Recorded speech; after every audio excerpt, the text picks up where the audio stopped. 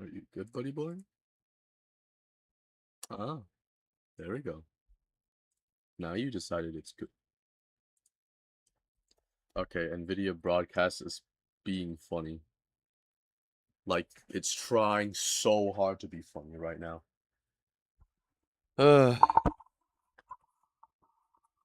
Alrighty.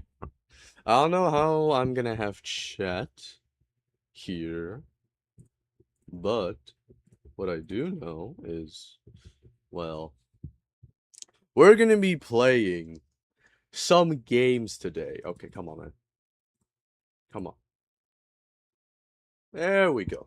There's my camera. Hi, welcome back.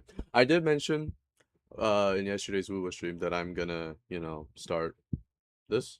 To be honest, maybe I shouldn't do display capture. Maybe I should just... Okay.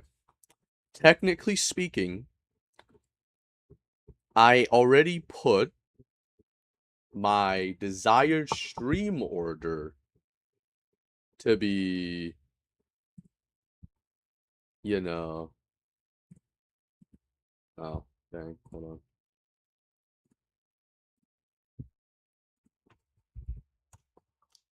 Alright. The thumbnail is technically my gameplay stream order. So, because the first one on the thumbnail is DDLC Plus, and I've never actually completed DDLC on, the thing before, it's time to, just... We're gonna be here for quite a while. Alright, we're gonna be here for quite a while. There would be like a dinner break, this would be multiple parts. Yeah, we're gonna have a lot of fun with this. Alright, so let's begin. I don't know how I'm gonna look at chat. I probably have to use my phone again.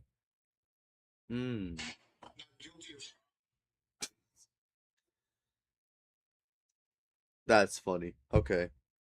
Let me open up chat on my phone. Hi, hello. Is my microphone working correctly? I saw my mic, is unmuted, so if for some reason... Alright. This game is not suitable for children or those who are easily disturbed. Luckily, I am not one of those who are easily disturbed, so let's go. Individuals suffering from anxiety or depression may not have a positive experience playing this game. Well, I have anxiety and depression, but I don't care, so...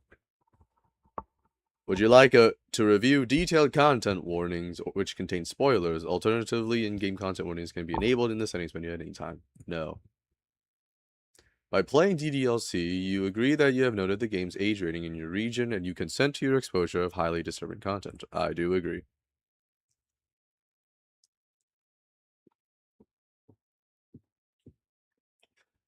Man, I have not heard this song in ages.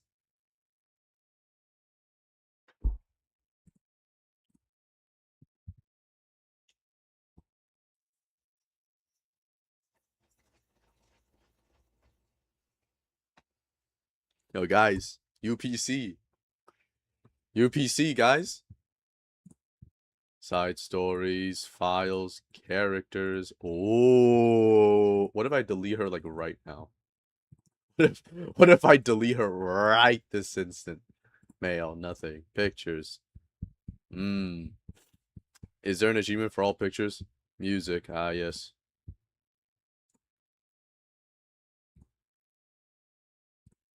VSync on, apply. This should be good. Alright, let's go back to DLC.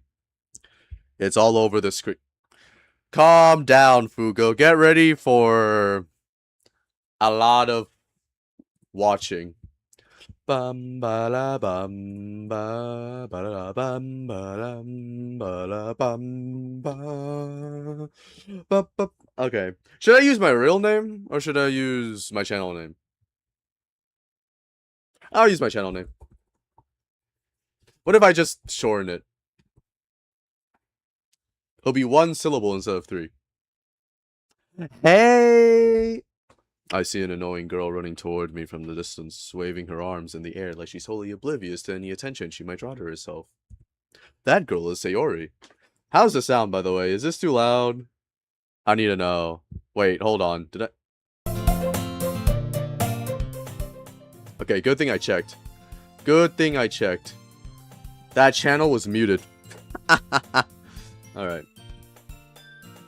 I'm using a channel that I originally was using to record Minecraft Dungeons, which is why it's muted, because, you know, it's otherwise.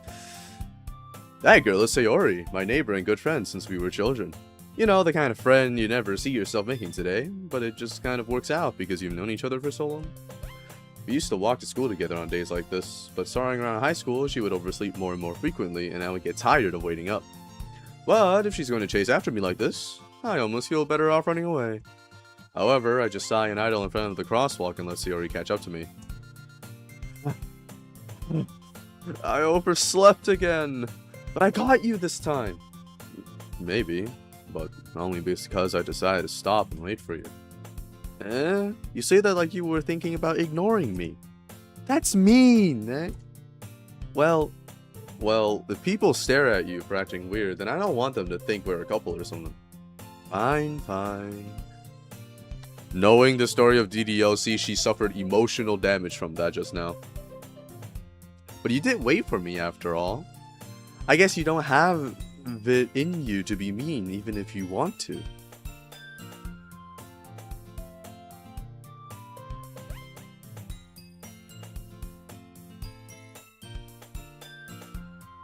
Fugo, I know you're watching. And, you...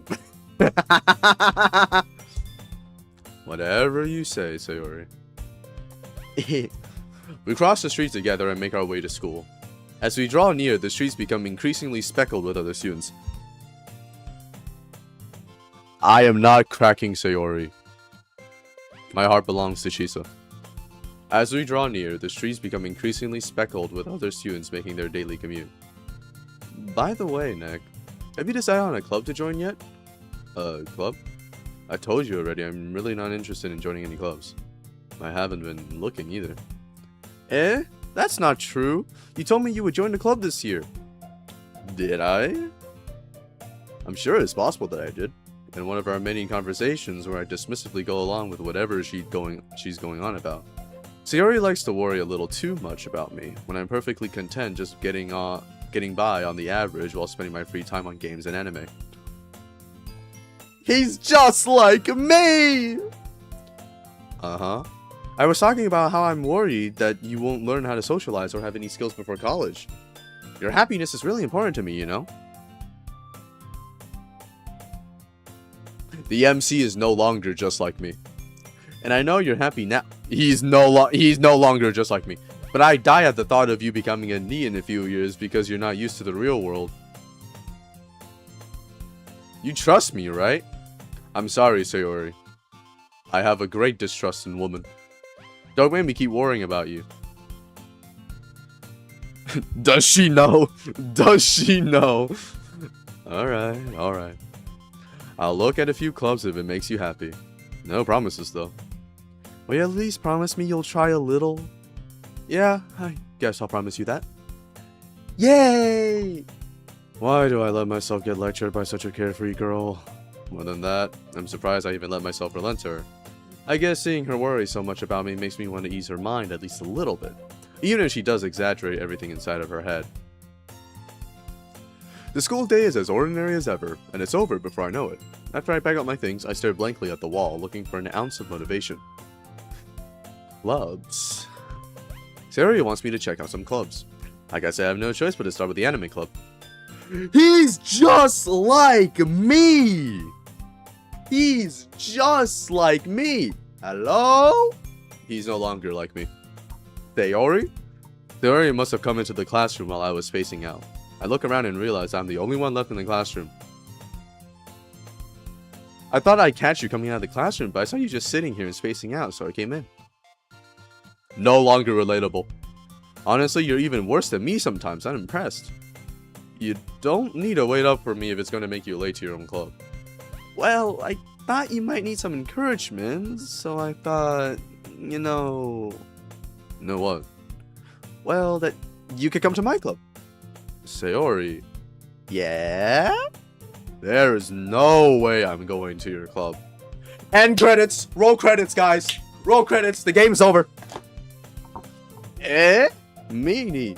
Sayori is vice president of the literature club. Not that I was ever aware that she had any interest in literature. In fact, I'm 99% sure she only did it because she thought it would be fun to help start a new club.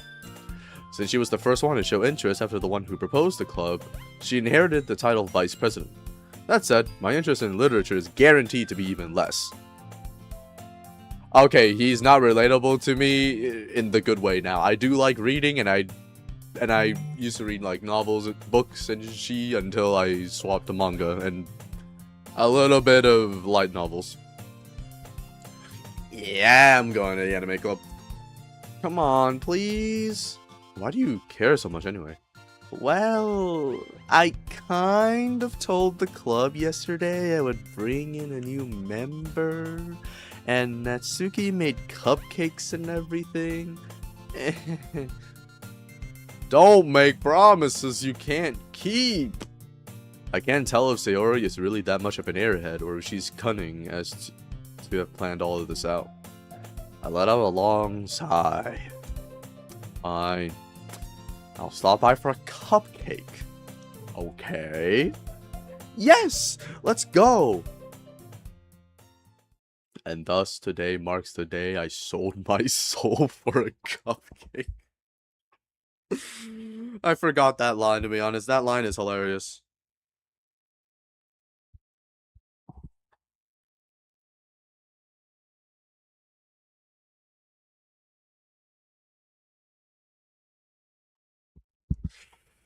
Alright. I dejectedly follow Sayori across the school and upstairs. A section of the school I rarely visit. Sayori, full of energy, swings open the classroom door. Everyone, the new member is here. I told you, don't call me a new member. I glance around the room. Welcome to the literature club. It's a pleasure meeting you. Sayori always says nice things about you. Seriously? You brought a boy? Way to kill the atmosphere. Ah, Meg. What a nice surprise. Welcome to the club. Strongest idiot in history, Sayori versus strongest idiot of today, Lene. Hey, at least Lene knows about how to mod a bike.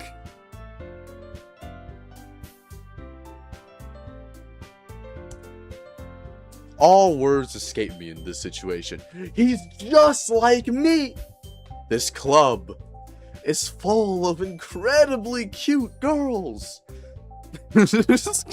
Reading that out loud makes it even funnier. What are you looking at? If you want to say something, say it. Sorry. Natsuki. The girl with the sour attitude, whose name is apparently Natsuki, is one I don't recognize. Her small figure makes her look like a first-year student. She is also the one who made the cupcakes, according to Sayori. You can just ignore her when she gets moody. Sayori says that quietly into my ear, and then turns back towards the other girls. Anyway, this is Natsuki, always full of energy. And this is Yuri, the smartest in the club. Don't say things like that.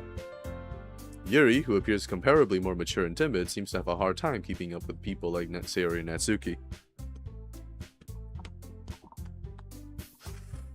There is a reason. Girls like Yuri and Chisa are just...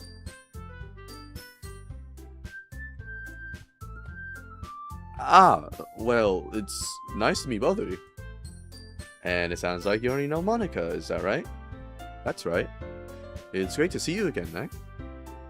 Monica smiles sweetly.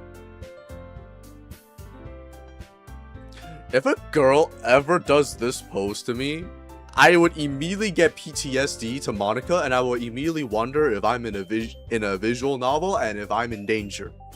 I probably am. We do know each other. Well, we rarely talked, but we were in the same class last year. Monica was probably the most popular girl in class. Smart, beautiful, athletic. Basically completely out of my league.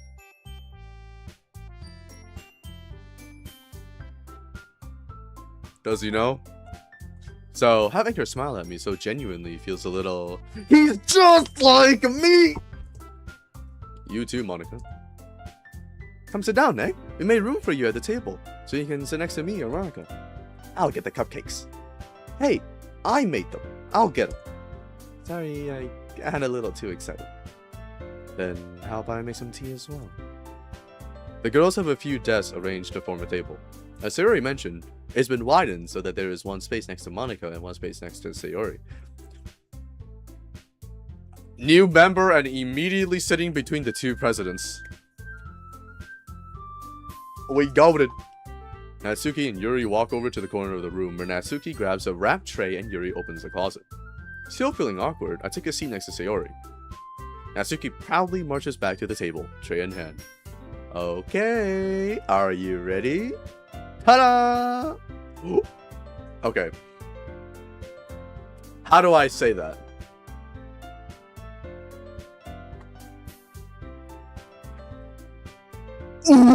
Okay. No, that's a bit too much. Natsuki lifts the foil off the tray to reveal a dozen white, fluffy cupcakes decorated to look like little cats. The whiskers are drawn with icing, and the little pieces of chocolate were used to make ears. So cute! I had no idea you were so good at baking, Natsuki. Well, you know. Just hurry and take one. Sayori grabs one first, then Monica.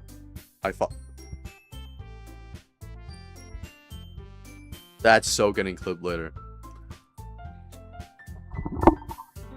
Don't you dare. Also, Siri opened on my phone. I looked down to see Siri on my phone. What happened? Sayori grabs one first, then Monica. I follow. It's delicious. Sayori talks with her mouth full and has already managed to get icing on her face. I turn the cupcake around on my fingers, looking for the best angle to say goodbye. Dude, it's round, bro! Oh wait, no. I mean, technically it is still round, but it's like a cat, no? Just bite the ears off. Or the cheek. It feels like, just think as if you're just biting into a cheek, and then you're ripping the skin off, and then the flesh, and the blood's pulling out, and there's still a piece of skin from the cheek dangling. I'm making a reference to All of Us Are Dead, by the way. Natsuki is quiet. I can't help but notice her seeking glances in my direction. Dude, if this was me in real life, she wouldn't care. If she is waiting for me to take a bite, Siri getting jealous. I finally bite down. The icing is sweet and full of flavor. I wonder if she made it herself. This is really good. Thank you, Natsuki. Why are you thanking me? It's not like I...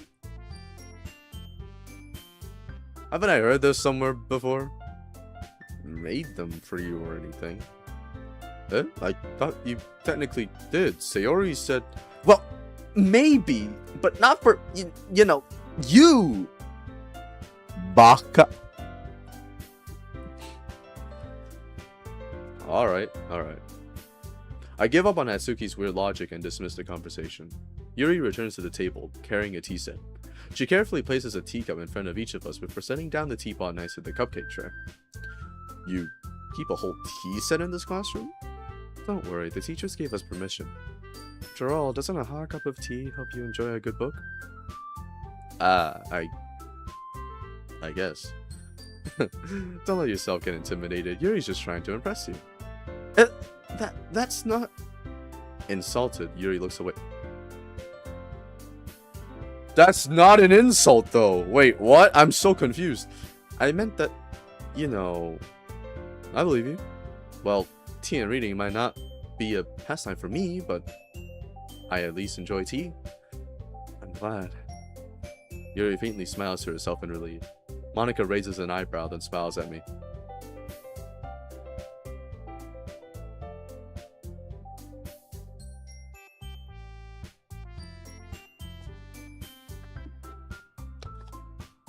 Does she know? Does she know that I know? So, what made you consider the literature club? Cupcake. I was afraid of this question. Something tells me I shouldn't tell Monica that I was practically dragged here by Sayori. Well, I haven't joined any clubs yet, and Sayori seemed really happy here, so... That's okay, don't be embarrassed. We'll make sure you feel right at home, okay? As president of the Literature Club, it's my duty to make the club fun and exciting for everyone. Monica, I'm surprised. How come you decided to start your own club? You could probably be a board member for any of the major clubs. Weren't you a leader of the debate club last year? Well, you know, to be honest, I can't stand all of the politics around the major clubs.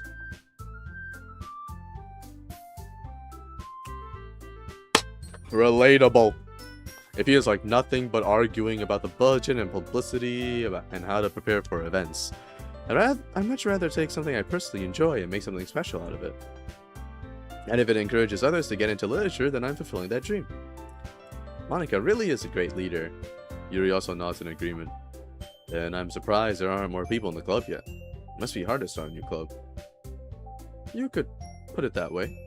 Not many people are very interested in putting out all the effort to start something brand new, especially when it's something that doesn't grab your attention, like literature. You have to work hard to convince people that you're both fun and worthwhile, but it makes school events like the festival that much more important. I'm confident that we can all really grow this club before we graduate. Right, everyone? Yeah! We'll do our best. You know it. Everyone enthusiastically agrees. Such different girls, all interested in the same goal. Monica must have worked really hard just to find these three. Maybe that's why they were all so delighted by the idea of a new member joining. Though I still don't really know if I can keep up with their level of enthusiasm about literature. So, Nick, what kind of things do you like to read?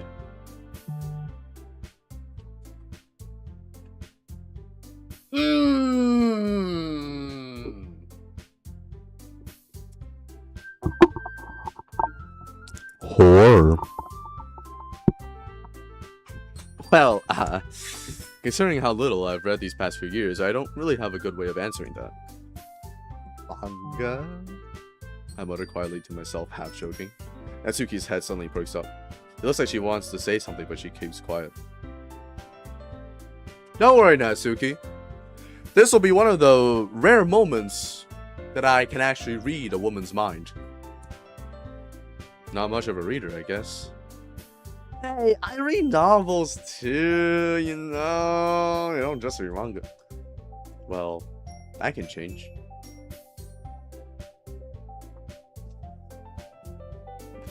What am I saying? I spoke without thinking after seeing Yuri's sad smile. Anyway, what about you, Yuri? Well, let's see. Yuri traces the rim of her teacup on her finger. My favorites are usually novels that build deep and complex fantasy worlds. The level of creativity and craftsmanship behind them is amazing to me. And telling a good story in such a foreign world is equally impressive. Yuri goes on, clearly passionate about her reading.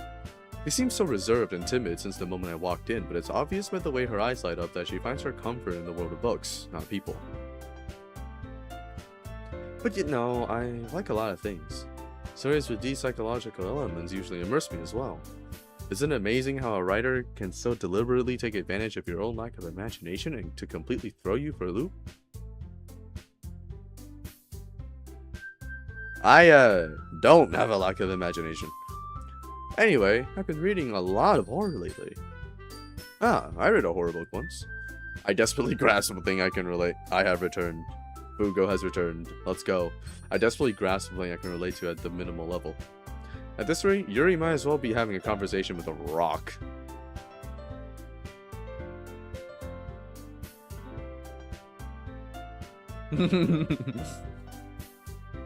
Really? I wouldn't have expected that, Yuri. For someone as gentle as you, I guess you could say that. But if a story makes me think or takes me to another world, then I really can't put it down. Surreal horror is often very successful at changing the way you look at the world, if only for a brief moment. Ugh, I hate horror. Oh, why's that? Well, Natsuki's eyes dart over to me for a split second. She gets scared. Never mind. That's right. You usually like to write about cute things, don't you, Natsuki? What? What gives you that idea? You left a piece of scrap paper behind last club meeting. It looked like you were working on a poem called Don't Say It Out Loud! And give that back! Fine, fine. Your cupcakes, your poems, everything you do is just as cute as you are. Sayori slides up behind Natsuki and puts her hands on her shoulders. I'm not cute! Natsuki, you write your own poems? Huh? Well, I guess sometimes. Why do you care? I think that's impressive. Why don't you share them sometime? No! Natsuki averts her eyes. You wouldn't like them. Ah, not a very confident writer yet? I understand how Natsuki feels. Sharing that level of writing takes more than just confidence. The truest form of writing is writing to oneself. You must be willing to open up to your readers, exposing your vulnerabilities and showing even the deepest reaches of your heart. Do you have writing experience too, Yuri? Maybe if you share some of your work, you can set an example and help Natsuki feel comfortable enough to share hers. I guess it's the same for Yuri. Aww, I wanted to read everyone's poems.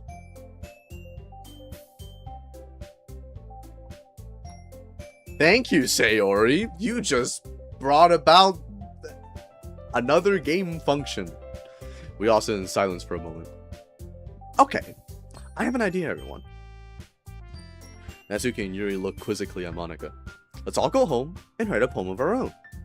Then, next time we meet, we'll share them with each other. That way, everyone is even. Yeah, let's do it! Plus, now that we have a new member, I think it will help us all get a little more comfortable with each other and strengthen the bond of the club. Isn't that right, Nick? Monika smiles warmly at me once again. Hold on, there's still one problem. Huh? What's that? Now that we're back to the original topic of me joining the club, I bluntly come forth with what's been on my mind the entire time. I never said I would join this club. Sayori may have convinced me to stop by, but I never made any decision. I still have other clubs to look at, and, I lose my train of thought. All four girls stare back at me with dejected eyes. If you're not gonna play, pass the control! But, I'm sorry, I thought... Nick, you all... I'm defenseless against these girls.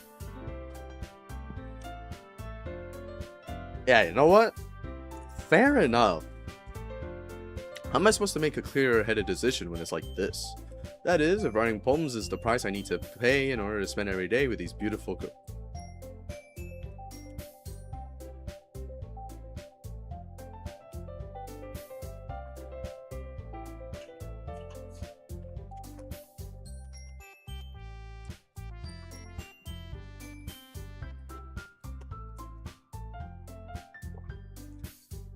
Something about that sounds horrifically wrong.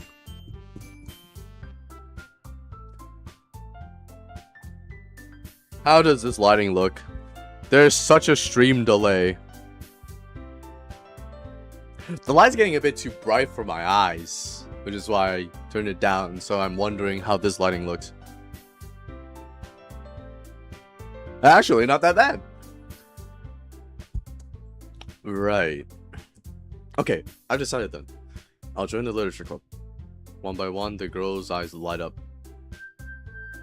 Oh boy, if only you knew what you got yourself into. Yes, I'm so happy. Sayori wraps her arms around me, jumping up and down.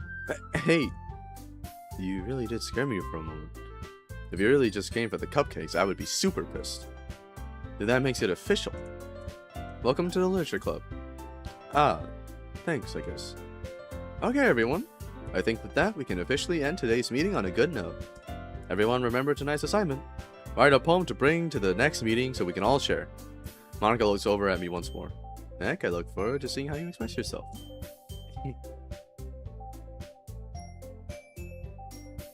Looks still good. Yeah, I know.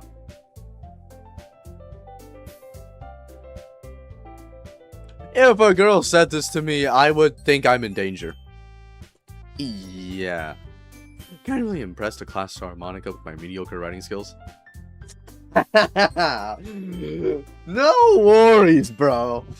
I kinda know the psychology behind these girls. A quote from Technoblade. I have developed a psychological profile. I already feel the anxiety welling up inside me. Meanwhile, the girls continue to chit-chat as Yuri and Natsuki clean up their food. Hey, Nick, since we're already here, do you want to walk home together? That's right. Sarah and I never walk home together anymore because she always stayed after school for clubs. Sure, might as well. Yay! With that, the two of us depart the cloud room and make our way home. The whole way, my mind wanders back and forth between the four girls. Sayori, Natsuki, Yuri, and of course Monica. Would I really be happy spending every day after school in the literature club? Really? Perhaps I'll have the chance to go closer to one of these girls. Alright. I'll just need to make the most of my circumstances, and I'm sure good fortune will find me. And I guess that starts with writing a poem tonight. It's time to write a poem! Quick words you think your favorite club member will like. Something good might happen with whoever likes your poem the most. Now is my time to go achievement hunting. See, there is 3 achievements. Write a perfect poem for Sayori, Natsuki, and Yuri.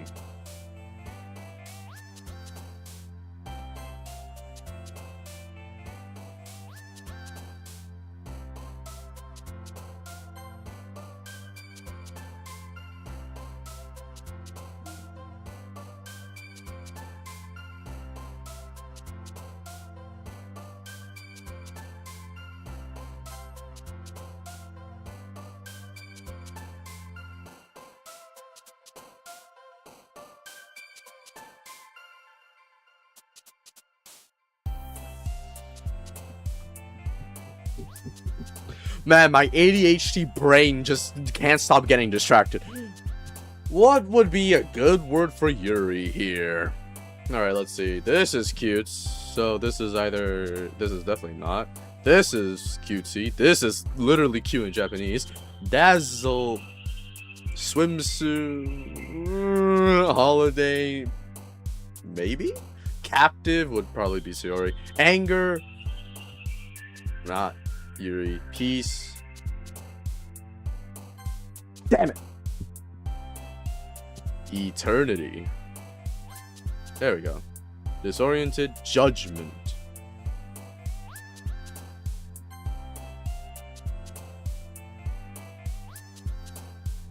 Excitement. Depression. Blanket. Intellectual. Melancholy. Infulgent. Uncontrollable, unrestrained, tenacious.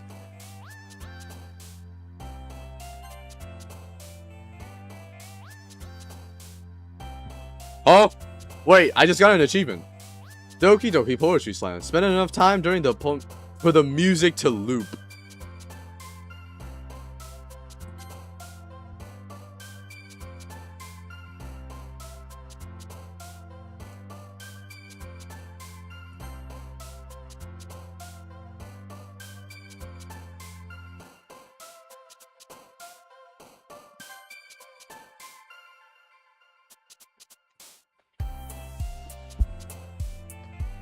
Why is this such a banger, though? Okay.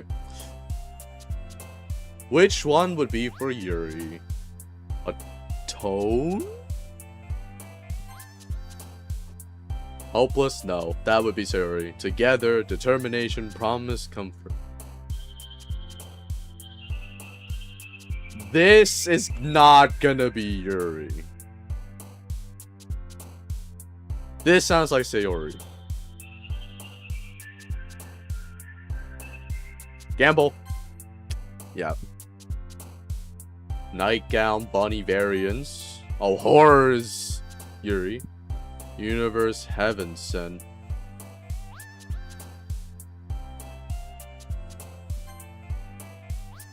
Massacre. Oh, never mind. It was her. Dark. I'm dumb. I'm dumb. Blow is hitting flow state trying to write a poem.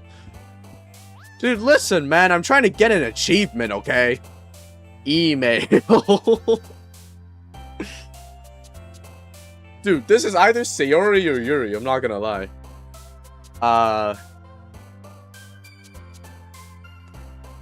Yes. No. This is Sayori. That is Sayori. Because that's literally her right now.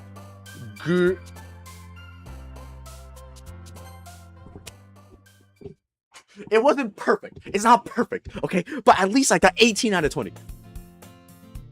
Hi again, Nick. Glad to see you didn't run away on us. Nah, don't worry.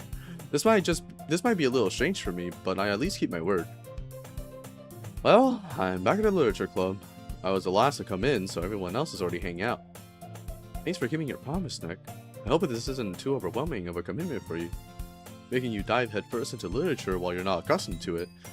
Oh, come on! Like, he deserves any slack. Siri told me you didn't even want to join any clubs this year. And last year, too. I don't know if you plan to just come here and hang out or what. But if you don't take it seriously, then you won't see the end of it. And Suki, you certainly have a big mouth for someone who keeps her manga collection in the club room. Natsuki finds herself stuck between saying Monica and manga.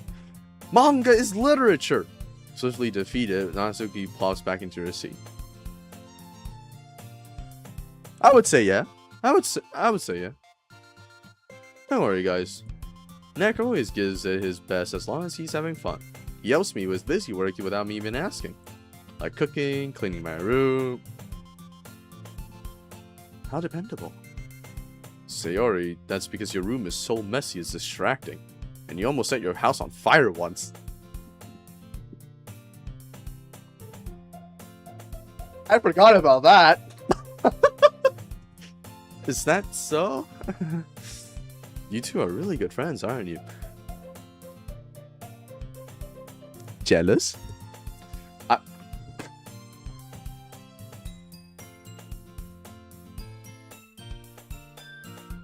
It's been so long since I played this game. How the hell did I guess that? Nah, Natsuki getting slimed out for slandering the MC. I know, right? How come? You and Nick can become good friends too. Oh, Sayori. The whole plot of this game isn't supposed to be them wanting to just be friends. Sayori. As usual, Sayori seems oblivious to the weird situation she just put me into. Oh, Yuri even brought you something today, you know? Wait, Sayori. Huh? Me? Not really. Don't be shy. It's really nothing. What is it? Never mind. Sayori made it sound like a big deal when it's really not. What do I do? Huh? I'm sorry, Yuri. I wasn't thinking. I guess that means it's up to me to rescue the situation. Hey, don't worry about it. First of all, I wasn't expecting anything in the first place.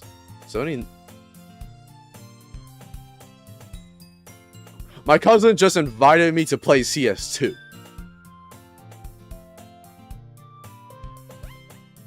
Why? Sony, nice gesture from you is a pleasant surprise. It'll make me happy no matter what. Is that so? Yeah, I won't make it a big deal if you don't want it to be. Alright. Well, here. Yuri reaches into her bag and pulls out a book. I didn't want you to feel left out. I would just like to say, after that poem segment, the MC and me are now completely unrelatable.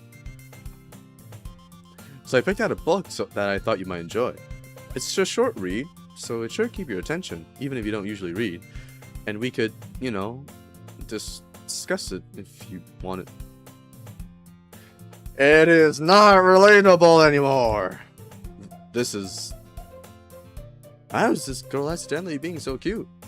She even picked out a book she thinks I'll like, despite me not reading much. Yuri, thank you. I'll definitely read this. I enthusiastically take the book. Phew. Well, you can read at your own pace. I look forward to hearing what you think. Now that everyone's settled in, I expected Monica to kick off some scheduled activities for the club. But that doesn't seem to be the case.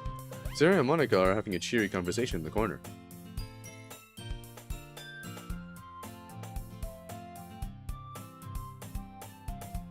Yuri's face is already buried in a book. I can't help but notice her intense expression, like she was waiting for this chance. Meanwhile, Natsuki is rummaging around in the closet. I'm really curious to talk to Yuri a little bit more.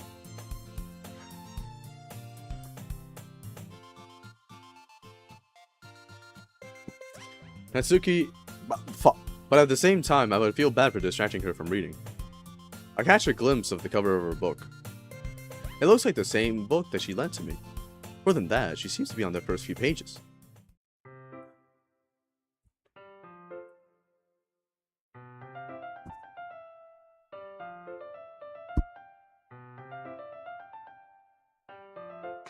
Ah. Crap. I think she knows me looking at her. She sneaks another glance at me and her eyes meet for a split second. The recipe is coming together. That only makes her hide her face deeper in her book. Sorry, I was just spacing out. I muttered this, sensing I made her uncomfortable. Oh, it's fine. If I was focused, then I probably wouldn't have noticed in the first place. I'm just rereading a bit of this, so... That's a book you gave me, right? Mm-hmm.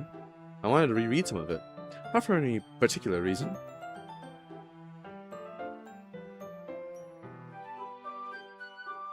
Where's my cap? Just curious, how come you have 2 copies of the same book? Ah, well, when I stopped at the bookstore yesterday... Ah, that's not what I meant. I mean, I just happened to buy 2 of them.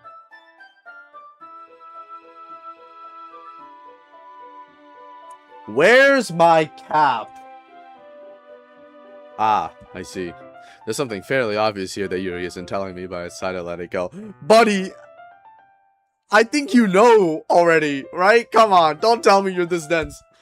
I'll definitely start reading it soon. I'm glad to hear. Once it starts to pick up, you might have a hard time putting it down. It's a very engaging and relatable story. Is that so? What's it about, anyway? Well, Yuri closes the book and scans her eyes over the back. The book is titled Portrait of Markov. There's an ominous-looking eye symbol on the front cover. Alright, I just wanted to make sure I don't accidentally give anything away. Basically, it's about this girl in high school who moves in with her long-lost younger sister. But as soon as she does so, her life gets really strange. She gets targeted by these people who escape from a human experiment prison. And while her life is in danger, she needs to desperately choose who to trust. No matter what she does, she ends up destroying most of her relationships and her life starts to fall apart. That's kind of... It's kind of dark, isn't it? Yuri made it sound like it was going to be a nice story, but that dark term came from nowhere. Exactly what I like. Yuri gently giggles all of a sudden.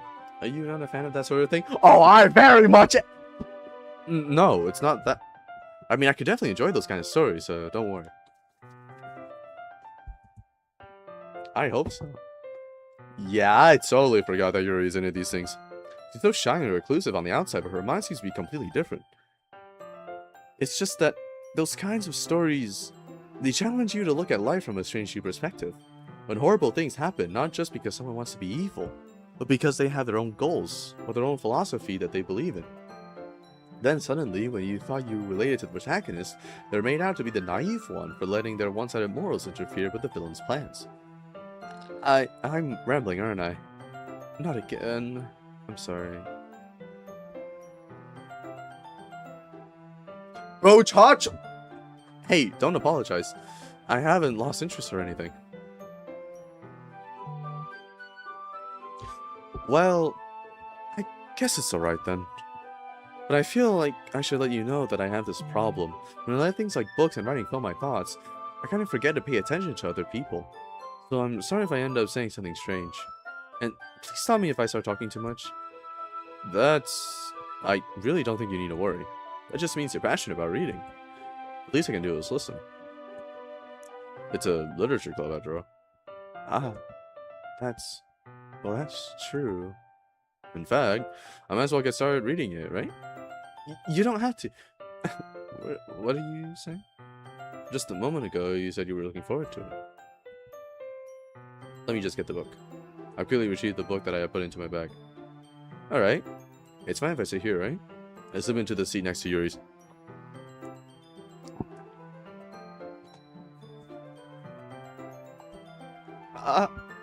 Yeah. Are you sure? You seem a little apprehensive. I'm sorry. It's not that I don't want you to. It's just something I'm not really used to. That is, reading in company with someone. I see. Well, just tell me if I end up distracting you or anything. Alright. I open the book and start the prologue. I still understand what Yuri means by reading in company. It's as if I can feel her presence over my shoulder as I read. It's not a particularly bad thing. Maybe a little distracting, but the feeling is somewhat comforting. Yuri's in the corner of my eye. I realize that she's not actually looking at her own book. I glance over. It looks like she's reading from my book instead. Relatability meter. Sorry, I was just... Yuri, you really apologize a lot, don't you? I do? I don't really mean to. Sorry. I mean... Here, there's your work, right? I sign my desk until it's up against Yuri's, then hold my book more between the two of them. I suppose so. Yuri timidly closes her own copy. Once we each lean in a little bit, our shoulders are almost touching. It feels like my left arm is in the way, so instead I use my right hand to hold the book open. I guess that makes it kind of difficult to turn the page. Here. Yuri takes her left arm and holds the left side of the book between her thumb and forefinger. Wait a minute. Can I close the text box? Why is like half of the book page with no line? You guys see that, right? What is this, the end of the chapter? Why is it like half empty? I do the same with my right arm on the right side of the book. That way I turn the page, and Yuri slides it under her thumb after it flips to her side. But in holding it like this, we're huddled even closer together than before. It's actually kind of distracting me. It's as if I can feel the warmth of Yuri's face, and she's in the corner of my vision. Are you ready? To turn the page? Sorry. Dog, in the psych ward I went to, there was this woman in her 30s or 40s and was like really kind and apologized too much too. Yuri reminded me of her. Man! I glance over at Yuri's face again and our eyes meet. I don't know how I'll be able to keep up with her. That's okay. You're not as used to reading, right? I don't mind being patient if it takes you a bit longer. It's probably the least I can do, since you've been so patient with me. Yeah. Thanks. We continue reading. Yuri no longer asks me so I'm ready to turn the page. Instead, I just assume that she finishes the page before me so I can turn it by my own volition. We continue the first chapter in silence. Even so, turning each page almost feels like an intimate exchange. I mean, I wouldn't know, so... My thumb gently letting go of the page, letting it flutter over to her side as she clashes it under her own thumb. Hey, Yuri. This might be a silly thought, but... the main character kind of reminds me of you a little bit. Those who know game theory? You think so? How does she? Well, I guess she's blunt in a lot of ways, but she also second guesses all of the things that she says and does. That she's afraid she'll do something wrong. It's not like I can see into your head or anything, but they're kind of reminiscent of some of your mannerisms. I see. Yuri remains silent for a moment. But Nek, that's probably a terrible thing to have in common with her. That's so embarrassing that you think that. Guys, this fumble isn't even my fault. Wait, I didn't mean it in a bad way or anything. Sorry, I really didn't know you were self-conscious about that sort of thing. I guess I meant that it's kind of cute. Referee, that's save! What are you saying all of a sudden? Monica and Sayori are just, like, third and fourth wheeling this, and they're seething. And Natsuki is like, I don't know, reading manga or something. Bro, Monica immediately stepped it. Okay, everyone. I think it's about time we share today's poems with each other. We might not have enough time if we wait too long. Yuri exhales, spared from finishing her thought. Is that alright, Yuri? You look kind of down. I'm sorry if you haven't been looking forward to this. It's not. It's fine. Yuri releases her hand from the book, causing it to close on top of my thumb. Alright, I guess I'll do some reading tonight.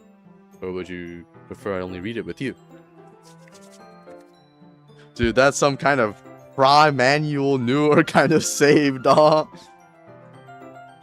I guess I don't have too much of a preference either way. You sure? In that case, I'll read it a little more tonight. It'll be more fun to read with you after it picks up a bit, you know? That's good reasoning. In that case, feel free to finish the first few chapters in your own time. Alright. I stand up. I make a mental note of where I left off in the book, then slip it back into my bag. High key, just like take a strip of paper and slide it in. Like, come on.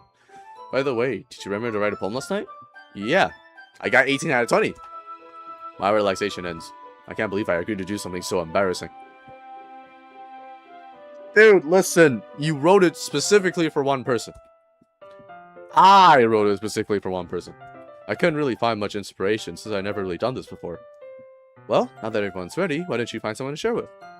I can't wait!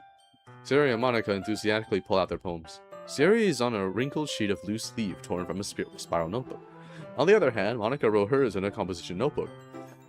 I can already see Monica's pristine handwriting from where I sit. Natsuki and Yuri reluctantly comply as well, reaching into their bags. I do the same myself. Who should I show my poem to first? I wonder! Yuri seems the most experienced, so I should start with her. I can trust her opinion, to be fair. As Yuri reads the poem, I notice her eyes lighten.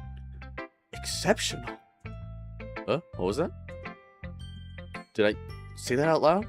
Yuri first covers her mouth, but then ends up covering her whole face.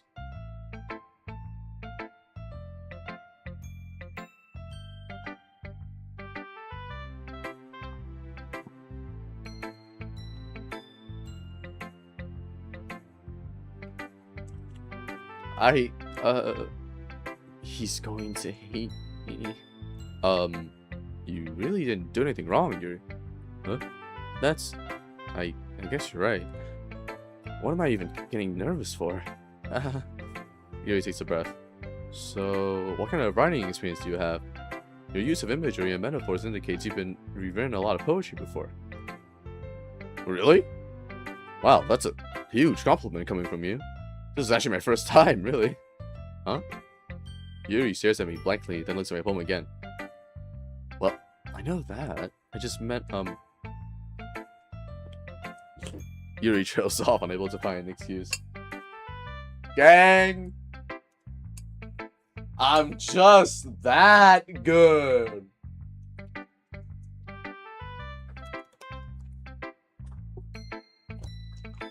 She just her finger along the words in the poem as if breaking it down more thoroughly.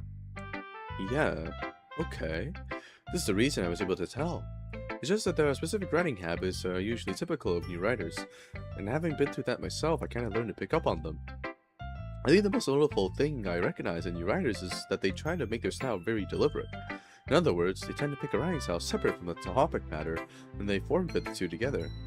The end result is that both the style and the expressiveness are weakened. Once Yuri finds her train of thought, it's as if her demeanor totally changes. Her stammering is completely gone, and she sounds like an expert. Of course, that's not something you can be blamed for. There are so many different skills and techniques that go into writing even a simple poem. Not just finding them and building them, but getting them to work together is probably not the most challenging part. It might take you some time, but it all comes with patience, and learning by example, and trying new things. Low-key, I relate with Yuri in the devastating game department. Dude! Me and you both! I also hope that everyone else in the club gives you valuable feedback. But you know what? Hear me out. Hear me out about that.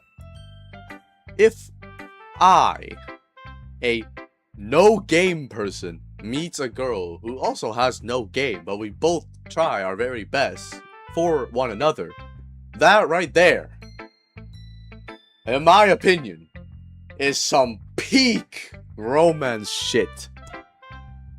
Natsuki can be a little bit biased, though. Biased? How? Well, never mind. I shouldn't be talking about people like that. Sorry. It's fine. I'm not sure if Yuri is apologizing to herself, to me, or to Natsuki. Do you mind if I read your poem now? Please do. I'd love to share my thought process behind it. Yuri smiles dreamily as if that's a rare opportunity for her. Which itself is kind of funny. After all, isn't this supposed to be a literature club? Well, the poem thing kind of just started.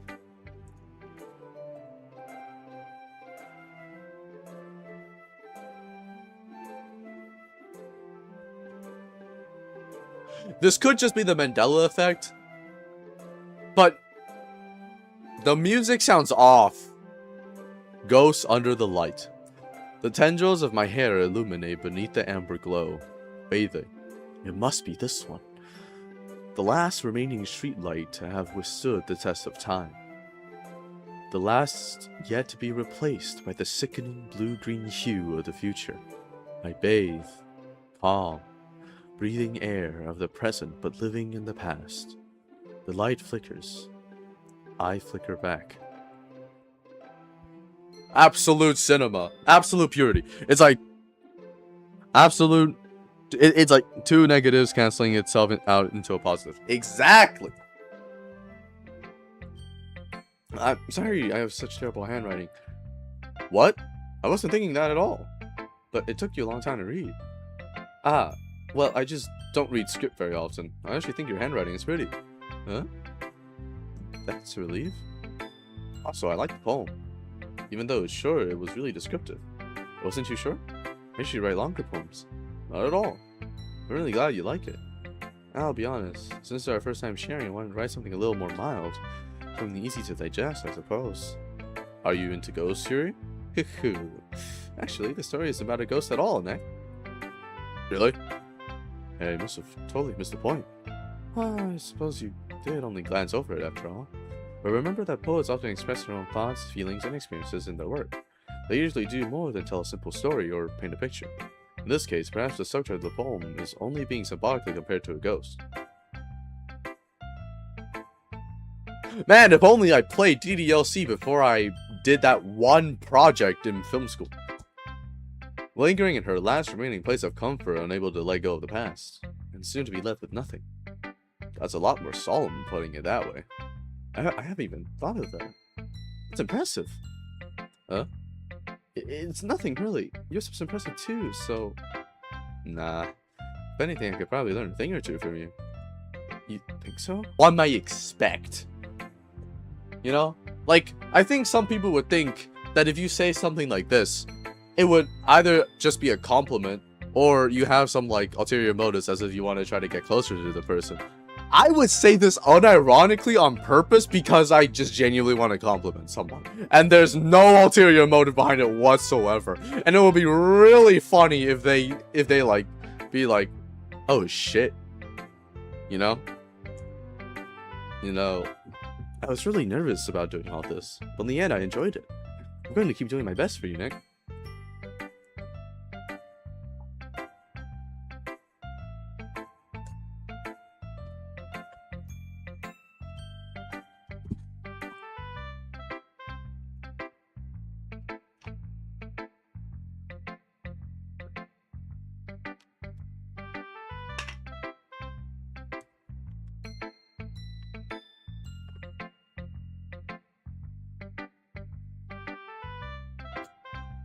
Ah, now Yuri, that's relatable.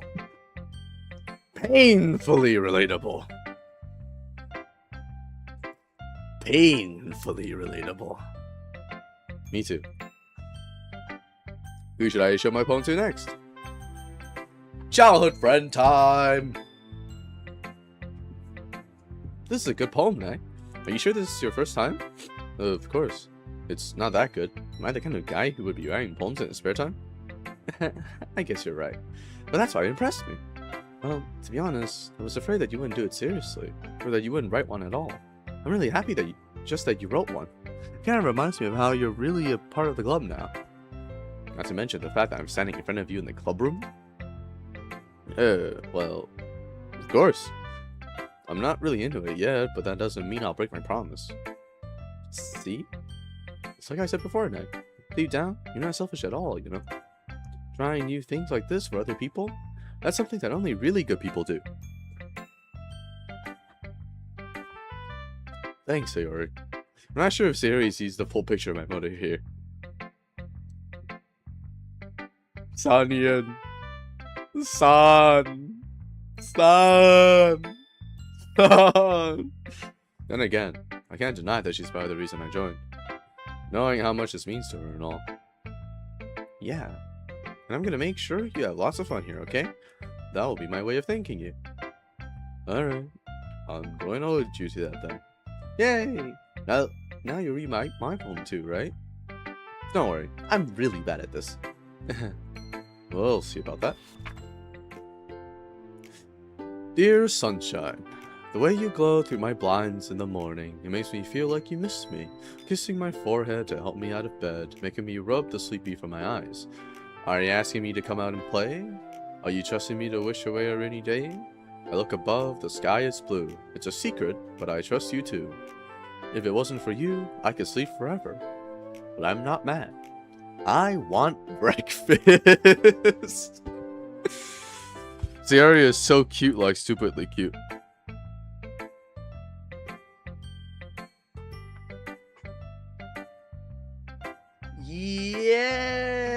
Yeah. I'll say yeah. Geez, so it's cuter though.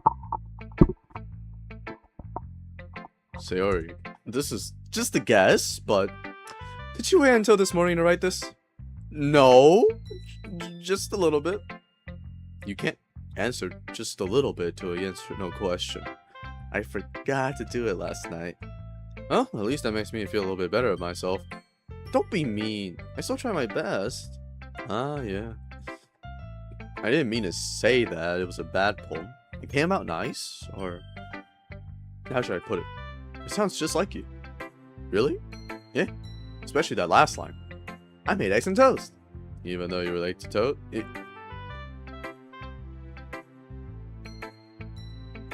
The I want breakfast is so real. Exactly. It's bad to skip breakfast. I get all cranky.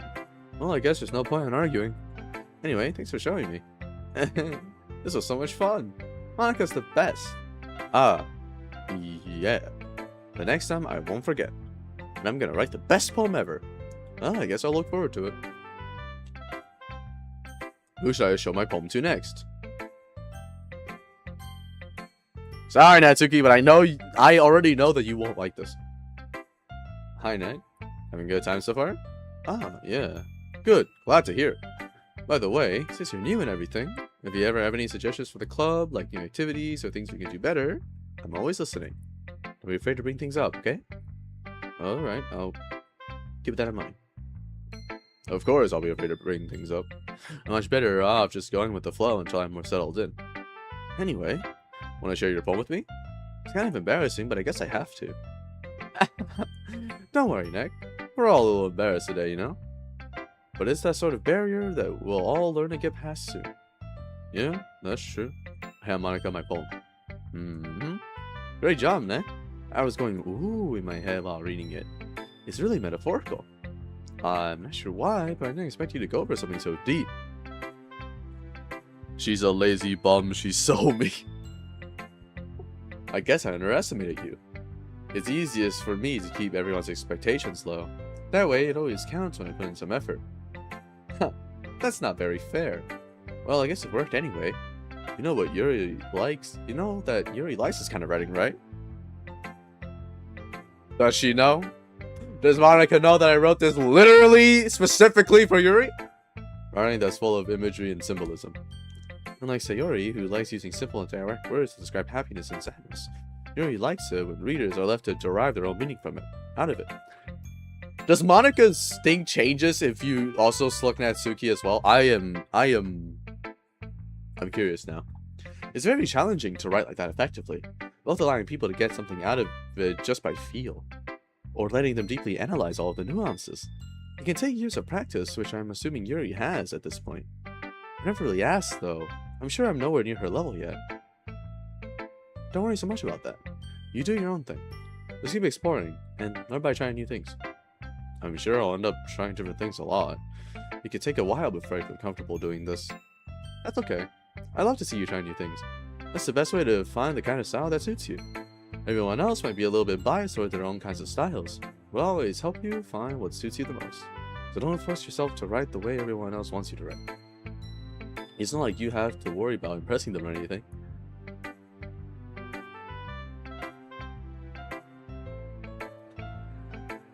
She knows. She knows. She knows. She knows! Anyway, you want to read my poem now?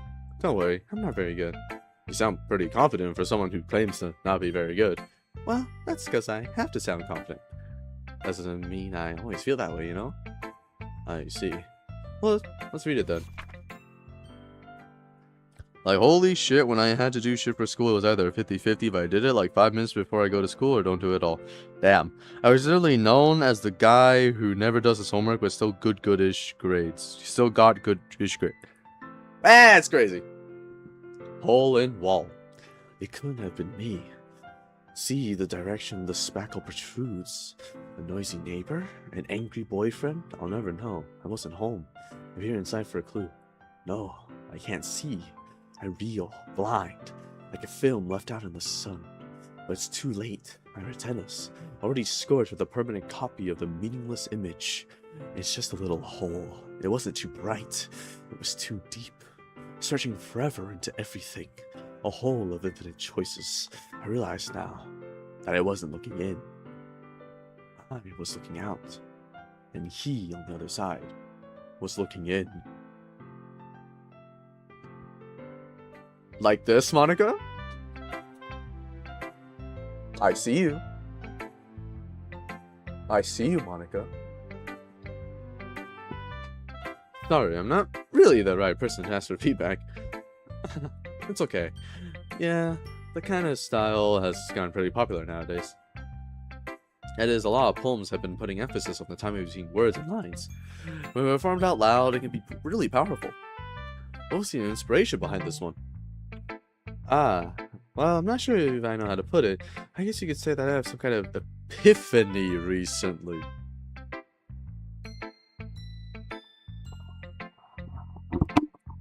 Some kind of epiphany recently, you say? I'm making direct eye contact with Monica, by the way. Does she know? Does she know that I'm staring directly at her?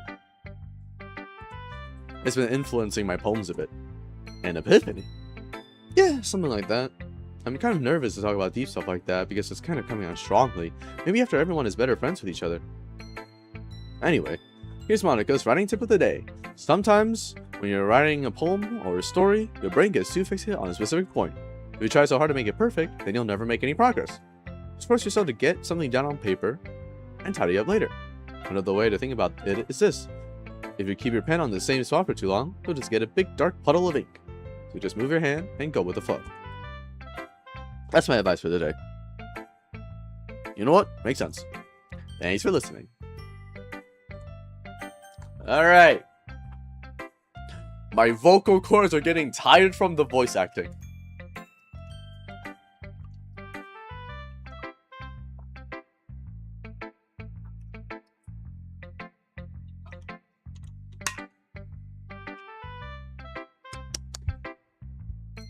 Let's continue. Natsuki.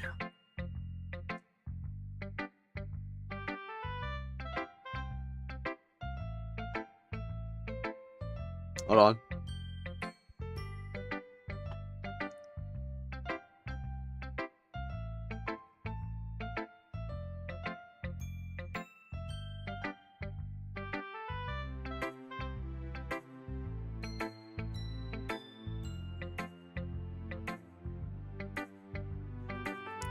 Hold on, guys.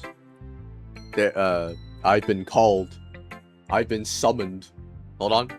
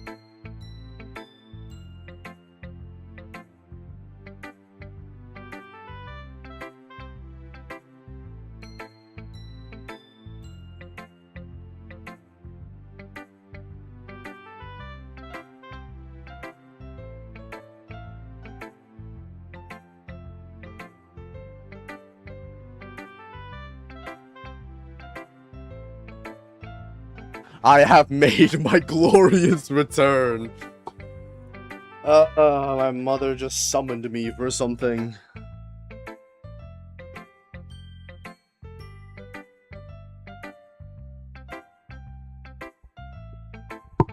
I'm back, guys. I'm back. I was summoned to help with computer issues. ... Question mark? Nick, if you're not gonna take this club seriously, then go home. What? Harsh. What, you expect me to believe that you actually put effort into this?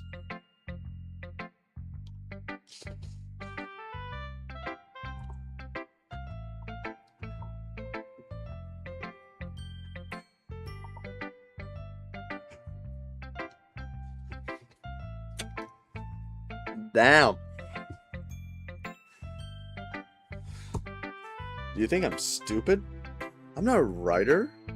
Maybe it's not really good, but yeah, I did put in effort. We all start somewhere, right? If you're still proud of the first poem you ever wrote, then I'd like to read it. Able to think about? Fine. Well, sorry. We'll get better anyway. I tell you what to improve, but you're better off just trying again. Fair enough. Well, to each their own, I guess. Anyway, I guess I gotta share mine now. Knowing you'll probably think it's stupid. Eagles can fly, monkeys can climb, crickets can leap, horses can race, owls can seek, cheetahs can run, eagles can fly, people can try, but that's about it. Yeah, I told you that you weren't gonna like it. I like it. What? Just be honest. I am. Why are you so convinced I wouldn't like it? Well, because everyone in high school thinks that writing has to be all sophisticated and stuff. So people don't even take my writing seriously. But isn't the point of poems for people to express themselves? Your writing style wouldn't make your message any less valid. Yes, exactly. I like it when it's easy to read, but it hits you hard. Like in this poem, seeing everyone around you do great things can be really disheartening. So I decided to write about it. Yeah, I understand. Well, the other nice thing is about simple writing is that it puts more weight on the wordplay. Like I set up for a rhyme at the end, but they made it fall flat on purpose. It helps bring out the feeling in the last line. So you did. I guess more went into it than I realized. That's what it means to be a pro. Glad you learned something. Didn't expect that from the youngest one here, did you? Yeah, guess not. I decided to humor her with that last comment. I don't really care how old everyone is, but if Natsuki is feeling proud, then I won't take that away from her. Phew. I guess that's everyone. I glanced around the room. It was a little more stressful than I anticipated. It's as if everyone is judging me for my mediocre writing abilities. Even if they're just being nice, there's no way my poems can stand up to theirs. This is a literature club after all. I sigh. I guess that's what I ended up getting myself into. Across the room, Sayori and Monika are happily chatting. My eyes land on Yuri and Natsuki. They gingerly exchange sheets of paper sharing their respective poems.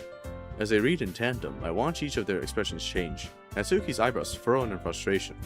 Meanwhile, Yuri smiles sadly. What's with this language? Huh? Did you say something? Oh, it's nothing. Natsuki dismissively returns the poem to the desk with one hand. I guess you could say it's fancy. Ah, thanks. Yours is cute. Cute? Did you completely miss the symbolism or something? It's really about the feeling of giving up. How can that be cute? I know that. I just meant the language, I guess. I was trying to say something nice. Huh? You mean you had to try that hard to come up with something nice to say?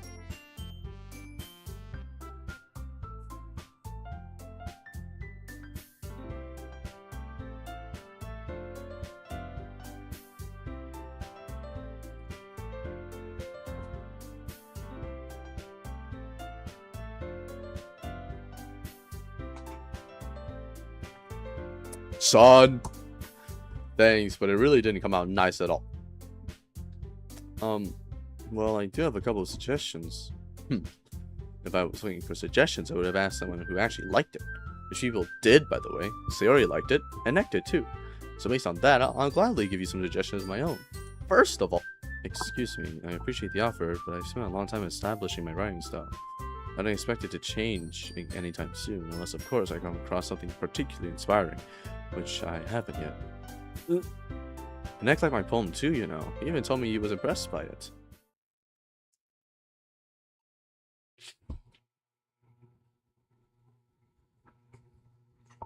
Yikes. Yikes. Natsuki suddenly stands up. Oh? I didn't realize you were so invested in trying to impress our new member, Yuri. That's not what I... You're just... Yuri stands up as well. Maybe you're just jealous that Nick appreciates my advice more than he appreciated yours. Huh? And how do you know he didn't appreciate my advice more? Are you that full of yourself? No. If I was full of myself, I would deliberately go out of my way to make everything I do overly cutesy. Is everyone okay? Well, you know what? I wasn't the one who's...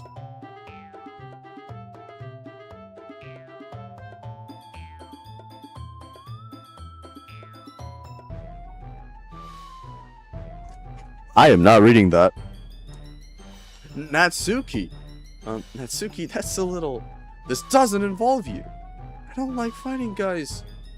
Suddenly, both girls turned towards me as if they just noticed I was just standing there. Nick, she's just trying to make me look bad. That's not true. She started it. If she could get over herself and learn to appreciate that simple writing is more effective, then this wouldn't have happened in the first place. What's the point of making your poem so convoluted for no reason? The meaning should jump out at the reader, not force them to have to figure it out.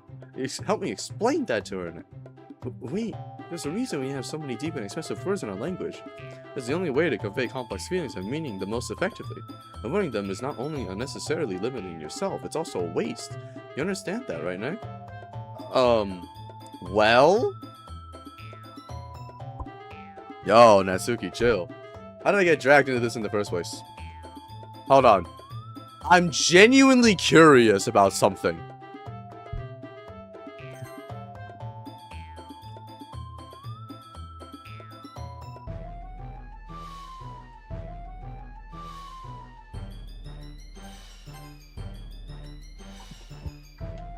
Hold on.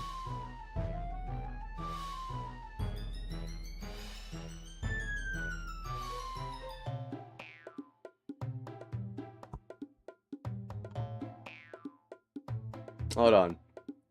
There is something I need to see.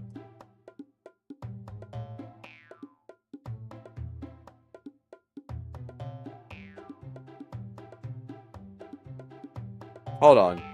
What the hell happened to the stream length?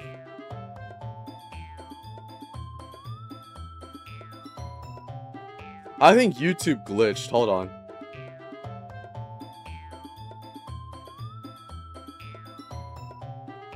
Okay, YouTube is tweaking on my phone right now. Although the loss of Wi-Fi is probably why. Anyway, you know what? Let's continue. How did I get dragged into this in the first place? It's not like I know anything about writing. Or whomever I agree with, they'll probably think more highly of me. Buddy. So of course, that's going to be... The thing is, both of them have interest or have valid points. So I'm not just going to sit here and pick the obvious option of Yuri. Yo, childhood friend, come to the clutch, please. Natsuki glares at me, drying up any words I had in my mouth. So instead I turn to Yuri. But Yuri's expression is so defenseless that I can't bring myself to say anything to her. Sayori! Yeah. Everyone's fighting is making Sayori uncomfortable. How can the two of you keep fighting when you know you're making your friend feel like this? Nah. Well, that's her problem. This isn't about her. I agree. It's unfair for others to interject their own feelings into our conflict. Yeah, unless Sayori wants to tell Yuri what a stuck-up jerk she's being. She would never. It's your immaturity that's made her upset in the first place. Excuse me? Are you listening to yourself? This is exactly why nobody likes... Stop. Natsuki, Yuri, you guys are my friends. I just want everyone to get along and be happy. My friends are wonderful people, and I love them because of their differences. Oh, I'm slamming out Natsuki the first chance I get for disrespecting Sayori. You know what? Fair enough. But let me describe to you guys what the glitch is going on for my stream. Looking at my stream, right, on my phone, for some reason, it doesn't say that it's been an hour and 23 minutes, which it is. I'm looking at it in my OBS. It's an hour and 23 minutes. I can rewind back to the very front of the video, and it's only 2 minutes beforehand. What is happening to YouTube? Nah, she's getting mag dumped. Damn. Natsuki's poems, they're amazing because they give you so many feelings with just a few words. And Yuri's poems are amazing because they paint beautiful pictures in your head. Everyone's so talented. So why are we fighting? Because, well, also, Natsuki's cute and there's nothing wrong with that. I'm not reading that. I'm not reading that either. Sayori stands triumphantly. Monika stands behind her with a bewildered expression. I'll make some tea. Yuri rushes off. Nazumi sits down with a blank expression on her face, staring at nothing. So, this is why Sayori is vice president. I whisper to Monika. She nods in return. To be honest, I might come off as a good leader and I can organize things, but I'm not very good with people. I couldn't even bring myself to interject. President, that's kind of embarrassing of me. Nah, it's not like I can blame you. I wasn't able to say anything either. Well, I guess that just means Sayori is amazing in her own ways, isn't she? You could say that. She might be an airhead, but sometimes it's really suspicious that she knows exactly what she's doing. She knows what she's that one friend that's dumb, but locks in when needed. You know? I see. Take good care of her, okay? I would hate to see her get herself hurt.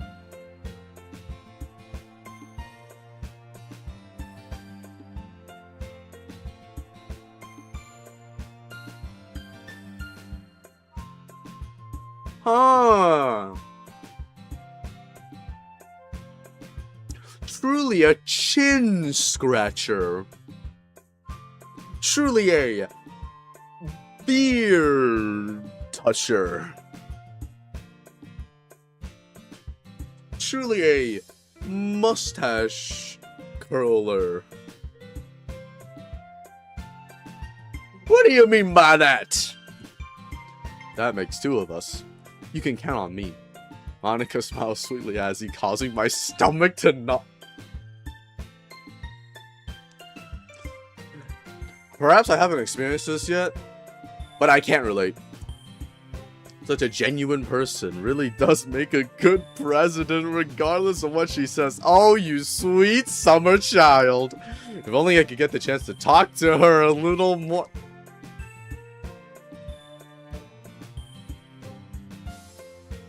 Okay, everyone. It's just about time for us to leave. How did you all feel about sharing poems? It was a lot of fun. Well, I'd say it was worth it. It was alright. Well, mostly. Nick, how about you? Yeah, I'd say the same. It was a neat thing to talk about with everyone. Awesome. In that case, we'll do the same thing tomorrow. And maybe you'll learn learn something from your friends too. So your poems will turn out even better. I think to myself, I did learn a little more about the kinds of poems everyone likes. With any luck, that means I can at least do a better job impressing those I want to impress. I nod to myself with newfound determination. Nick, ready to walk home? Sure, let's go. Sayori beams at me. It truly has been a while since Sayori and I have spent this much time together. I can't really say I'm not enjoying it either. Sayori, about what happened earlier? MC's so cooked. So Siri just opened again. About what happened earlier? Huh? What do you mean? You know, between Yuri and Natsuki. Does that kind of thing happen often? No. That's really the first time I've seen them fight like that. Men, we have no idea what we did. I promise they're both wonderful people. You don't hate them, do you? No, I don't hate them. I just wanted your opinion, that's all. You can see why they make good friends with you. You know, Nick, it's nice that I get to spend time with you in the club. But I think seeing you get along with everyone is what makes me the happiest. And I think everyone really likes you too. That's... every day is going to be so much fun. And... if only...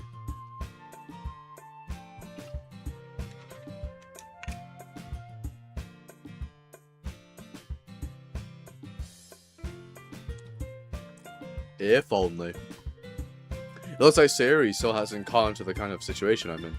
Sure, being friends with everyone is nice, but does it really need to stop there?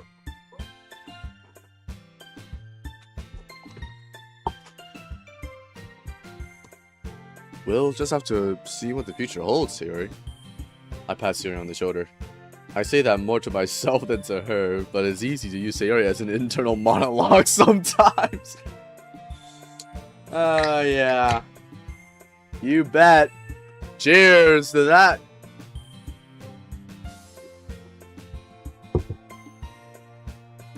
And yes, I just pulled a Diet Coke out of my ass. I'm kidding. Not actually out of my ass. I was here the whole time.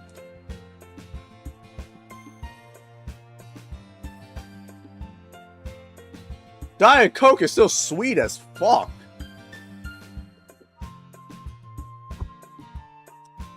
This is a lie. Unless it's like natural sugar or something, which I doubt. It's still sweet as hell. What did they put in here? It's sweeter than normal Coke in my opinion, and closer to the sweetness of root beer. Which I had that one time. And then like never had again because it was so sweet that like it genuinely made me woozy. Okay. Yeah. Let's do this.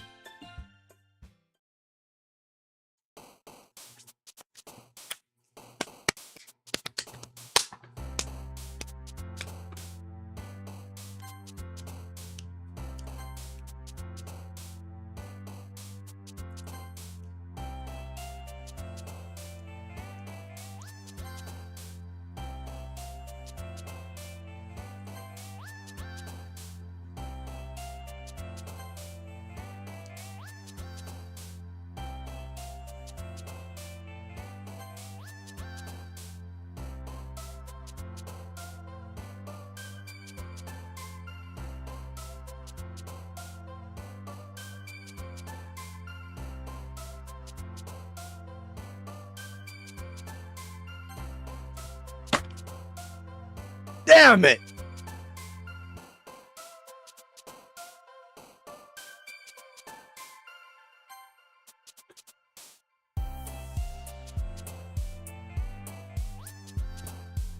Diet Coke has sweeteners, I believe, not sugar. Ah, that makes sense.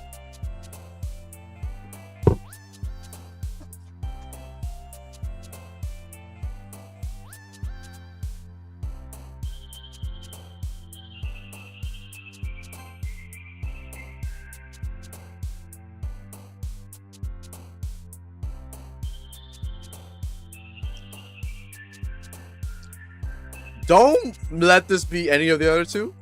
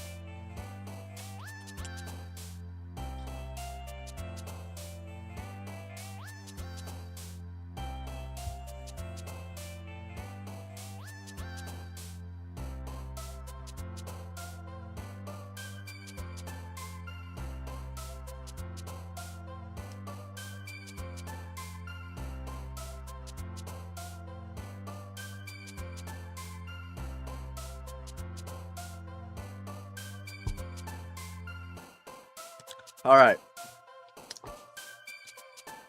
Please be this. Ah!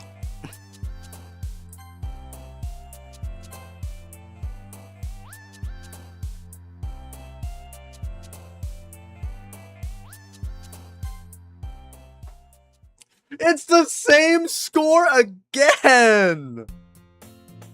Damn it! Another day passes, and it's time for the club meeting already. I've gotten a little more comfortable here over the past couple days. Entering the club room, the usual scene greets me. Hi, Nick. Yo, sir. Looks like you're in a good mood today. I'm just still not used to you being in the club, that's all. I see. That's a pretty simple thing to get you in a good mood.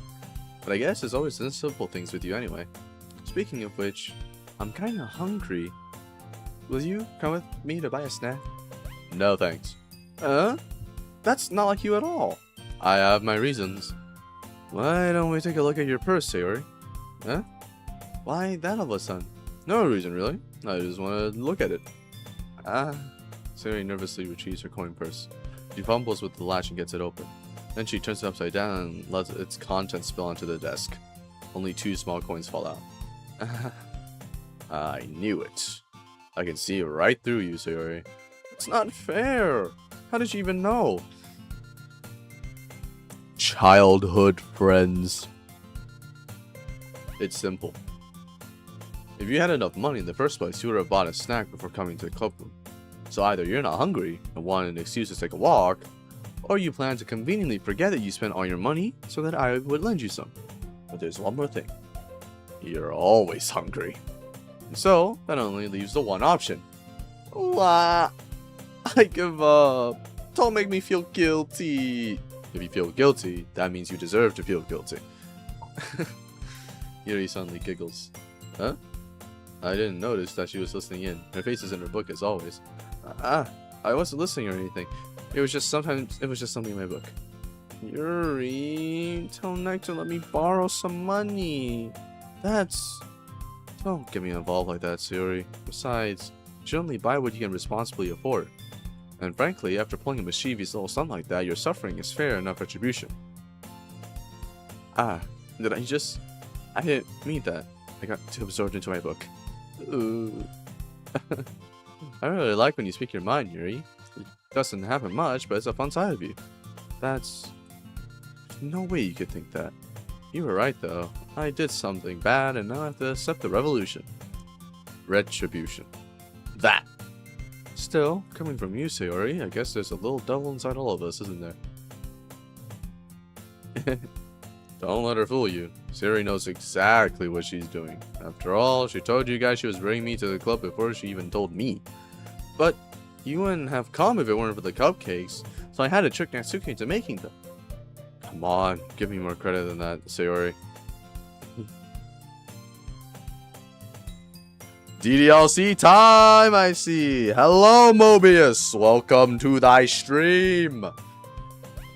We're gonna be playing more games after this, which I don't know when DDLC is gonna end. Oh my god, Sayori is so mentally challenged.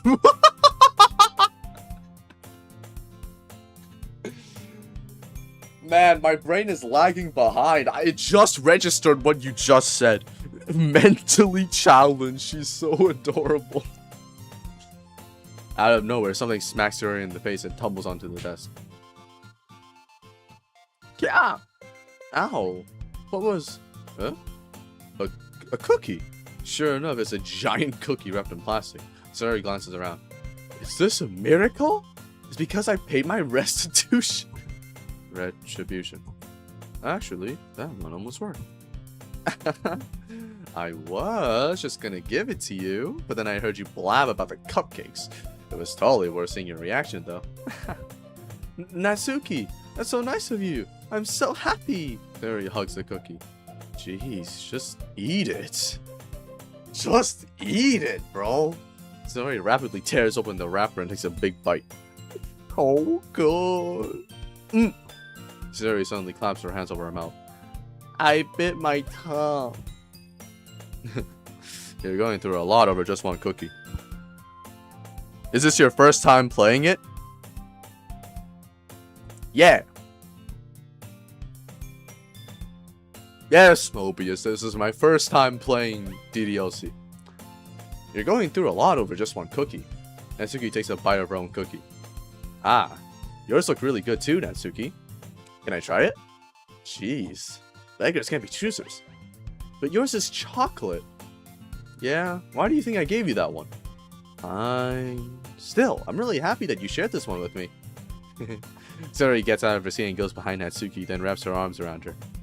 Ah, jeez. I get it. Cookie still in the hand, Natsuki reaches up to nudge Sayori off her. Ow! Sayori suddenly leans in and takes a bite out of Natsuki's cookie. Sayori, I'm not talking to you! Hey! Did you seriously just do that? Mouthful, Sayori trots away to safety. Yuri and I laugh as well. Jeez, you're such a kid sometimes. Monica, can you tell Sayori... Huh? Natsuki glances around. Monica isn't in the club room. Where's Monica anyway?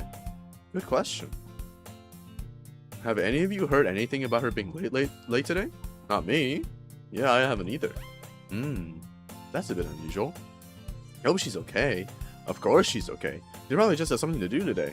She's pretty popular after all. You don't think she has a... I wouldn't be surprised. She's probably more desirable than all of us combined.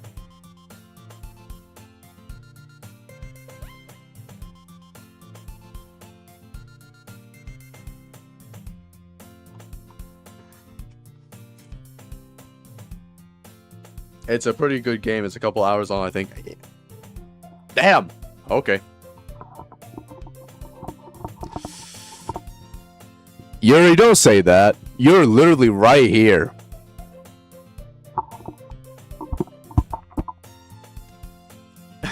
That's true. Excuse me? Suddenly the door swings open. Sorry! I'm super sorry. Ah, there you are. I didn't mean to be late. I hope you guys weren't worried or anything. Huh? Monica chose the club over her boyfriend after all. You're so strong-willed. Boyfriend? What on earth are you talking about? Monica quizzically glances at me.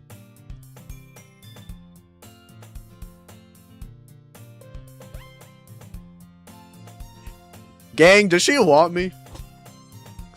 Ah, never mind that. What held you up anyway? Well, my last period today was study hall. To be honest, I kind of just lost track of time. That makes no sense though. You would have heard the bell ring at least. I must not have heard it since I was practicing piano. Piano? I wasn't aware you played music as well, Monica. I don't really. I kind of just started recently. I've always wanted to learn piano. As a Chinese.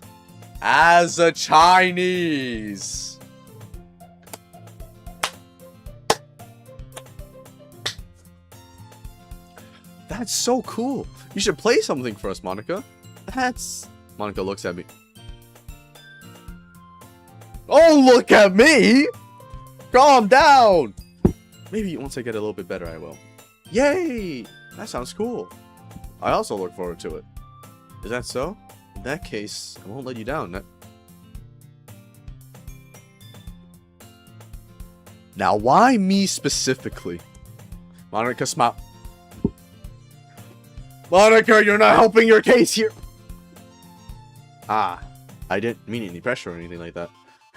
Don't worry. I've been practicing a whole lot recently. And I'd really love the chance to share once I'm ready. I see. In that case, best of luck. Thanks. So, I didn't miss anything, did I? No, not really. I choose to leave out Sayori's mischievous escapade. I'm sure Natsuki will end up complaining to her anyway. It looks like everyone has already settled down. Sayori somehow already finished her entire cookie. Yuri is back to her book, and Natsuki disappeared into the closet.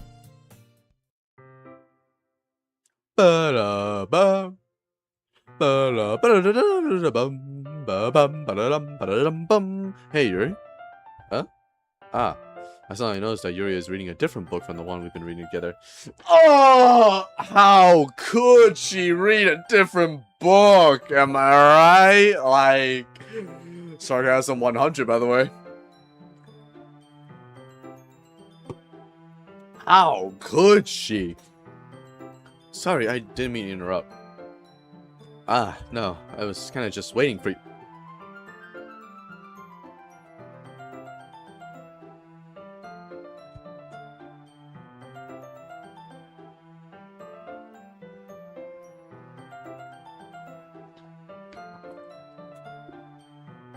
Relatability. Ah, if that's the case, why don't we go ahead and get started? Yes, let's. Actually, I have a request. Do you mind if I make some tea first? Not at all. Thanks very much. If there's one thing that can make my reading time here any better, it's a nice cup of tea. Not to mention for yourself as well. Yuri stands up and makes her way to the closet. I follow and watch as she retrieves a small water pitcher from the shelf, the kind with a filter inside. Can you hold this for a second? Sure. Yuri hands me the water pitcher and also fetches an electric kettle. I'm going to plug this in at the teacher's desk, and then we'll go get some water. She walks past me and sets the kettle down on the teacher's desk. I simply watch her movements. To my surprise, the way she moves really contrasts her speaking mannerisms, especially because of her long leg.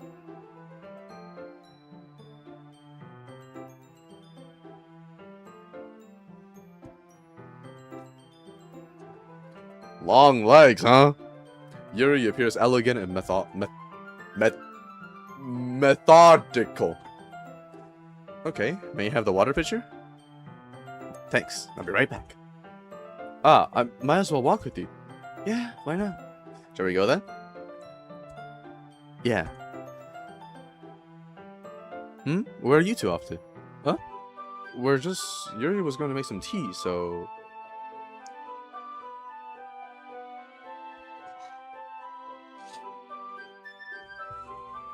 I sense drama. I sense drama. I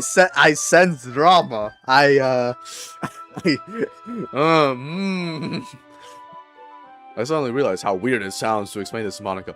It's not that weird at all, actually. It's just Yuri wants to go make tea for us to read together, so I'm gonna walk with her and accompany her while she go gets water, maybe even help her carry the kettle on the way, you know, like... It's not weird. We're just filling the water pitcher. Ah, okay. Sorry, I was just a bit curious. That's kind of a one-person job, isn't it? That's...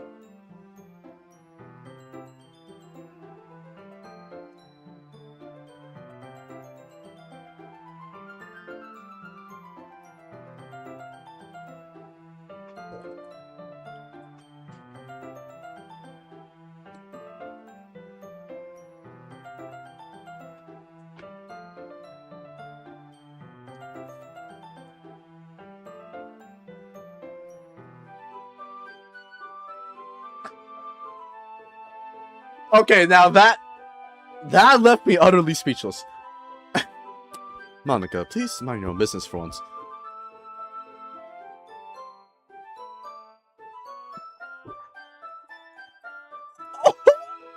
Or do you want to tell me there's something wrong with helping involve Neck in club activities?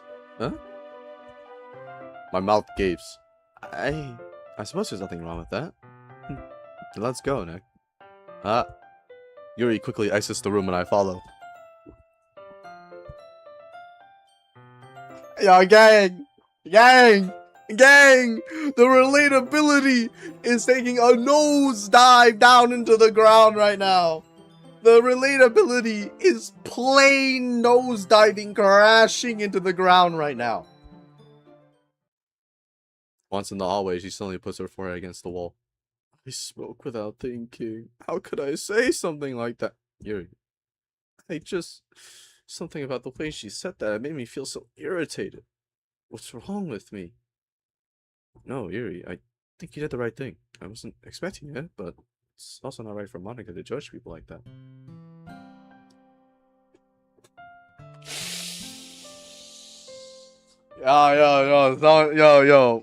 Yo, Moyes, Fugo, gang, please type something. I'm about to lose my mind, bro. I'm about to lose my fucking mind right now. Nick, how come even when I do something bad, you're being nice to me?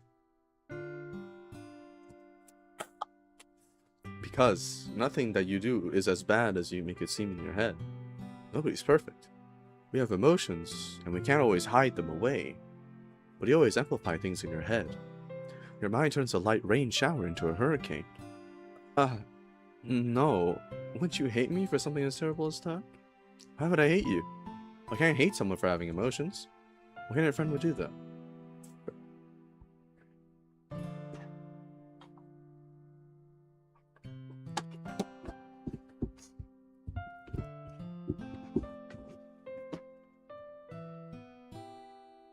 Motherfucker, you fumbled so bad!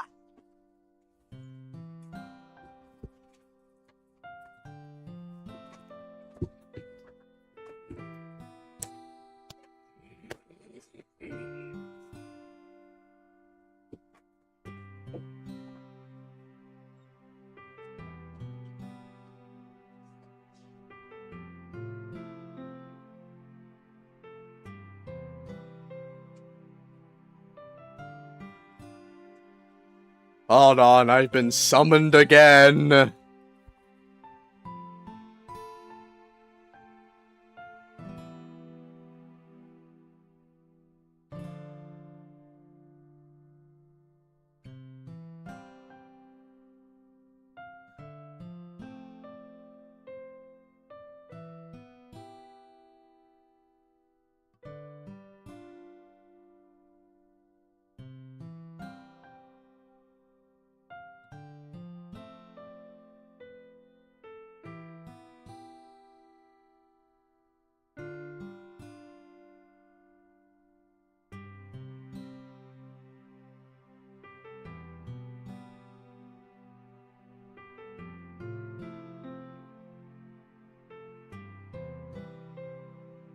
I have returned. I'm back, couldn't chat because one of those damn Shinigamis attacked me. Ah, he's playing Roblox. Alright, don't worry guys, I am back. I just saw my view count go from 5 to 3. Rip. Damn. Unlucky, y'all joined at a break moment. But anyway, holy fuck, you fumbled so badly. Get this off my screen. Oh no, oh no. Please have a generational save to make up for this fumble, please. Your lips are head. Neck.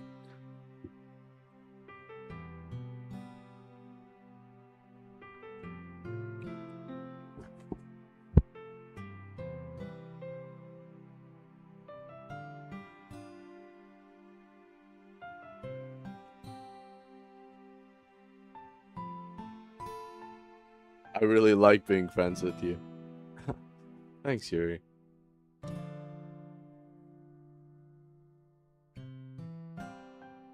I want to reach through the screen, grab the protagonist, and snap his neck. I like being friends with you too. I kind of feel awkward saying something like that. But I'm doing my best to help Yuri feel better. You're not making her feel better! Anyway. Yeah. Shall we go? Yeah. Yuri and I walk to the nearest water fountain. Once we fill out the water pitcher, we return to the classroom. Nick, do you like oolong tea? Yeah. Anything is fine. Very well. Yuri sets the temperature on the kettle to 200 degrees. Now it's time to get the teapot. You really do this properly, don't you? Of course. I shouldn't do any less when I'm making tea for others. Even if I'm not an expert on tea or anything? In that case, you'll only be even more impressed. Huh? Or perhaps I will. Yuri fetches the teapot and begins measuring the tea leaves. To my surprise, she even starts humming a little to herself. Must be in a good mood now. Is that so? I was letting it show, and you noticed. I was doing a bit of thinking, and I decided that I would try expressing myself a little bit more. It turns out it's not very hard for me to do.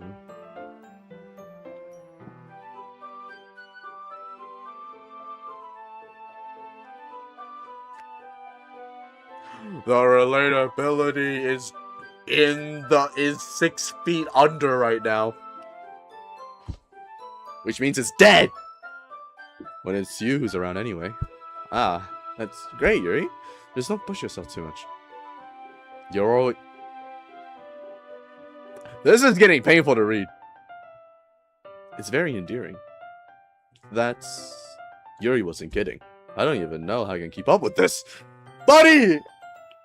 Buddy! I watch Yuri pour a cup of tea for each of us. Nick, I have another request. Do you mind if we sit on the floor today? Oh, why's that? It's a little bit easier on my back. I can read with my back against the wall rather than bending over at my desk. Ah, sorry, I didn't realize. No worries. I just have back pain fairly regularly, so I do my best to manage it.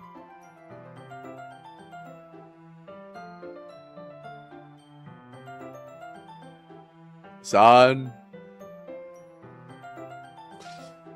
3 guesses why Yuri has back pain. Is that so? I wonder... I wonder why that is. Is Oh! No! No! No! No! No! No! No! No! No! No! No! No! No! No! No! No! No! No! My... Your posture, right? I know what you are. Always hunched over like that while reading. Exactly. Posture. It's posture, bro. Don't worry. It's posture, guys. To be honest.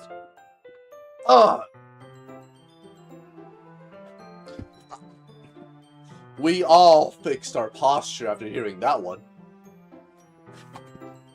Yes. I have terrible reading posture. It's posture. It's posture. It's posture. So that's why we should sit on the floor. Fair enough. I'll go ahead and get the book. I retrieve the book from my bag.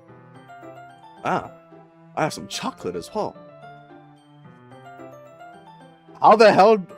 What? It's a bag of small chocolate candies that I kept hidden from Sayori's candy radar. I take it since it'll go well with the tea. Does it? Hold on. I am now very, very interested in trying chocolate along with tea. And I'll see you there right. Yuri and I then sit against the wall, teacups at our sides. As if in sync, we assumed the same reading position as last time, each one holding one half the book. Except this time, our bodies are even closer to each other. The relatability is now 30 feet underground! I can't see too well. Yuri slides closer until our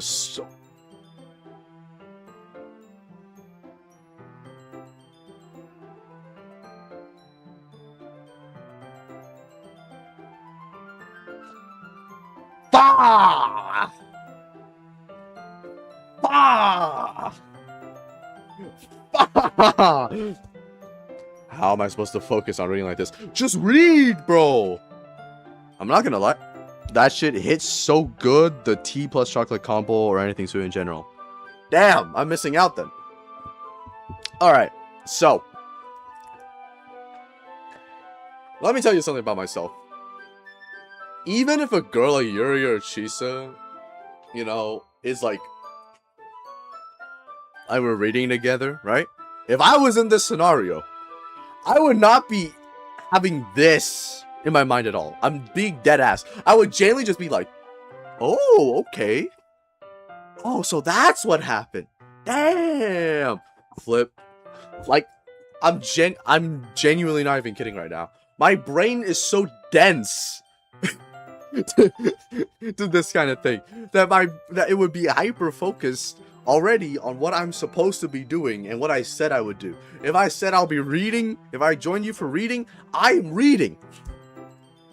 Yuri was always kind of cute, but when she's being less apprehensive, it's almost more than I can handle. Your teacup. Yuri hands me my teacup. Holding it with my hand that's not holding the book, I end up in a position that makes it even harder to focus. Skill issue. Because now I need to worry about making sure I don't accidentally touch her chest.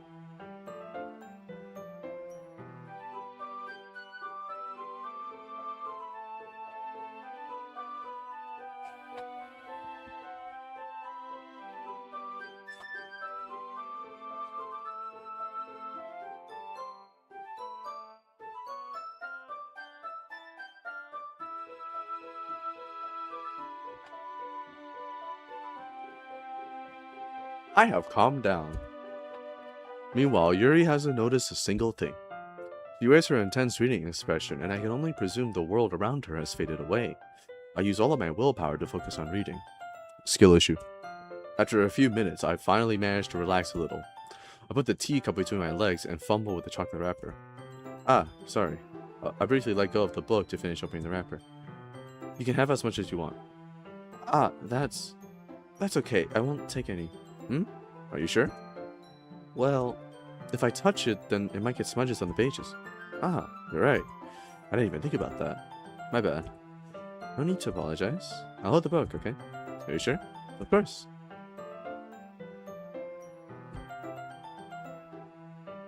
Yuri opens the book with both hands. She holds it so that I don't have any harder of a time reading from it. But as a result, her left arm is practically resting on top of my leg. Well, in that case, Yuri is already totally focused on reading again. Can't win anything if you don't gamble your wrist. You can't win if you don't try. Exactly. Yep. I take a chocolate candy and pop it into my mouth. Then I take another chocolate, and I hold it up to Yuri. She doesn't even look away from the book. She simply parts her lips as if this situation was completely natural. But that means I can't stop here. I apprehensively place the chocolate in her mouth.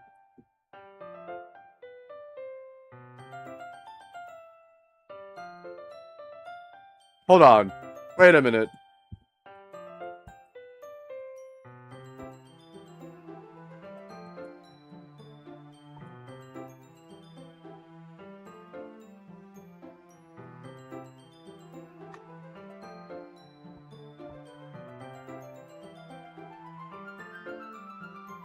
That thing is about to fall off. It's about to fall out. That is not enough, bro. That is... she's hanging on to it with hopes and dreams, okay? That is... bro, that chocolate is not being for real. Nah, bro. I mean, I already know this game is unrealistic because... girls don't act like this. Ah! My inner reaction. Just like that, Yuri closes her lips over it. Huh? Yuri's expression suddenly breaks. Let me just screenshot this and press F12.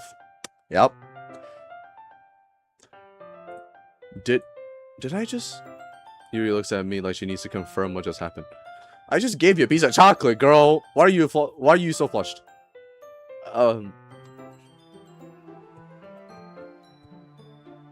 Don't mind if I do. Nick, sorry. I guess I shouldn't have done that. That's... well, you were just helping. That's something that friends do.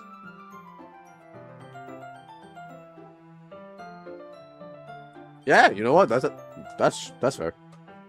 Right? I mean, not really in this kind of context, but yeah, that's all it was.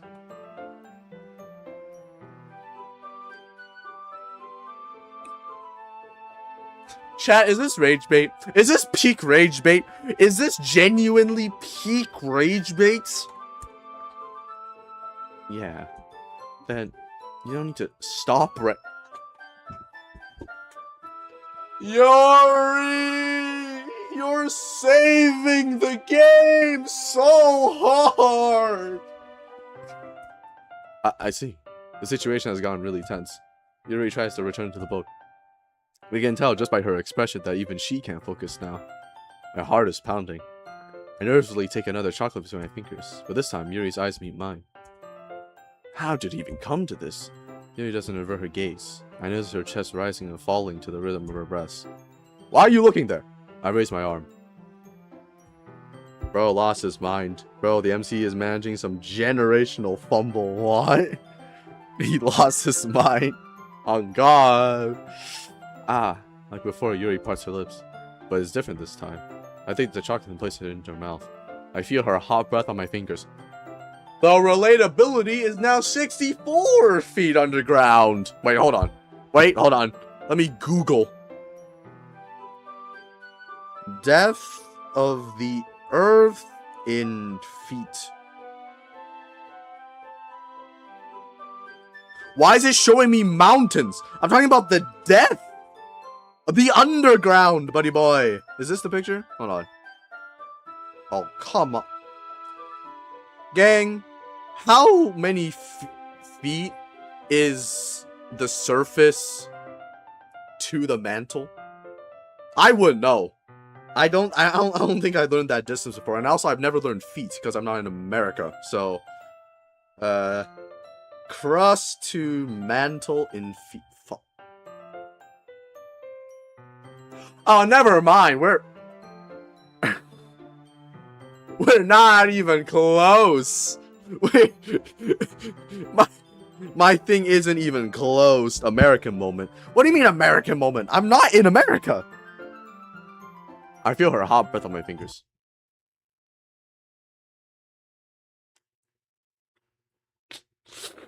Hey, it was Monica, you know what? I low-key thank you for that one because in my opinion that was getting kinda steamy. Cause what do you mean? She parts her lips and I put a chocolate inside her and I can feel her hot breath against my fingers. Hi guys, you know what? At this point, wait, why do you want to use feet then? Because I've always like learned. It's not like I've learned. Like in the memes, right? In memes, I've always heard someone say, "Bro, he's now 6 feet under," which means he's like buried underground, right? So it just kind of stuck. So now it's just feet now. That's the only reason why I'm using feet. Because it was a meme and I'm just imitating the meme. Anyway, that relatability of feeling the hot breath against your fingers and feeding in general is now the relatability is now. Oh, it is it is down underground, ladies and gentlemen. It is down underground. Okay, everyone. Ooh. Yuri jolts back. Astonish your poems. Nick, you can help Yuri put away the tea stuff, right? Yeah, of course. Okay, thanks. The spell is abruptly broken. Bro's living in Canada. It's a crossbreeding of the two metric systems. I've never learned feet.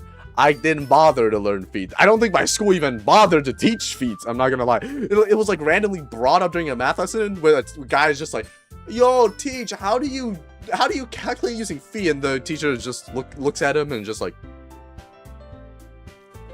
So basically, and then I stopped paying attention because I didn't care.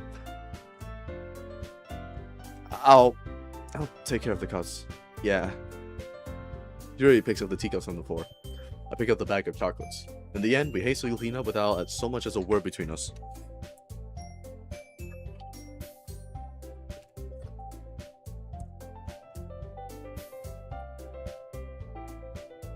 I get the feeling this is something neither of us will have the courage to bring up. But we'll have the courage to do it again! Right? Right? Who should I show my opponent to first? Now! Let's see what you've written for today. Yuri stares at the poem with a surprised expression on her face. Do you like it? Neck. This one might even be better than yesterday's. Metric is just low-key better. Whoever uses feet should be slimed out. Fugo! Are we sure?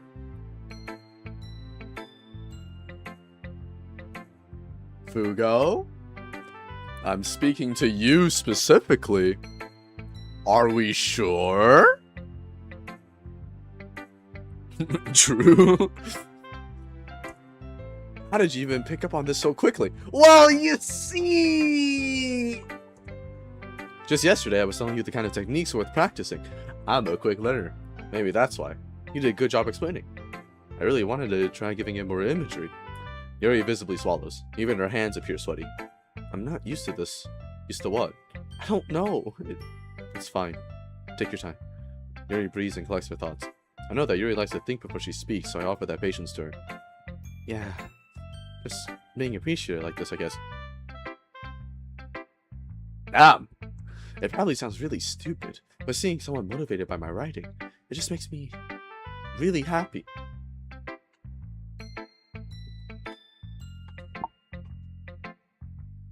Really? Are you sure you don't feel anything else? Are you saying you've never shared your writing before? That's what I was thinking. Yuri nods. Oh, damn. It was true. Really? I don't believe it. I really only write for myself. And besides, people will just laugh at me. We all sliming out the people who laugh at others' works. We genuinely slime them out. Do you really think that? Again, you're nods. Huh. Even your close friends?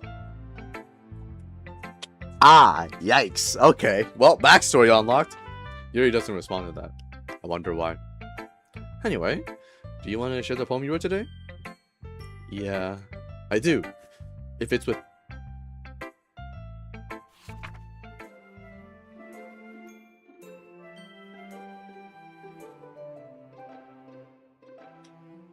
the raccoon.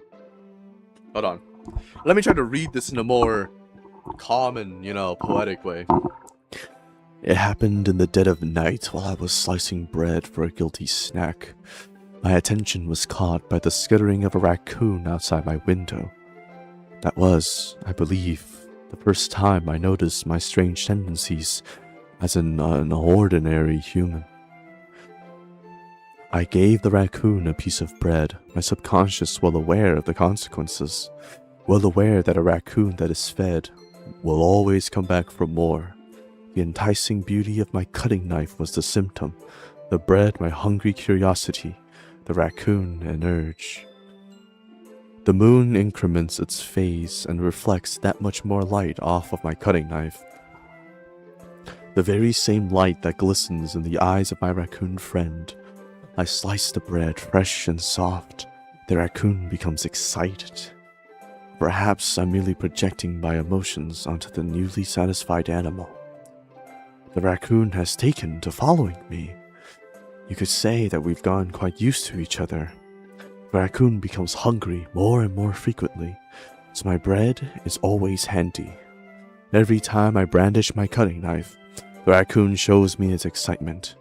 A rush of blood. Classic Pavlovian conditioning. I slice the bread, and I feed myself again.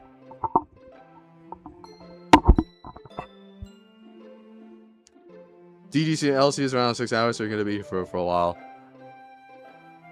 Damn! Well, I'm technically 2 hours in. I was a little more daring with this one than yesterday's. I can see that. It's a lot more metaphorical.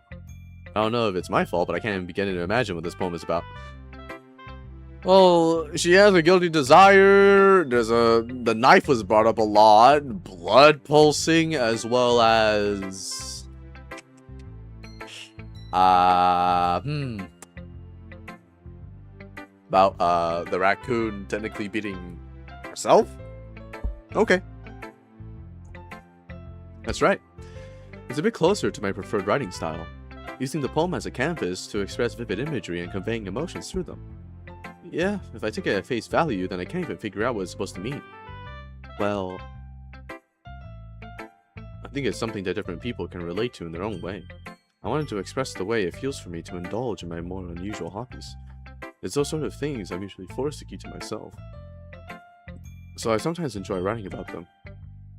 Why do you keep them to yourself? Because they're embarrassing. And people make fun of me. Don't you have anything like that, Nick? Well, yeah, I guess I do. I feel like everyone has a little something like that. The best we can do is respect each other and our individualities. Technically? Kinda. I mean, even it's difficult sometimes, and some things make us uncomfortable. After all, if I hadn't learned to embrace my own weirdness, I would probably hate myself. I might be ranting a little bit now, but I'm glad that you're a good listener. You're good at a lot of things. Writing, listening. There really aren't many people like...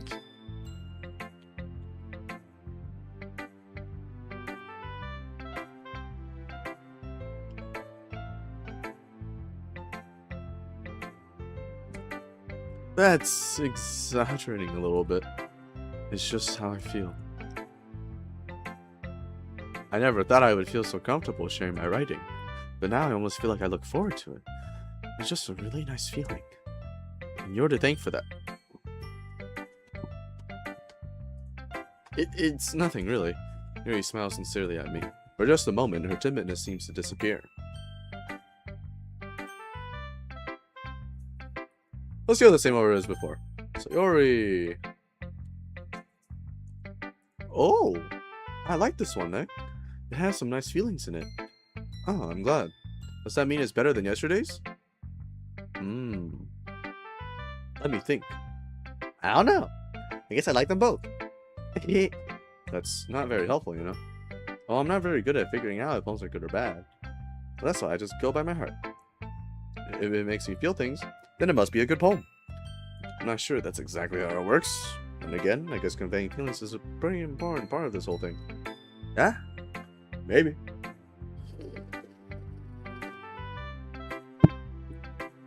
Honestly, I don't even know what kind of writing you like in the first place.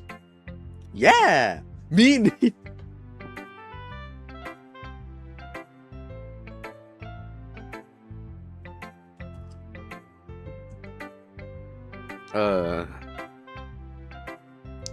Why don't you at least try giving it some thought? Aw, you want to write something for me? That's so sweet. Yeah, right. But you're always thinking about other people. You need to think about yourself once in a while. If you don't, you might end up getting hurt at some point. Eh? Well, I don't really know what you mean, but I'll try to keep it in mind. Oh, whatever. Anyway, let's see.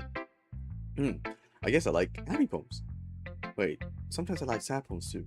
Sometimes a little bit of both. There's a word for that, right? What's that word I'm looking for? Bittersweet. Yeah! I like things that are happy and things that are sad. Happy and sad? I can't see you liking something sad, sir. Well, I like happy the most. But sometimes when you have a little rain cloud in your head, a sad poem can help give the rain cloud a little hug. Are we sure? And make a nice happy rain.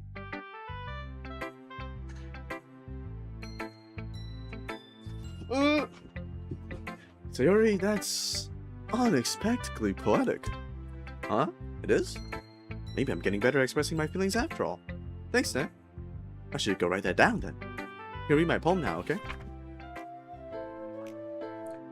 You guys know the deal. Bottles. I pop off my scalp like the lid of a cookie jar. It's the secret place where I keep all my dreams. Little balls of sunshine, all rubbing together like a bundle of kins. I reach inside with my thumb and forefinger and pluck one out. It's warm and tingly. But there's no time to waste. I put it in a bottle to keep it safe. And I put the bottle on the shelf with all of the other bottles.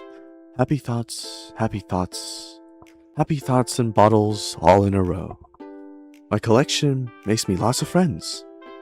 Each bottle a starlight to make amends. Sometimes my friend feels a certain way. Down comes a bottle to save the day. Night after night, more dreams.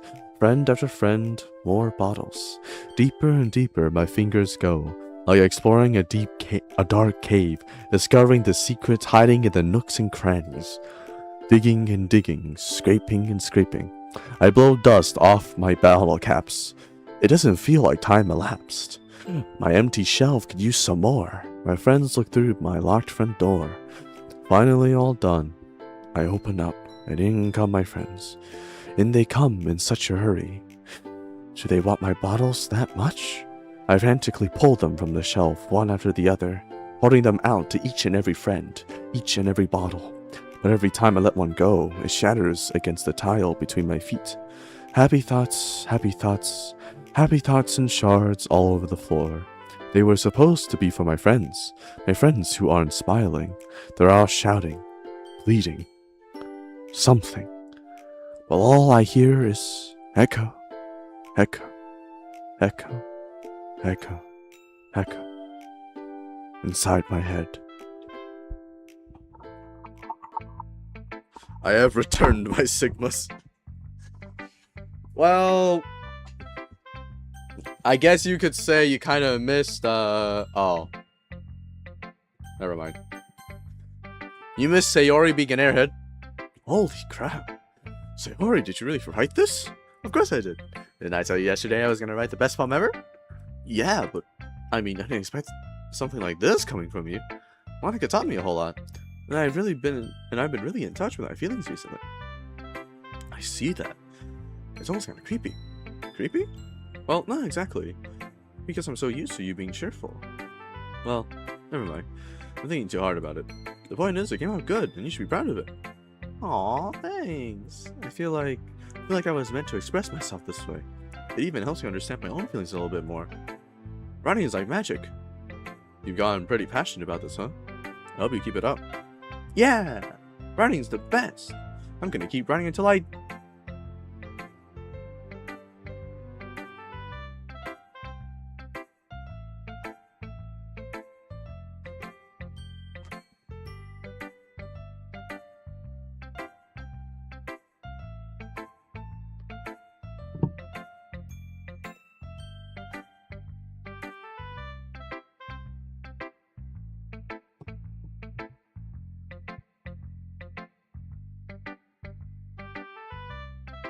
Okay. Don't get ahead of yourself. Sayori's always had a habit of getting obsessed with something before dropping it no more than a week later. The relatability has started to dig itself back up. I wonder if this is one of those times. But seeing the passion in her eyes makes it hard for me to be pessimistic. Who should I show my poem to next? The usual order. I get it. How's the writing going? Alright, I guess. I'll take that. As long as it's not going bad. I'm happy that you're applying yourself. Maybe soon you'll come up with a masterpiece. I wouldn't count on that. You never know. Want to share what you wrote for today? Sure, here you go. I give my poem to Monica. What? Alright. This one's good. It feels like you're not only getting more comfortable with your style, but the imagery is better than the last one I read. Just wondering, have you been finding inspiration in Yuri's writing style?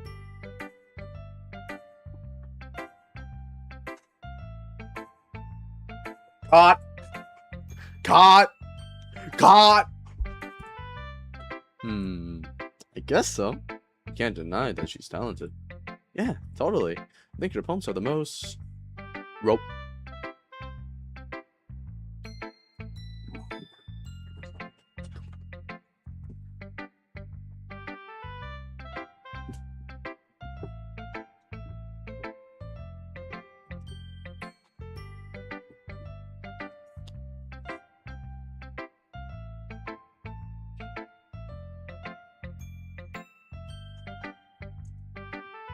That's the best way to describe it. She's like a totally different person when she picks up a pen. I noticed that too. Or when she's talking about literature, it's like a light turns on inside her. Sadly, it's hard to get much personal conversation out of her. Trust me, I've tried. Who knows what goes on in that head of hers. Hope you don't mean that in a bad way. No, of course not. I just meant that I wish she didn't keep so much to herself. Still, defending her like that.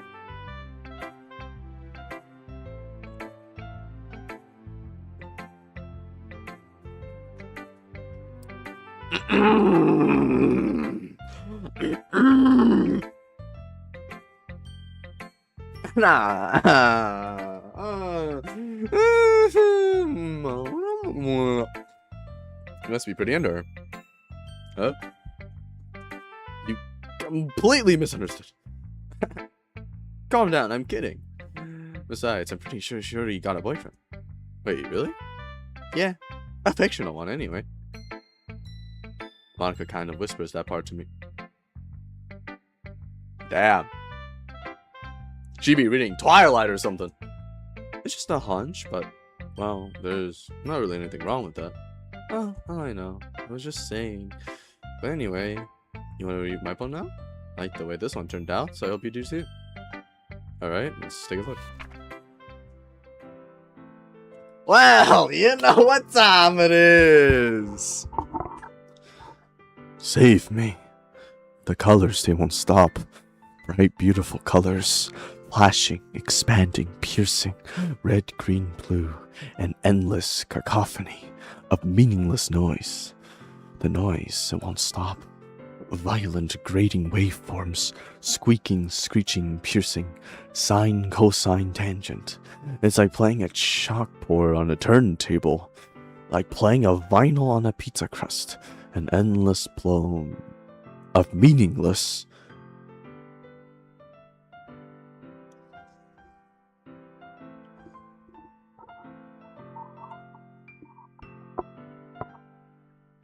What's your favorite game? I call it woo because of Chisa. It's woo, guys. Woo, Minecraft. Well, listen. In my S rank, there's woo, Minecraft, and FNAF. Okay, I like these a lot, and also Little Nightmares too. But then again, I like most games that I play anyway. So technically speaking, I'm the kind of person that just slides everything into the S tier. I'm not gonna lie. Okay.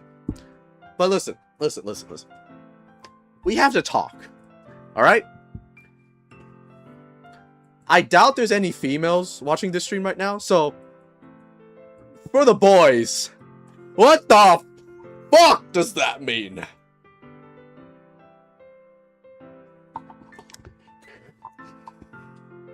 Gentlemen, what the fuck does that mean? What is this? I see Fugo has the same reaction that I am. What is this? I could technically make a thumbnail where it's like that old red circle circling this, a big ass red arrow pointing to it, and then what is this? Which one is your favorite FNAF game?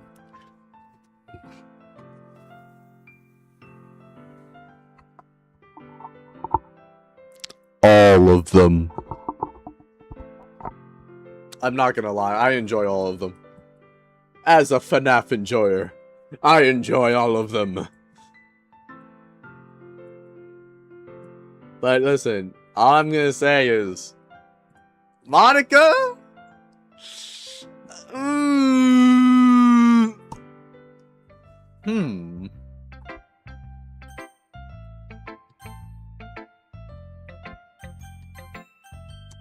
It's even more abstract than your last one, huh? I guess it's just the way I write. I'm sorry if you don't like it. No, I never said that. It's just the kind of thing I've never really seen before, I guess. I kind of like playing with my space on the paper. Choosing where and how to space your words could totally change the mood of the poem. I ain't Shakespeare. It's almost like magic. The way I wrote the lines really short makes it feel like they're trying to speak over the noise. I see. That blank stare is... It's still hard for me to tell what it's about, though. Excuse me. It's Coke, okay? It's Diet Coke, okay? Sometimes asking what a poem is about isn't the right question. A poem can be as abstract as a physical expression of a feeling, or a conversation with the reader. So putting it that way, not every poem is about something.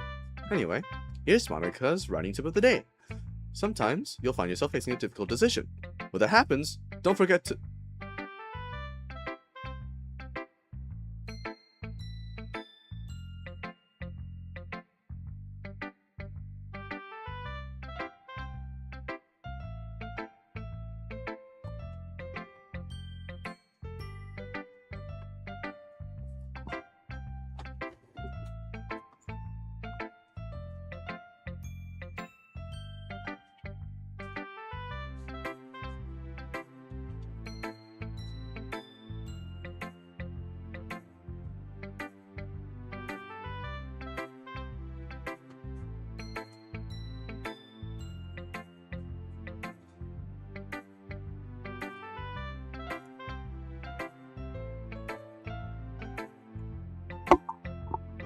What did you just say?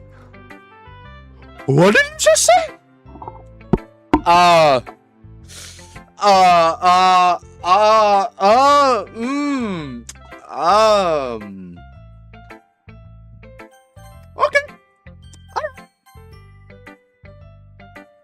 You never know when you might change your mind. Okay. Alright. or when something unexpected may happen. Okay.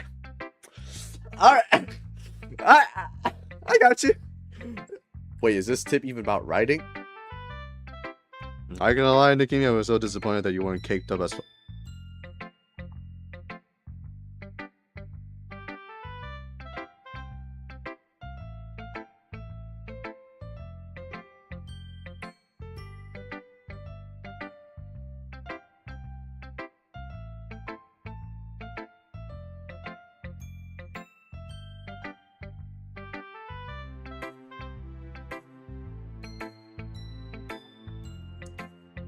What am I even talking about?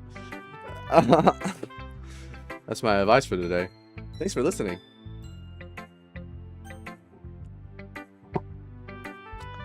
And she's gonna hate this. Well, I can admit that it's better than the last one. It's nice to see that you're putting in some effort. That's good. I still don't like this at all. It's trying too hard to be serious. Huh? What do you mean by that? Poems don't need to be all deep sounding to express something. It's going to just sound like you're forcing it unless you really don't suck at it. Honestly, don't bother trying to write poems like this until you're on Yuri's level. Natsuki stops short of a son. Don't tell me. Huh? You're not just trying to impress Yuri, are you? What are you talking about? And keep your voice down. You know Yuri would love this kind of... this angst. Just because she's a talented writer doesn't mean... I mean... Why did Bronian stare at me like that? Looks like I'm in trouble. I somehow struck a nerve, though what I did is beyond me. Men! We don't know what we did. I am so done with you. Natsuki shoves the poem I handed her back over to me. Take your stupid poem. If you wrote it for someone else, just don't show it to me. Ouch. This is what I get for letting a younger girl step into my business. Unless I was a mind reader, I was destined to be in a world of pain from the start. At least Natsuki wasn't really the girl I was trying to impress in the first place. Okay, everyone. We're all done reading each other's poems, right? I have something extra planned today, so if everyone can come sit at the front of the room... Is this about the festival? Well, sort of. Do we really have to do something for the festival? It's not like we can put together anything good in just a few days. We'll just end up embarrassing ourselves and start gaining new members. That's a concern of mine as well. I don't really do well with last-minute preparations. Don't worry so much. We're going to keep it simple, okay? We don't need much more than a few decorations. Syria has been working on posters. I've designed some pamphlets we can give out during the event. Okay, that's great and all, but that doesn't tell us what we're actually going to be doing for the event. Ah, sorry, I thought you heard about it already. We're going to be performing. Performing? Monica. Yeah, we're going to have a poetry performance.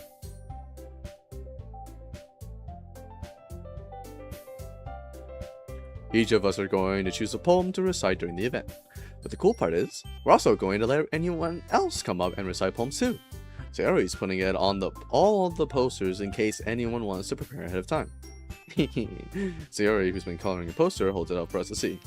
Are you kidding me, Monica? You didn't already start putting those posters up, did you? Well, I did. Do you really think it's that bad of an idea?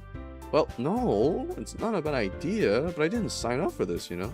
There is no way I'm going to be performing in front of a group of people like that. I agree with Natsuki. I could never in my life do something like that. Imagining it, Yuri shakes her head in fear. Guys, no, Sayori, I understand where they're coming from. Remember that Natsuki and Yuri have never shared their poems with anyone until just a couple days ago. It's a lot to ask for them to recite their poems out loud to a whole room full of people. I guess I kind of overlooked that, so I'm sorry. But, I still think we should give it our best. We're the only ones responsible for the fate of this club. If we start the event and each put on a good performance, then it will inspire others to do the same. And the more people who perform, the better we'll be able to show everyone what literature is all about.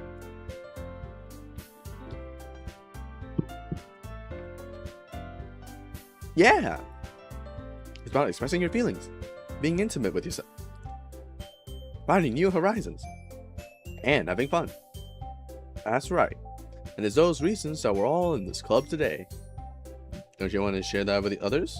To inspire them to find the same feelings that brought you here in the first place? I know you do. I know we all do. And if all it takes is standing in front of the room for 2 minutes and reciting a poem, and I know you can do it.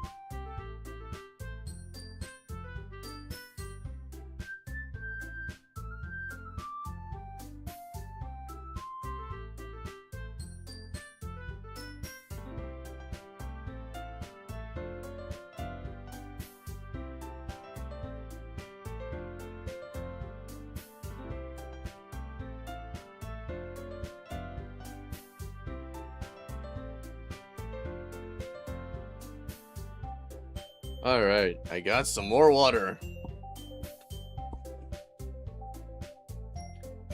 Oh shit, the signal is absolutely diabolically red right now. That is a lot of drop frames, holy shit, what? Why is the internet just suddenly bad today? Alright. Natsuki and Yuri remain silent. Sayori looks worried. I guess at least we no choice. I agree. I don't think it's too much to ask. I think that Sayori and Monica have been trying really hard to get new members. The least we can do is help them out a little bit. Well, maybe, but... Looks like Natsuki doesn't have any arguments left. Okay, fine. I guess I'll just have to get it over with. Alright. Thanks, Natsuki. What about you, Yuri? Yuri dejectedly glances around at everyone else's expectant faces. Sigh. I guess I don't really have a choice. Haha! That's everyone! You're the best, Yuri! This club is seriously going to be the death of me.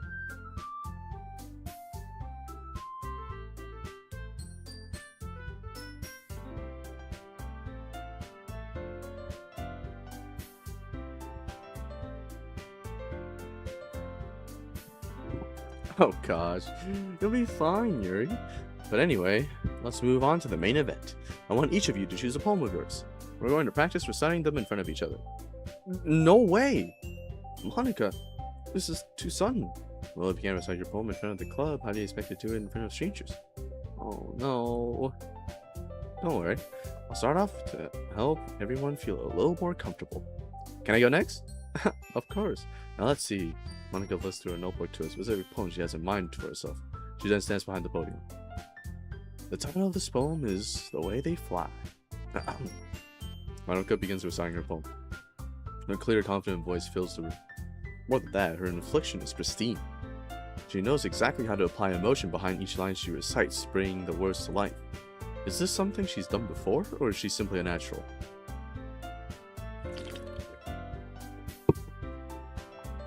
I glance around me. Everyone has their eyes on Monica. Sayori looks amazed. Okay, the signal's back. I don't know why the signal's like this. Yuri has an intense expression on her face that I don't understand. Finally, Monica finishes the recitation. The four of us applaud. Monica takes a breath and smiles. That was so good, Monica! Thank you so much. I was just hoping to set a good example. Are you ready to go next, Yuri? I'll go next. What? Yuri's fired up all of a sudden. Yuri clutches a sheet of paper between her hands and stands up. Giving her head down, she walks quickly over to the podium. This one was called... Yuri anxiously glances at each of us. You can do it, Yuri. It's called After Image of a Crimson Eye. Yuri's voice shakes as she starts reading the poem. Just a moment ago, she practically refused to do this. Why is she suddenly putting in so much effort?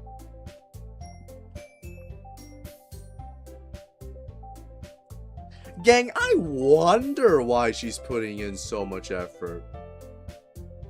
I wonder. As Yuri gets past the first couple of lines, her voice changes. It's almost like what happens when Yuri gets absorbed into her books.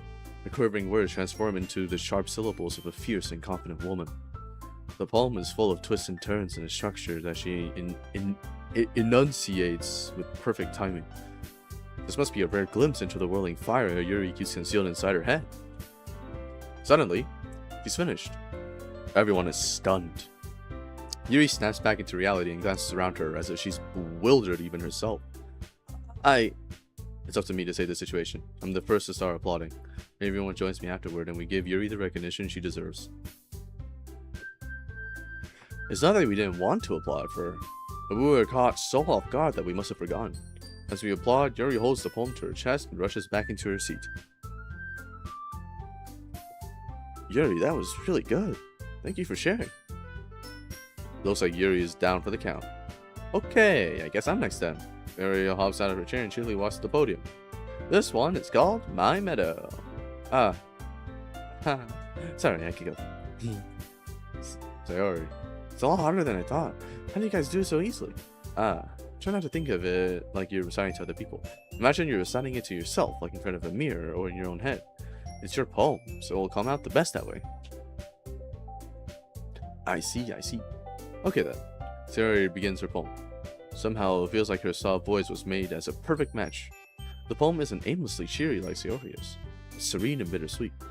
If I were to read this on paper, I probably wouldn't think much of it, but hearing it come from Sayori's voice almost gives it a whole new meaning. Maybe this is what Sayori meant when she said she likes my poems. It's like I get to reach more deeply into someone I thought I knew through and through. Sayori finishes and we applaud. I did it! Would you join this club IRL? Well, if Yuri's in it, hell yes! Good job, Sayori. Even Neck liked it. I guess that's a good sign. What does that even mean? Came out nicely, Sayori. The atmosphere of the poem fits you really nicely. But it might be that other poems wouldn't work quite as well with that kind of delivery. Huh? I don't really understand. In other words, I've seen poems of yours where that sort of gentle delivery wouldn't work as well. They might need a little more force behind them, depending on what you're reading. Oh, I know what you mean. Well, I've been practicing that kind of thing. It's just embarrassing to do in front of everyone. The next time, I'm gonna make you pick a poem that challenges you a little more. We don't have much time before the festival, you know. Okay. Now, who's next? Natsuki? Don't make me go before Neck. It's not like I can compare to you guys anyway. Might as well let Neck lower everyone's standards a little before I have to do it. Natsuki. It's fine. Might as well get it over with. But it's not like I have much of a selection on what to read. I'll just have to go with what I wrote for today. I stand up and step in front of the podium. Everyone has their eyes on me, making me feel terribly awkward.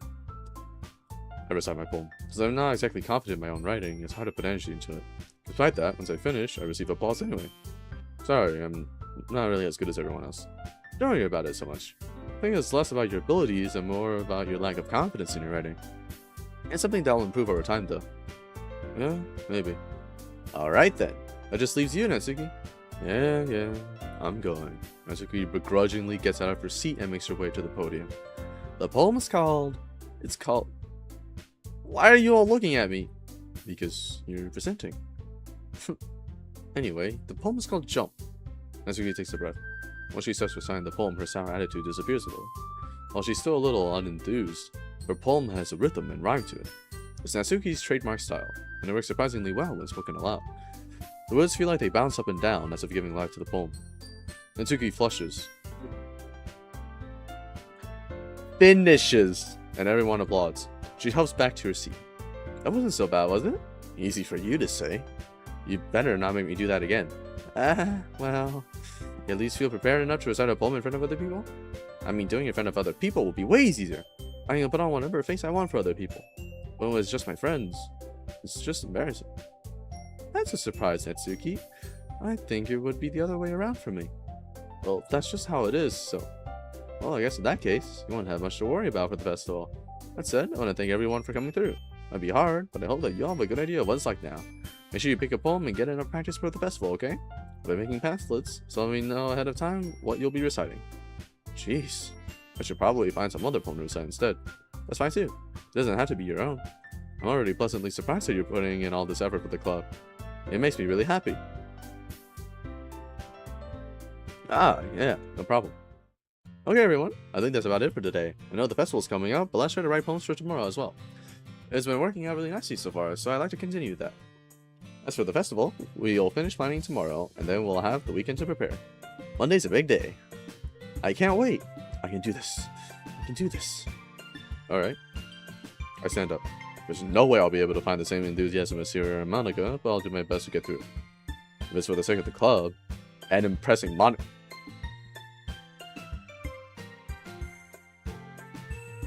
Then I'll have to do my best. Ready to go, Siri? Yep. Look at you two always going home together like that. It's kind of adorable, isn't it? Jeez, guys. Don't make such a big deal of it. It must be a little nice, though. Well, how am I supposed to respond to that? Gang! How am I supposed to respond to this? Okay, Nag, you don't have to say it. Whatever. Let's go already. I welcome Miss Sayori once more. Even though it's only been a few days, a lot of things have already changed.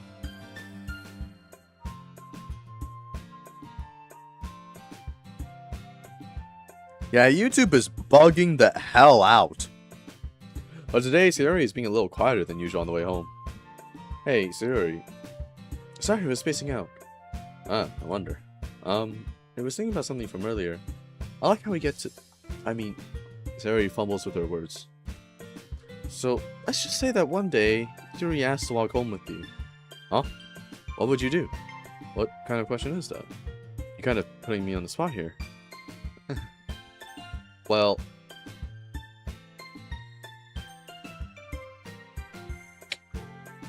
Well! I guess it's time we, save that. Yeah. I would still walk home with you, though. Sayori, you really think I would ditch you for Yuri? But she's so beautiful and smart. Jeez, I already see her in the club every day. Besides, you always seem to really like going home together. I wouldn't just ruin that for you. You're so silly now. You think about me too much sometimes. Yuri would deserve it if she wanted it, so... Sayori, I've already made up my mind. I really can't figure it out sometimes. Sorry. Besides, what's the point of speculating something that's never going to happen? The conversation trails off. It's kind of a weird thing for Sayori to care so much about. But I want to respect her and keep her happy too. Then again, the festival is only a few days away. Who knows what will happen in that time?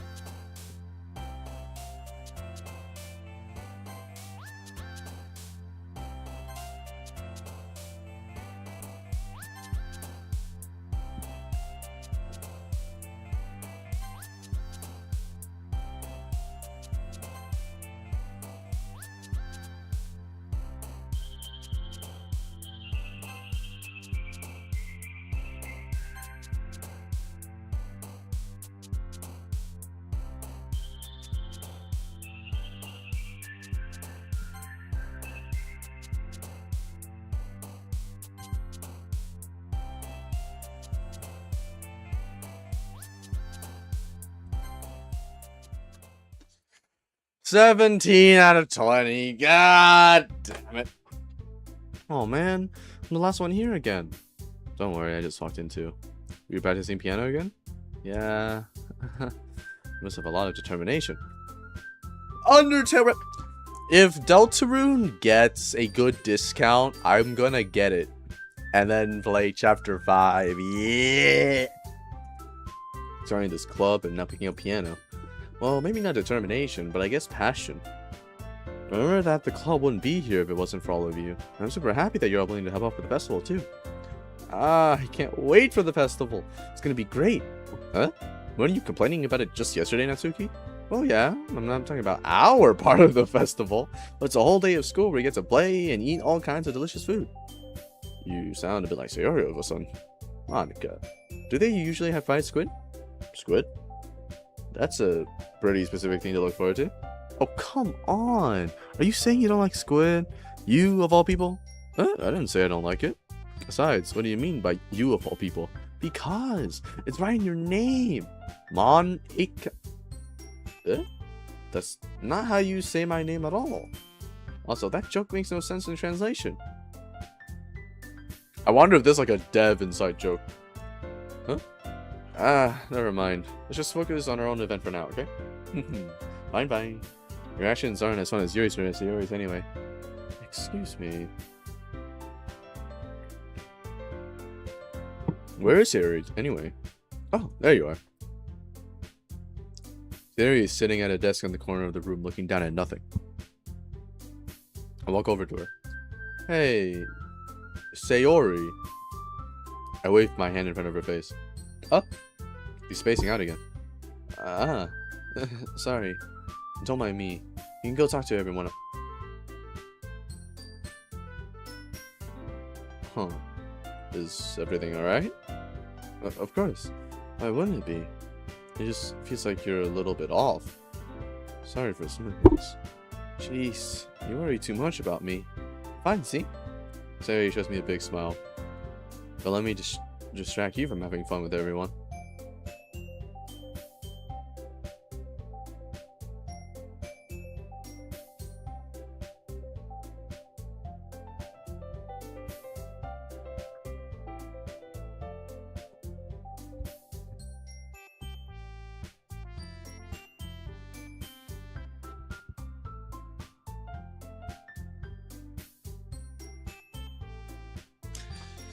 So, well, alright. If you say so.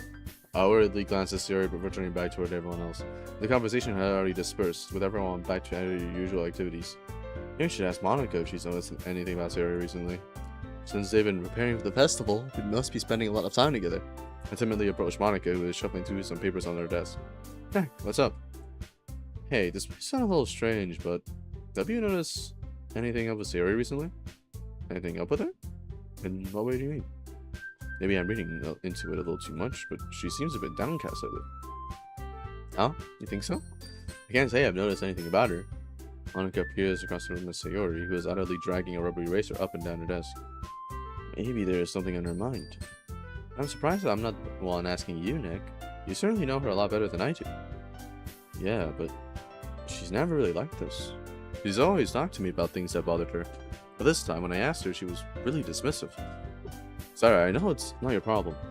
I just wanted to ask if you knew anything, so I'll drop it now. No. It's important to me too. I mean, I'm also friends with her. I also care about the well-being of my club members, you know? Maybe I'll try talking to her myself. Huh? Are you sure about that? She seemed like she wanted to be left alone. Are you sure? Maybe she just has a hard time bringing it up with a person of interest.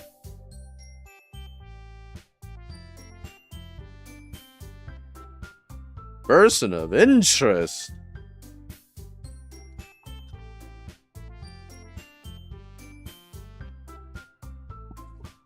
What do you mean by that? I'm saying that maybe the thing on her mind is you, Nick.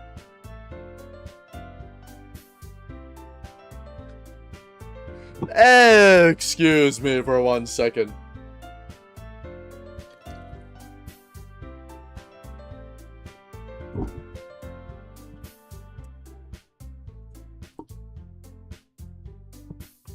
Me? How on earth would you come to that conclusion? Well, I probably shouldn't say too much, but Sayori talks about you more than anything else, you know? You've been so much happier ever since you joined the club. It's like an extra light was turned on inside her. What? No way. Sayori's always like that. She's always been full of sunshine. It's not any different now that it has always been. It's so funny, Nick. Have you thought that maybe you've always seen her as so cheerful because that's just how she is when she's around you? Oh, snap! Ah, I said too much. I'm sorry, what do I know anyway? I didn't mean to jump to conclusions, so you should just forget about what I said. I try to talk to her, so try not to think about it first. Alright. Monica smiles meaningfully. I know she said to forget about it, but I already know that I won't be able to get her words out of my head. Monica stands up from her desk and walks across the room to where Sayori is sitting.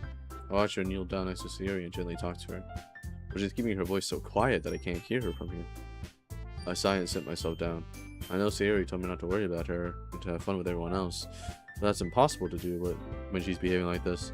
Exactly how much do I care about her that I'm letting this weigh me down so much? No, it feels like I'm the one behaving out of the ordinary. But there's nothing I can do besides wait for Monica. Why does it feel like I'm being I glance around the room. Suddenly I notice Yuri peering at me from over a book, but she looks away just as quickly with a flustered look on her face. I realize that she won't get anywhere like this.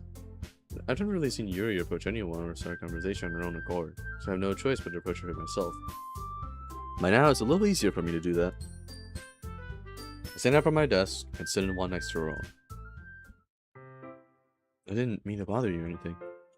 Relax, I didn't even do anything. But I could tell you wanted to be alone with your thoughts. Alone with my thoughts? How were you even able to tell that I was thinking like that? Well, it's something that I do a lot, so it wasn't hard for me to spot based on your posture and expression. Not that I was staring or anything. Chat, is Yuri being slick?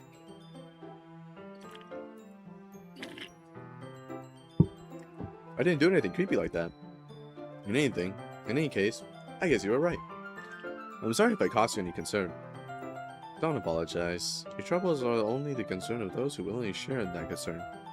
Of course, there are certainly those who find the most comforting in keeping to themselves. But if you would prefer to share what's on your mind, then I would be glad to listen. It's really not that big of a deal. I'm just feeling a bit uneasy about Sayori. Sayori? Yeah, she seems a little off today, but when I asked her about it, she didn't want to admit it to me. So I can't help but wonder if something happened to her. Oh, that's quite romantic. Sorry, I didn't mean to say something stupid. It's not that. I just didn't want you to misunderstand. Sayori and I have just been friends for a long time, that's all.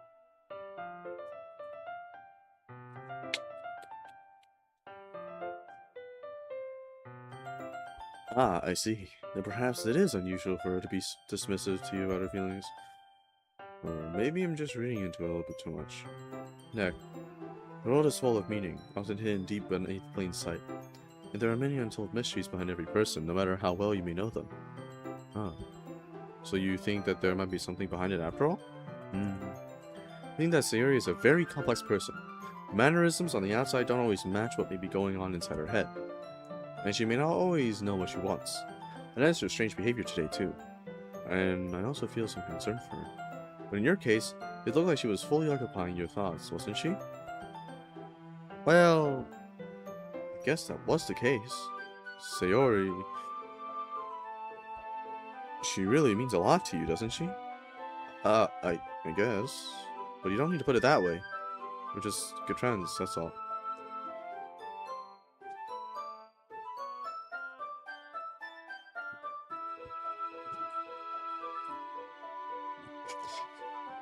Man, the game is fumbling and then also not fumbling at the same time.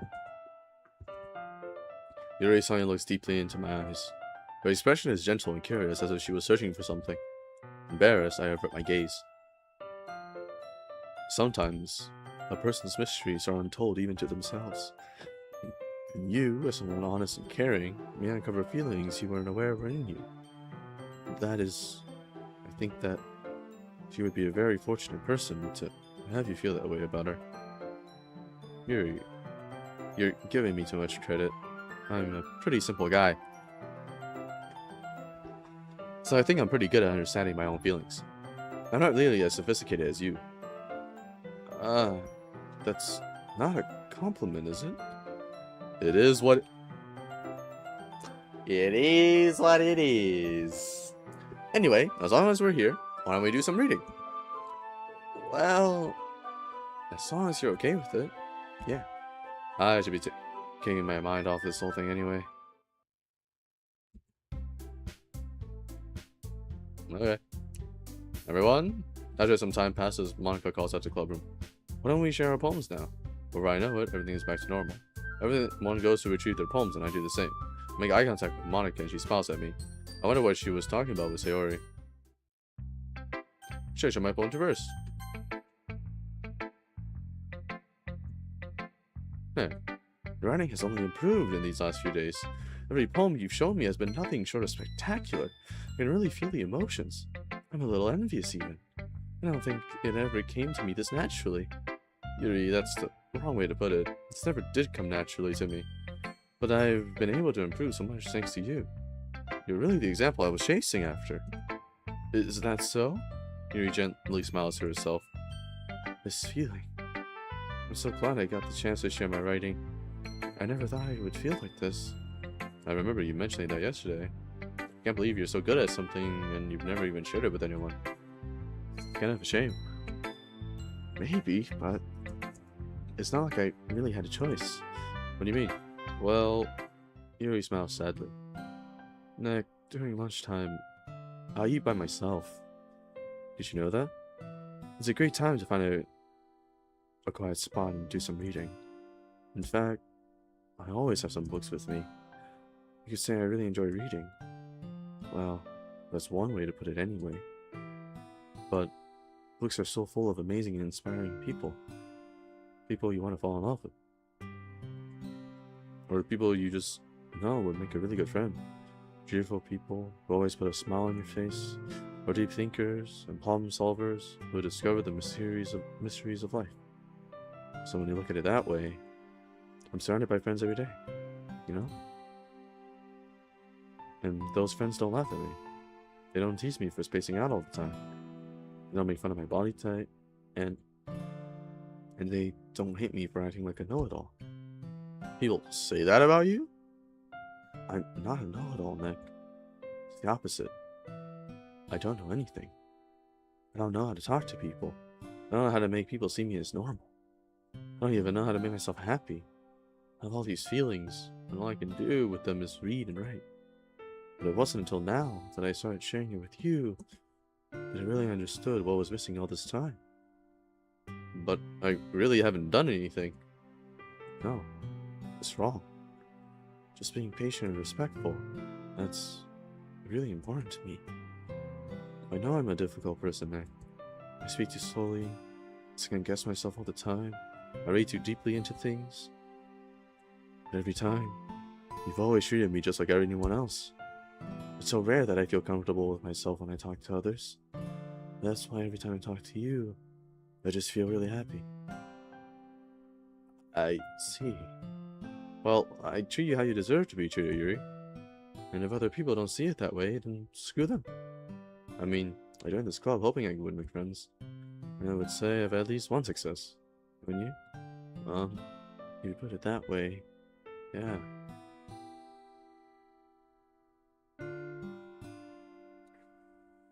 Gang, the game is being fumbled again. We really are friends now, aren't we? Yuri puts her head in her hands, but this time she's smiling as she does it. Do you want to show me your poem? Yeah, I do. Let me get it for you. Well, you know what time it is. Ghost Under the Light Part 2. The tendrils of my hair illuminate beneath the amber glow. Bathing. In the distance, a blue-green light flickers. A lone figure crosses its path. A silhouette obstructing the eerie glow. My heart pounds. The silhouette grows. Closer. Closer. I open my umbrella, casting a shadow to shield me from visibility. But I am too late. He steps into the streetlight. I gasp and drop my umbrella. The light flickers. My heart pounds. He raises his arm. Time stops. The only indication of movement is the amber light flickering against his outstretched arm. The flickering light is in rhythm with the pounding of my heart, teasing me for succumbing to this forbidden emotion. Have you ever heard of a ghost feeling warmth before? Giving up on understanding, I laugh. Understanding is overrated. I touch his hand. The flickering stops. Ghosts are blue-green. My heart is amber.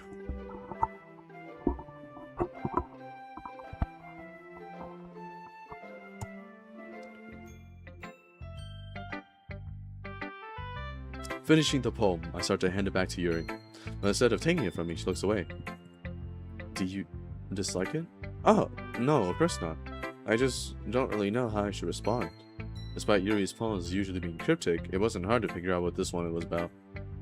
I don't know if I'll be able to explain this one. That's fine. I understand this one.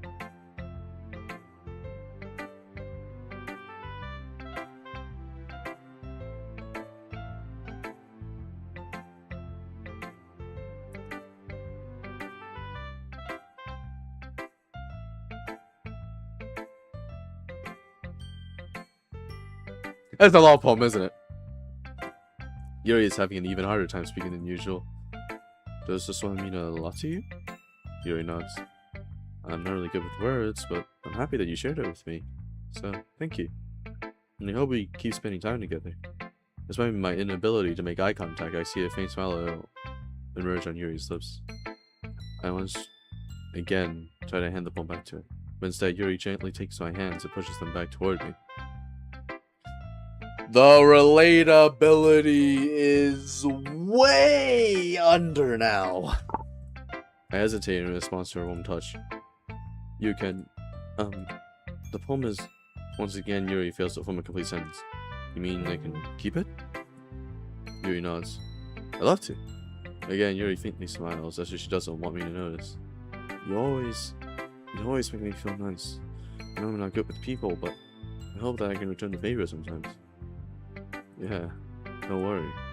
I think you do a good job. Yuri finally turns back toward me. I guess we should move on before Monica says something. But I'm sure we can check in later. Yeah, I'm sure you will. With that, Yuri timidly smiles at me. I return to my seat so I can put her poem away. Who should I show my poem to next?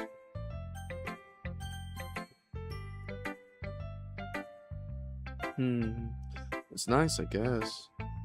Come on, I can already tell you don't like it. Well, you don't need to worry about what I think. After all, you wrote this for someone else, didn't you? Probably Yuri. I didn't write this for anyone specifically. Maybe. That's not really what I meant, though. But it's okay. You're making new friends, just like I was hoping. That makes me really happy. And you're happy too, right? In this club? Well, of course I am. Good. That's all that matters to me. Thank you, Nick. Sayori, is there something wrong? Huh? No, nothing. I'm just a little tired today. Alright. Just tell me if you need anything. I will. Don't worry about me, okay? You can go play with everyone else now. If you insist. Yay. I'm gonna go home a little bit early today. Sayori? Tell Monica I wasn't feeling well, okay? I'll see you tomorrow. Before I can say anything else, Sayori cheerfully walks out of the classroom humming to herself. Who should I show my poem to next? Usual order. Hi, Nick. Have you thought about what you want to submit to perform at the festival? Well,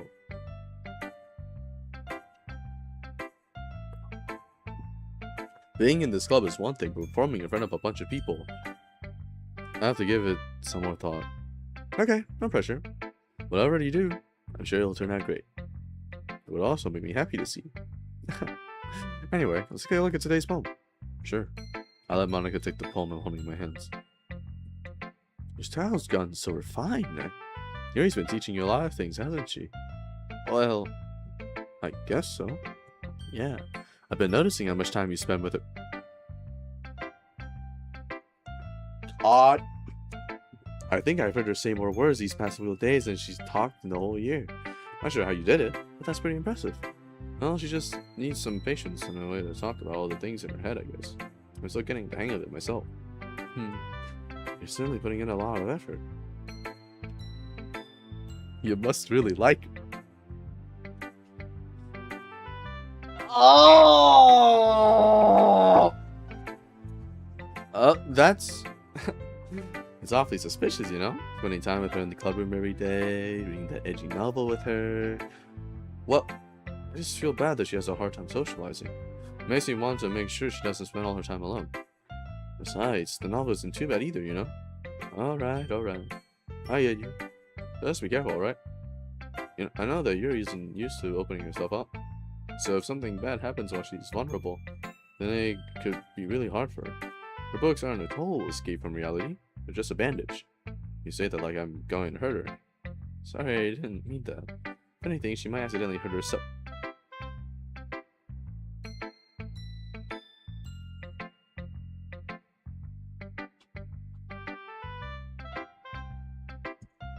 Anyway, I'll share my poem with you now, right? Alright.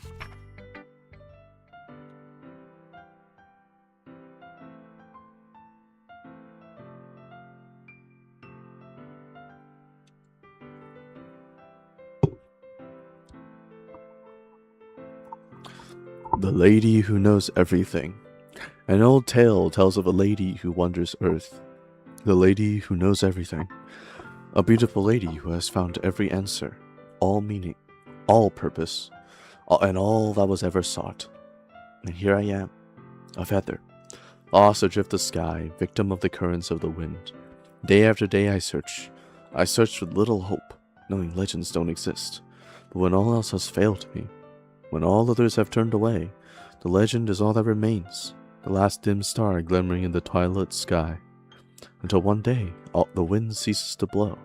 I fall, and I fall, and fall, and fall even more, gentle as a feather, a dry quill, expressionless, but a hand catches me between the thumb and forefinger. The hand of a beautiful lady. I look at her eyes and find no end to her gaze. The lady who knows everything knows what I'm thinking. Before I can speak, she responds in a hollow voice. I have found every answer, all of which amount to nothing. There is no meaning. There is no purpose, and we seek only the impossible. I am not your legend. Your legend does not exist. And with a breath, she blows me back afloat, and I pick up a gust of wind. You know, I feel like learning and looking for answers are the sorts of things that give life meaning. Not to get too philosophical or anything, but it was kind of on my mind, so that's what I wrote about. I see. I never really put much thought into it. In a way, it's almost paradoxical. Because if we had all the answers, wouldn't the world start to lose its meaning? You know, there's one thing I noticed. It seems like everyone in the club prefers writings about things that are more sad than happy. Are you surprised? I mean, if everything was okay, we wouldn't really have anything to write about, would we? Humans aren't two-dimensional creatures. I think you know that better than anyone. You mean one-dimensional? Ah, yeah, that. Anyway, here's Monica's writing tip of the day. Are you ever too shy to share your writing because you're afraid it's not that good? It can be really disheartening to get a lukewarm response to something you put so much into. But if you find some other people who enjoy writing, then sharing becomes a lot easier. Because instead of just telling you that your writing is good, or okay, or bad, they all want to focus more on everything that went into it and the things you can work on. It's much more encouraging that way, and it will make you want to continue improving. It's almost like having your own little literature club, don't you think? That's my advice for today. Thanks for listening.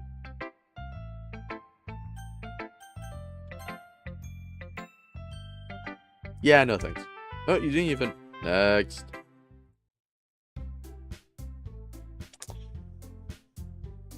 Damn, okay.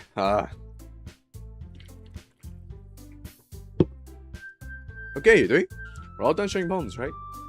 Why don't we start figuring out... Hold on a second. Is it just me or did you say something strange just now? Huh? Something did sound a bit unusual. That's right. You deviated from your usual catchphrase when addressing the club. Catchphrase? I don't have a catchphrase. Jeez, why is the mood so weird today? Look, even Yuri isn't immune to it. Stagnating air is common foreshadowing that something terrible is about to happen.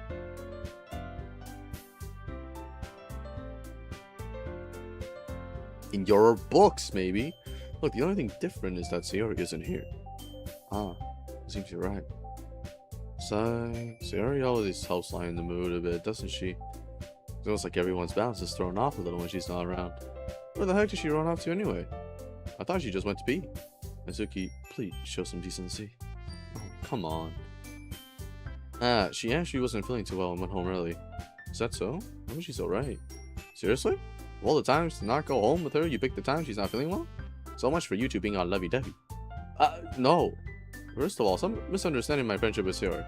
And second, she's kind of been avoiding me today, so I didn't want to force it. Huh? That curious expression coming from Yuri of all people? Calm down, guys. I talked to her earlier, and everything is fine. What'd she say? Anyway, we need to figure out the rest of the festival preparations, so... Gang, Monica just didn't answer my question.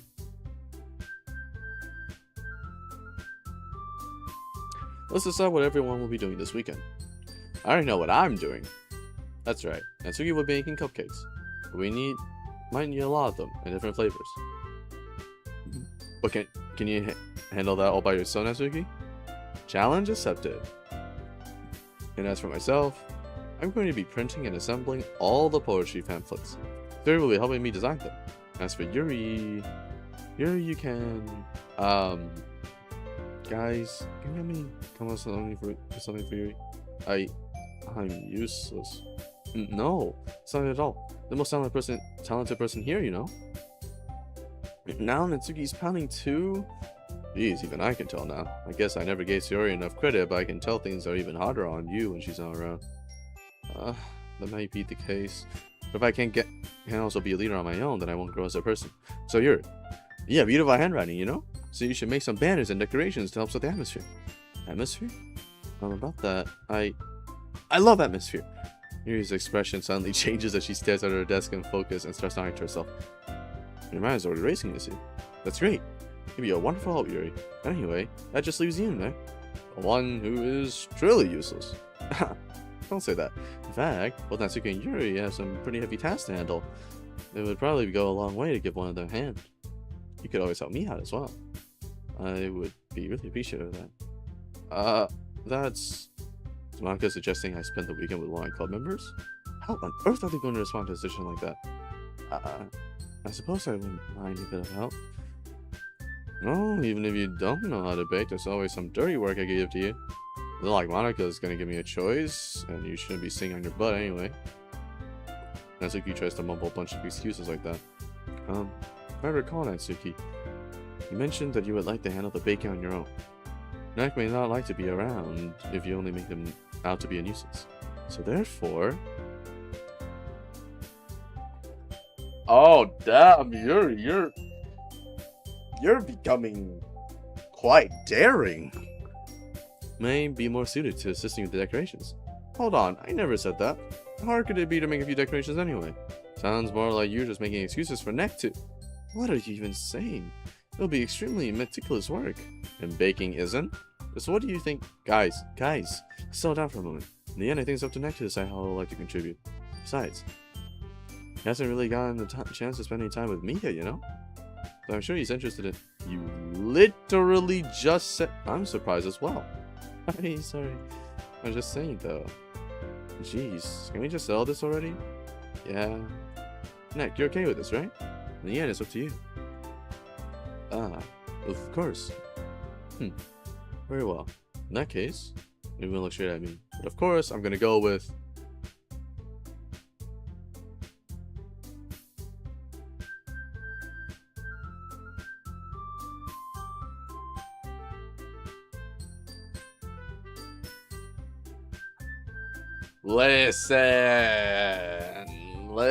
Listen, I need... Sayori is an option here. Sayori is an option here.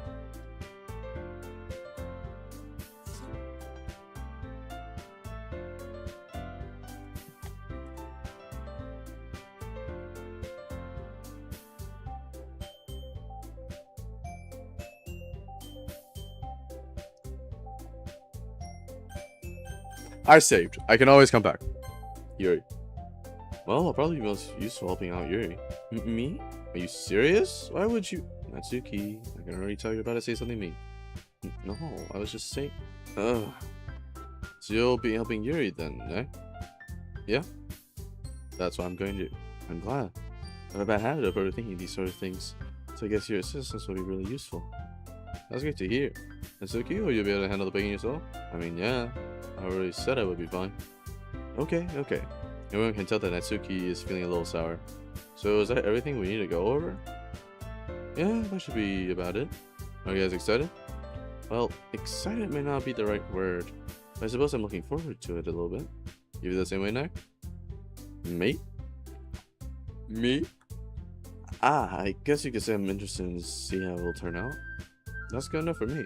What about you, Natsuki? Natsuki? What? Why is everyone yelling at me? I didn't even do anything. No, that's not what I meant at all. You actually glances between everyone in the room. I'm sorry for this. I don't really know why Nick picked me. And also, cupcakes are the best cupcakes I've ever had. They really go well with my tea. And nothing that I do for the event will compare to that, so... I get it. I'm not surprised, though. Why? Well, I'm the one acting immature. I already know that. But you're trying to cheer me up all of a sudden. I know, I'm not really good at it. I'm sorry if I said something bad. Natsuki isn't the only one surprised. Monica and I are also taken aback by Yuri's words. When she already has trouble with words, trying to cheer someone up must be far out of her own comfort zone. But I begin to understand. Yuri was trying to sound like Sayori. Even though it didn't work perfectly, I can tell that she tried to say something Sayori would say at a time like this. Because Sayori always helps everyone smile and feel good about themselves. No, I kind of appreciated it. I'm sorry for making a big deal out of nothing. But I'm going to say this. You better bet that my cupcakes are going to be the best part of the whole event. I believe you. Yeah, I have to see everyone do their best. With that, there's nothing more for today. So I guess it's time for us to head out. Alright, let's get out of here then. Everyone packs up their things. I start to follow Monica and Natsuki out of the door as they chat between each other. Huh? I turn around. Sorry. I realize I don't have any way of contacting you this weekend. Oh, you're right. I can't believe that slipped my mind. Should I give you my phone number? I think that would be the best way, yes. Alright then. You and I exchange phone numbers. Gang! Oh, gang. It's all coming together. Okay. And I'll be stopping by your house on Sunday. Oh, my house? Is that a problem? No, not at all. I just thought that I would be the one going to your house since I'm not helping you. I suppose that makes sense. If you don't mind, I think I would prefer going to your house.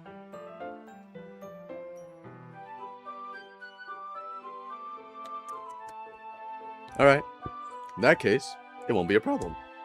I decided not to press Yuri for a reason.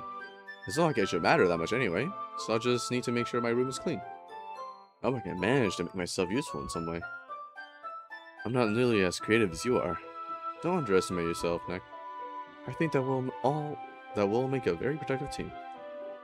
Even if you only chose me because you felt bad or something. Wait, you don't actually think that, do you? I don't know. It's difficult to come up with any other reason you may have chosen me. You're forgetting the one reason with the most common sense. I chose to help you because that's what I want to do. But Yuri thinks to herself with an extremely tense expression. Yuri, you're overthinking this. You wanted me to point out when you're overthinking, right? Huh? I didn't realize. I'm telling you. I want to. That's all there is to it. Do you believe me? Yuri thinks really hard again. She looks straight into my eyes for a long while. I believe you. As if it took her tremendous effort, Yuri finally says that and relaxes her expression. And I'm really looking forward to Sunday. Yeah, I am too. After that exchange, I make my way out the door and Yuri follows. I can't believe this! Yuri is going to be coming to my house on Sunday? My anxiety shoots to the roof. Okay, the relatability is starting to climb up again. Where you start panicking after. Even though I've gotten pretty used to handling her at this point, there's no telling what might end up happening when we're outside of school.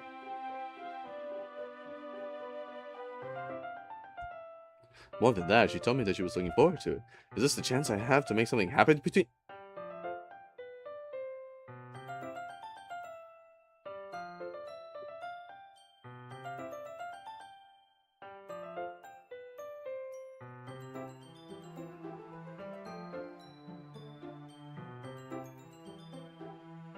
Or is it too early for that? Only time will tell. But until then, I won't be able to take my mind off it. I seriously can't wait. It's already Sunday.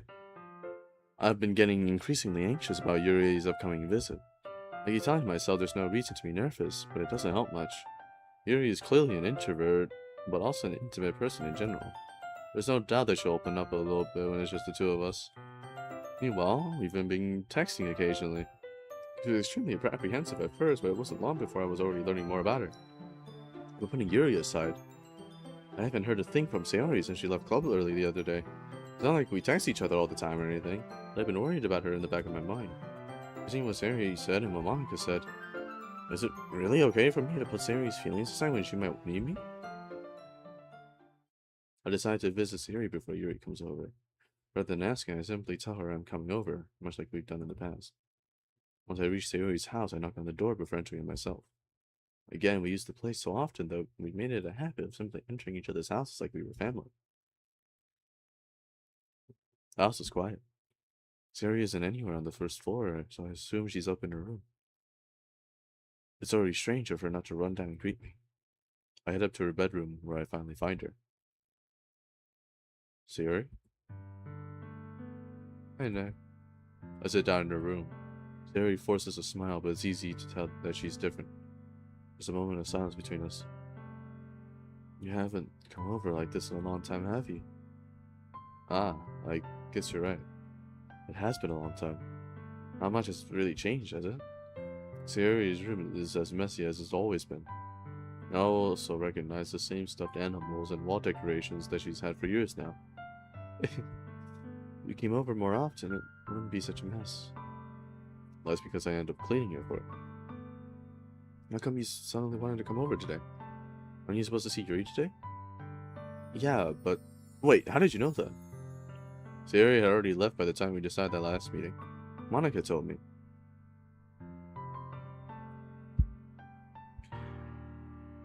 Dude, I was gone for a few minutes and you landed a date with Yuri? Yeah, and not just a date with Yuri, she's coming to my house. Monica told me. It's only natural for her to keep me informed about the festival preparations, right? That's true. But what about you? Aren't you going to be helping Monica today? Of course. But I'm just helping her online. We didn't plan to meet up or anything. Ah, so it's just me and Yuri then. Yep. There's more silence between us. Sayori stares in a random direction. Everything about her behavior is really uncharacteristic. I finally get to the point.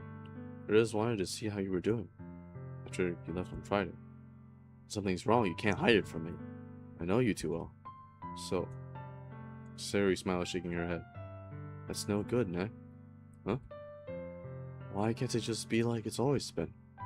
This is all my fault. If I didn't get so weak and accidentally express my feelings, if I didn't make that stupid mistake, then you wouldn't have been worried about me at all. You wouldn't have come here. You wouldn't have even been thinking about me right now. But this is just my punishment, isn't it? I'm getting punished for being so selfish. I think that's why the world decided to have you come over today. It just wants to torture me. Sayori. I grab Sayori by the shoulders. What on earth are you saying? Are you listening to yourself right now? I know something happened to you. There's no other explanation for you to be like this. They'll tell me already.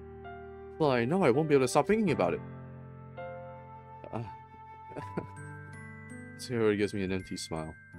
You really put me in a trap, man. But you're wrong. Nothing happened to me. I've always been like this. Just seeing it for the first time. Seeing what? What are you talking about, Sayori? You're really just going to make me say it, aren't you, Nick? I guess I have no choice this time. The thing is, I've had really bad depression my whole life. Did you know that? Why do you think I'm late to school every day? Because most days I can't even find a reason to get out of bed. What reason is there to do anything when I fully know how worthless I am? Why go to school? Why eat? Why make friends? Why make other people put their energy and caring to waste by having them spend it on me? That's what it feels like. And that's why I just want to make everyone happy, without anyone worrying about me.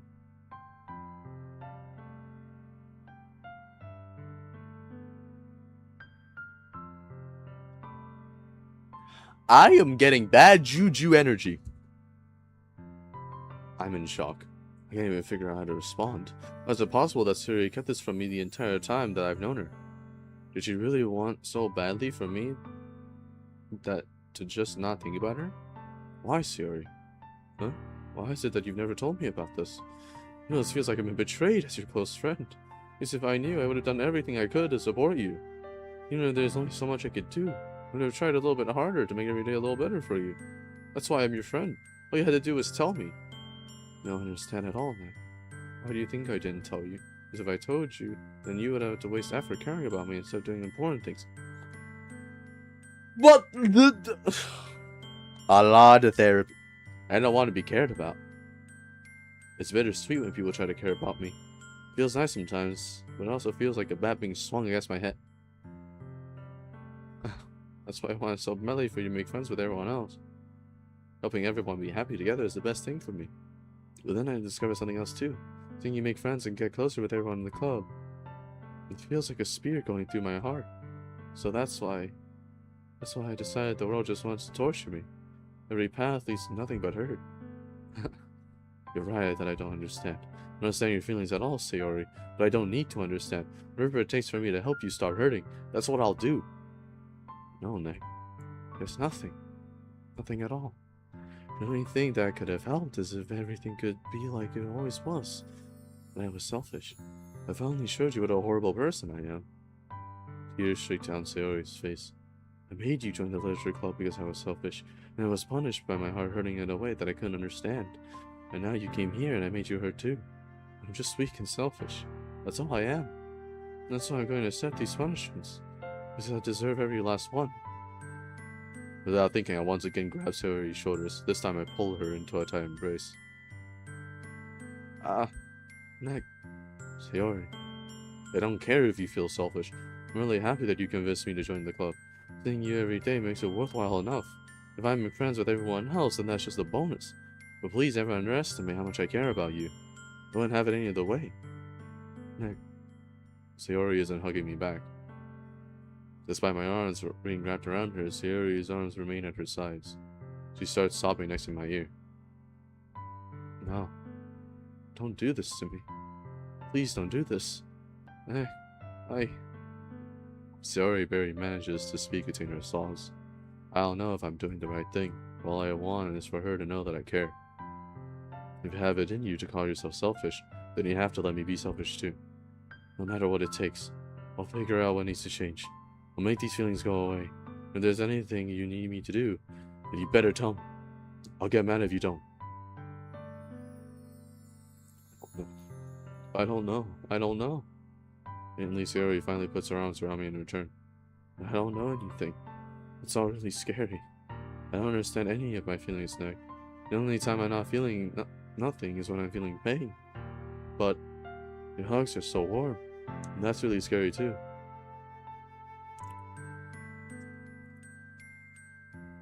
Damn! Sayori lets me go. As she does so, I'd like her go as well. The festival is tomorrow. Yeah. It's going to be fun, right? Yeah. What'd you like for me to spend all with you? That's what I want. I promise. I think that would be nice then. Yeah. Sayori wipes her eyes. If I could spend the whole day here, I would. Whole days. This has to be the one where I have other plans. Maybe I should cancel. No, don't! Please don't. If you did that, then I really wouldn't forgive you. But it's almost time for you to meet me at my house. At the very least, you want to come along and help out? It'll be fun. To my surprise, Sayori shakes her head. I'm sorry. I know that would be very good for me today. Understand, right? It's kind of hard for me to fully understand, but I'm trying my hardest. It's okay. Don't worry too much about it. I'll see you tomorrow, okay? Alright. I look forward to it.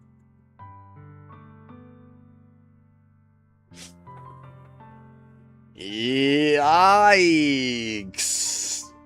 I say goodbye to Sayori and exit her house. On the way home, I find myself still feeling uneasy, but it's hard for me to keep thinking about it when Yuri is about to come over too. I think Sayori is right. I shouldn't be worrying too much. We're definitely going to have a great time tomorrow. I should just focus on what's ahead of me. As I approach my house, I see something that makes me feel a moment panic. Yuri? Ah, thank goodness. You're a little early. I'm sorry I wasn't home yet. Were you waiting for a long time? No, I just got here. But I started to get really nervous when nobody answered the doorbell. You could always could have tested me. If I had known, I would have reassured you and worried more on my way home.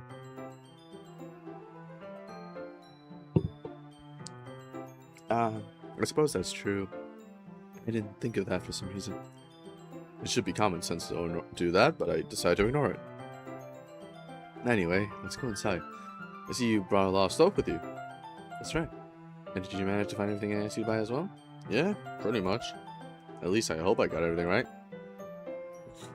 I'm sure it'll be fine. I take Yuri to my room.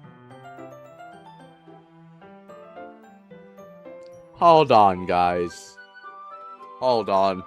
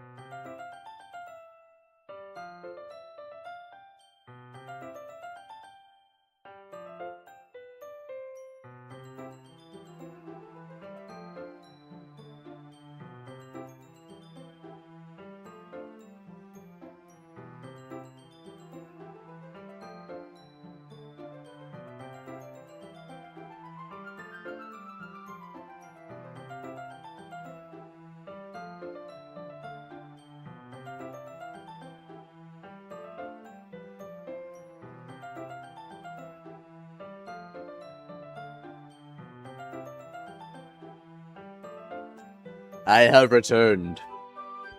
It's a bit faster this time, don't worry. Anyway, we took her to our room. God damn! The first thing she does is glance around curiously, which makes me feel anxious. It's so clean. I cleaned it before you came over, so... That's very considerate of you to do. No, I would be really embarrassed for my room to be a mess while you were here. Well, I do enjoy cleaning. I would have gladly helped you clean.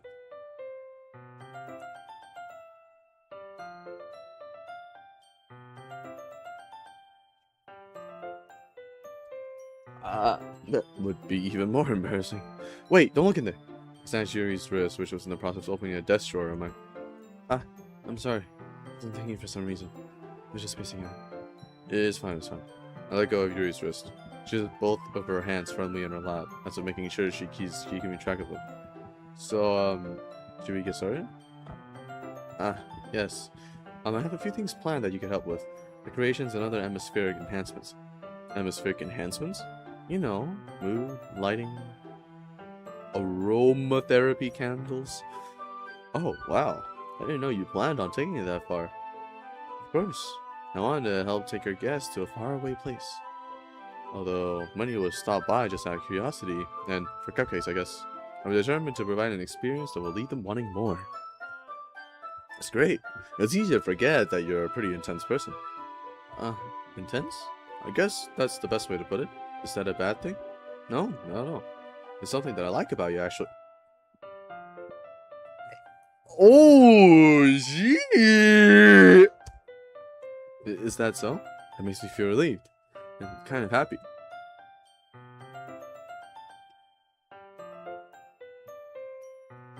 Chad, is this a game? Yeah, no need to be so anxious. You can relax a little. Relax.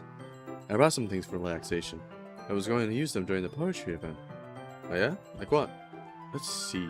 Yuri rummages through her bag. She pulls out a few candles and a wooden cylinder-shaped object.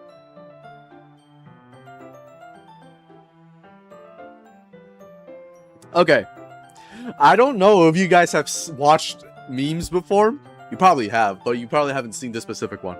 But I saw a meme where there was these two guys, okay? story time, okay? On this specific line of dialogue, I remember this meme.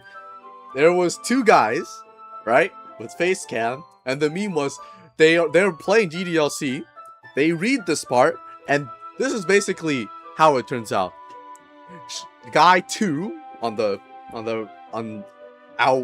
your right, she pulls out a few candles, and they both together wooden cylinder shaped object, and then the guy on the left was like, "We're getting pegged." That can be having game. Holy shit! What is this for an alternate universe? Okay, buddy boy. Yeah, but that was the meme, and that was hilarious. I'm not gonna lie. I did some shopping on the way here, so I happen to have these in my bag. I plan to cover the windows in black paper and use the candles to light the room. I think that would be amazing, don't you? Yeah, that would be really neat. What's that wooden thing, though? Oh, this? It's a diffuser for essential oils. How familiar are you with aromatherapy? 0%. Not familiar at all. Ah, is that so? It's one of my favorite contributors to a positive atmosphere. Depending on the oils or herbs you choose, you can change the mood of the air itself. You can even feel it permeate through your body. Relaxation, positive energy, romance, reflection. It's almost like magic. Here he takes the cylinder and pushes the switch on the bottom. In just a moment, a thin ray of vapor begins to spout through a small hole on the top. Wow, that smells wonderful. What kind of mood is that one for? This is a jasmine essential oil. It smells a little sweet and flowery, right? Low-key peak meme. Alright, hold on. I need to search it up. What does jasmine essential oil do? Emotional balance, enhancing skin care, and soothing physical discomforts like muscle tension. It would be really funny if there was a romantic tie to this. I chose jasmine for the event because it provides more than relaxation. Jasmine enhances your emotions and helps you feel them flow through your body. Okay, so I didn't even need to really Google it at all. You feel warmer and your heart pounds more heavily. Do you think that will be perfect for sharing our poems? It does sound suitable. But you seem to know a lot about this, so I'll trust your opinion with anything. Yuri smiles gently, clearly enjoying herself. She again reaches into her bag and pulls out several spools of thin ribbon. What are those for? Well, did you purchase the origami paper I asked you to get? Yeah, I have it over here. We won't be using the paper for folding origami. What I like to do is write a different word on each paper. We'll need about 100 of them. Oh, yeah? What would those be used for? String them up? Well, I'm going to be cut pieces of ribbon to hang from the doorway of the classroom. Then we can fasten the paper onto the ribbons to create a doorway curtain. Wouldn't that be beautiful? It would also catch the eye of those passing by the room. It may attract some to peek inside. That's really creative. I had no idea you'd be so good at this, Yuri. Is that so? Well, I suppose I do get a little intense, as you'd put it. Yuri giggles with red cheeks. Is it just me, or is she more relaxed when it's just the two of us? Hey, yo! Or maybe it's the excitement she feels from sharing something that she enjoys. These are Markinite. You can write any characters you want.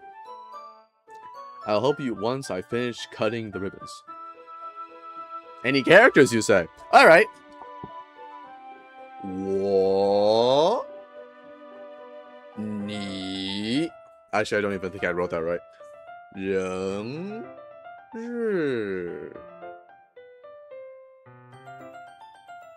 Kai. Yeah. Ah, alright. Sitting on the floor together, the two of us get to work. I carefully draw a different character on each paper, doing my best to manage my bad handwriting. Yuri unravels a long strand of red ribbon to a desired length. Then she reaches into her bag once more and pulls out a pocket knife. The knife is strangely beautiful. The silver handle has an intricate pattern of waves etched into it. The blade itself is gently tinted blue. That's no ordinary pocket knife. Looks really fancy. Uh, well, embarrass Yuri looks away. What is it? You kind of think it's weird. Yuri, whatever it is, I have no reason to judge. Each their own, you know? If you promise you won't be weirded out, yeah, I promise. Alright. The thing is, I'm kind of into knives. They're just so pretty. I can't help it. I don't know what it is. A combination of craftsmanship and feeling of danger, maybe. What am I saying? Please don't think I'm weird for this. You're laughing at me. No, I'm not laughing at you. It's just funny how nervous you got about sharing. It's, well, an interesting thing to be into, I guess. But I think it kind of suits you. Suits me? Yeah, it's kind of intense. Besides, it's a really cool looking knife. I can't deny that. Listen. Gentlemen. We like blades. We like lightsabers. Peak. This is peak right here. Yuri relaxes her expression once again. Would you like to hold it? Sure, I'll check it out. Yuri carefully hands me the knife with the handle facing me. I take it and turn it around in my hands. It feels heavy and extremely solid. Where do you even get a knife like this? Curious of its sharpness, I feel the point of the knife with my index finger. Ow! Nick, why did you do that? I didn't expect it to be that sharp. Barely touched it at all. It's my fault. I should have warned you. This knife is extremely sharp. It can cut through skin like it's Oh no. A small drop of blood trickles down the side of my finger. Yuri takes my hand and gives the wound a closer look. She stares at it and noticeably fidgets. If you're squeamish, I'll go wash it off now.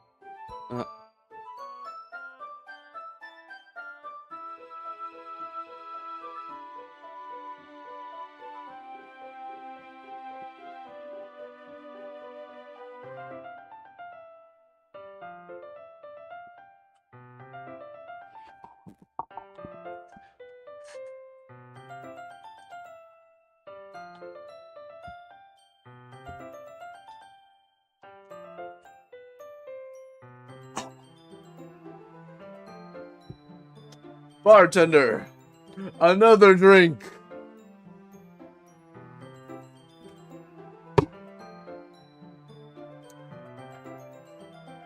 Huh? Huh? Huh? Without warning, Yuri puts my finger in her mouth and licks the wound? Gang, I need to tell a trusted adult about this. Wait, why does Yuri know the knife cuts through skin like paper? True. Why does she? Anyway, what the hell? Oh my god. Oh yeah. I feel her tongue curl around my face. Dude, this is so 18 plus. Get it out of here. Get it out of here. Get it out of here. No. No. Hey, yo.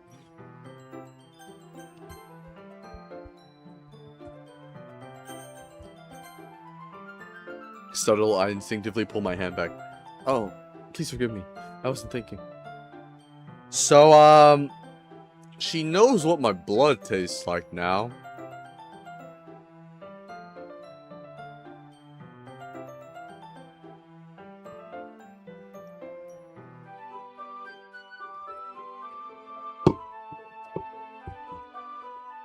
Yay. Yuri lowers her head, her face burning up. Yuri, that's the most embarrassing thing I've ever done. How could I do something like that? I'm sorry. Sure it was a little weird, but it took me by surprise, but I guess she was just trying to help, right? Yuri, I think you're overacting a little. She doesn't lift her head. What if she doesn't recover from this from the rest of the afternoon? Alright, you know what? This might be a stupid thing to do, but I do it anyway. I take Yuri's hand and lick her index finger and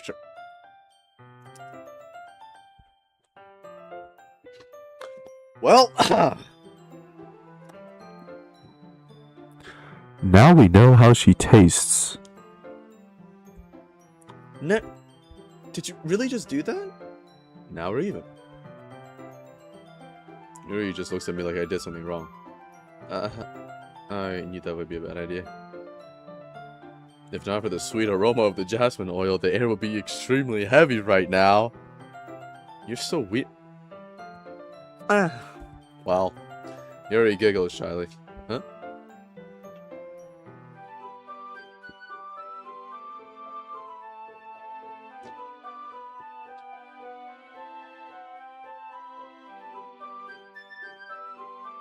I guess I have another source to drink from now. Yuri calling me weird? I have no response to that. Where do you keep your bandages? I don't think I need one actually. It was a tiny cut. Look, it already stopped bleeding. I see. That's relieving. The tension is quickly lifted. We each resume our respective activities. I watch Yuri's knife cut through the ribbon like it's nothing but air. Meanwhile, I continue to make progress on the paper. After we finish attaching the paper to the ribbons, we lay them all out side by side. It looks better than I expected and will be very effective as a door curtain. It looks great. Good thinking coming up with this, Yuri. Thanks.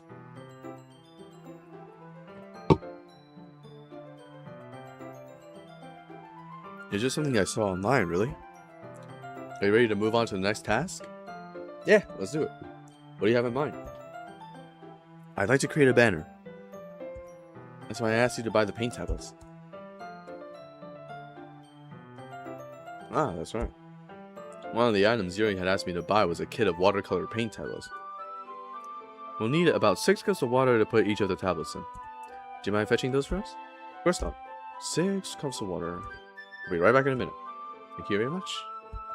Oh, and just a little bit of water is okay. If you fill the cups too much, it'll be too diluted. Watercolor, huh? I've messed with that before. Taking Yuri's advice, I decided to use small plastic bathroom cups rather than full-size glasses. I put them on a plate to catch any paint that drips, then bring it back to my room. Yuri? Yes? I come in to see Yuri quickly unrolling her sleeve, pulling it back over her arm. Nothing. Your face is a little red. Is it too hot in here or anything? No, not at all. There's nothing wrong, so let's mix the paint. Yuri hurriedly dismisses me and takes it upon herself to unwrap the tablets, dropping them into the cups. So, I thought we would do something simple that would look very nice. I'd like to paint a gradient across the banner, starting with the colors for sunrise, then daytime, then sunset, and nighttime. Once it dries, I'll write an inspirational quote across the banner. We can hang it on the wall behind the podium at the front of the classroom. Neat. What are you going to write? Well, it'll be more fun to surprise you. Yuri smiles at me. If you say so. After rolling out the banner, Yuri and I kneel on opposite sides so we don't get in the way of each other. Yuri uses a brush and adds a few dots of different colors across the banner to serve as a color guide when we paint. This kind of reminds me of elementary school. Painting on a banner with watercolors feels a lot like the art class projects we had back then. I don't remember messing with watercolor in elementary school. But then again, it's just memory. I might have did like once, but I forgot about it. But I mainly remember messing with it in high school. It's relaxing. I'm sorry if this feels too childish. No, I didn't mean that at all. It's kind of fun, you know? Yeah, it is fun. Glad you feel that way too. You start spinning for a moment, thinking to yourself, me, I don't need to go out and do crazy things to have fun. In fact, I usually don't even want to. She doesn't like to go outside to have fun. Now, you don't understand how big of a W that is. I just like when I can spend time with one other person.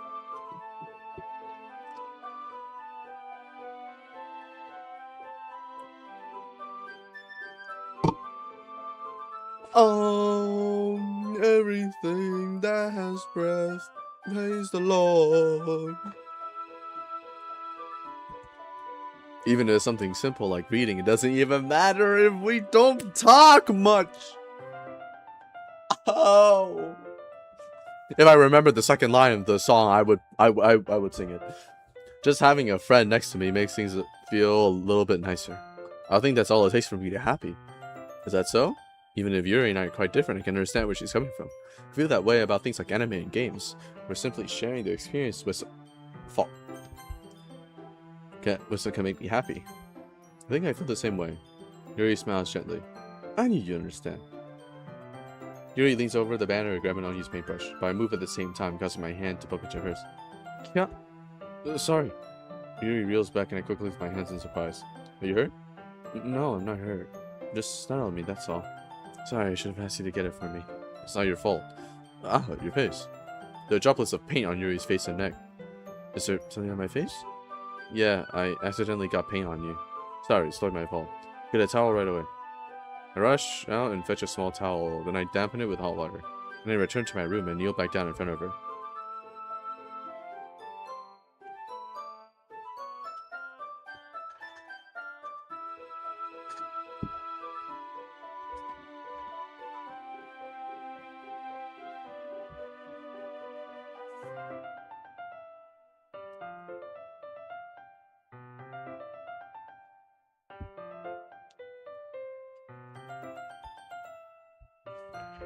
Hey, yo! Here, I pat down Yuri's face and neck with a towel. Ah, is something wrong? It's hot. I just didn't expect it. Sorry, I didn't want to use cold water. When you finish, I start to retract my hand, but Yuri suddenly holds my wrist. Wait, huh? Just for a little long.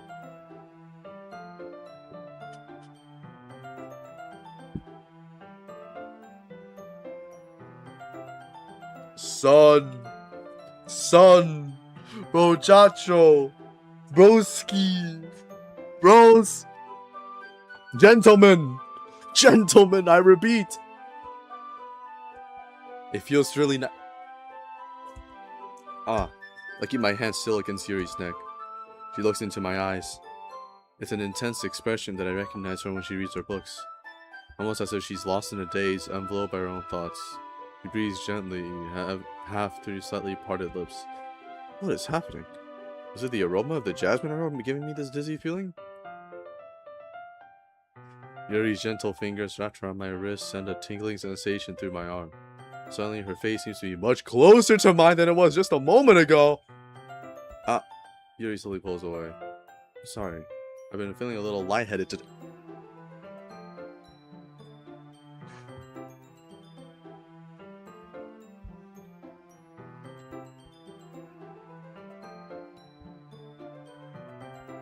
I didn't mean to space out. It's fine.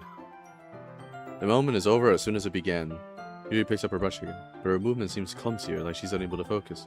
I remain silent, forced to ignore the event that just transpired. I hesitantly retrieve my own brush and continue following Yuri's example. That should do it. I finished filling the night sky with white dots that look like stars. Looking at the banner as a whole is very pretty and natural looking. I think it came out better than I expected. Really happy with the results. Yeah, me too. Are you going to add the lettering group now? Not yet. It needs to dry first. That's true. Won't it take a while? Well, perhaps it would be best to leave it here, then have you bring it in the morning. I can do the lettering in the classroom before our event starts. Is that okay? That's totally fine. Wonderful. In that case, I don't think there's anything more for us to do here. Phew. You say that like you're glad it's over. Was I wrong to assume you were at least enjoying yourself a little bit? No, it's not that. I'm just glad that we managed to get everything done. I see. I am too. I was just a little concerned about time. I need to start making dinner soon. So you don't have any time left? I was secretly hoping we could have some extra time after finishing the work. Well, Yuri thinks to herself, I think it would be too irresponsible for me to wait much longer. I'm sorry. I was hoping to leave you more time as well. It's probably my fault. Sorry for being such a slow worker. No, it's not your fault at all. And the important thing is we got everything done, right? Yeah. So, I shouldn't be disappointed or anything. Gathering all her things, Yuri seems to look a little downcast. I understand why. It sounded like she rarely gets the opportunity to spend time with friends in a relaxed environment. That doesn't mean this is the last time it can happen. Once Yuri packs up, I walk her out to the front door. Thank you very much for having me today. No problem. I'm glad I was able to help. Just let me know if there's anything else you need to bring tomorrow. I will. Well then, Yuri fidgets. I guess I'll see you tomorrow? Wait, I can't say that without thinking. About today. It's fine if we didn't have much time as we wanted, because we can do this again. Whenever you want, you can come over, or we can...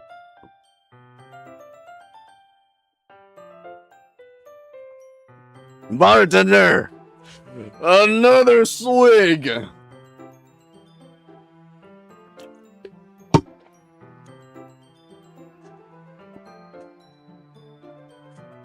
Oh!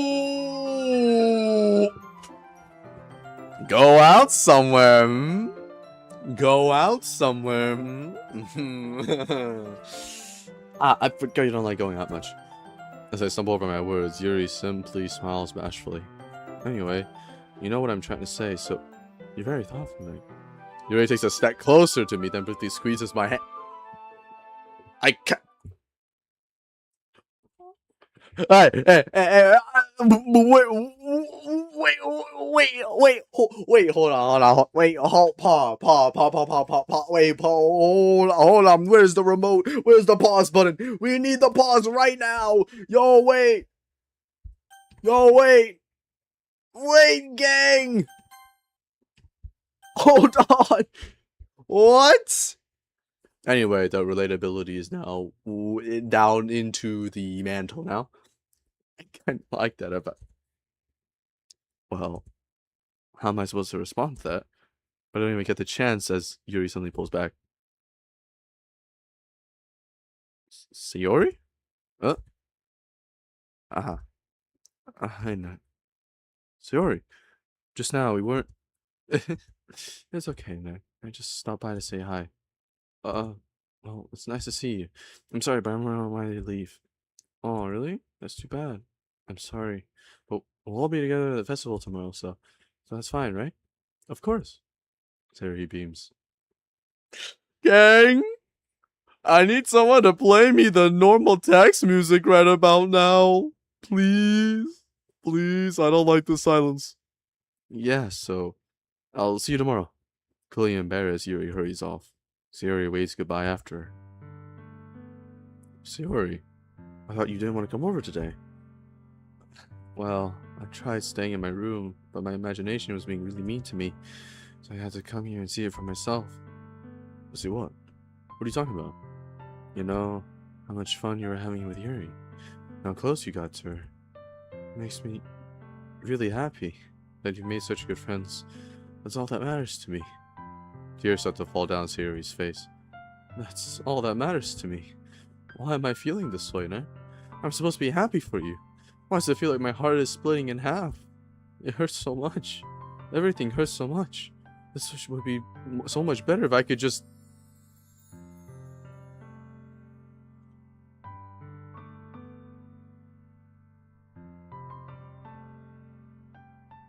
No. No, Sayori, don't say that. It's true, Nick. If I wasn't here, then you wouldn't have to waste your sympathy on me. You wouldn't have to put up with me being selfish. Monica was right. Monica? Wait, hold on, wait, what?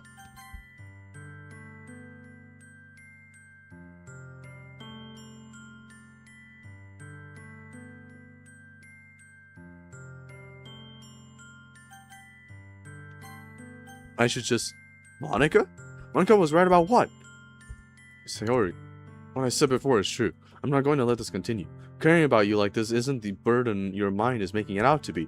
It's something that makes me happy. It's something that I wouldn't trade for anything else. So, even if it takes an entire lifetime, I'm going to be by your side until you don't feel any more pain. But, Sayori looks away. I put a hand on her shoulder to reassure her. I'm scared, Nick. I'm really scared. What are you scared of, Sayori? I'm scared that I might like you more than you like...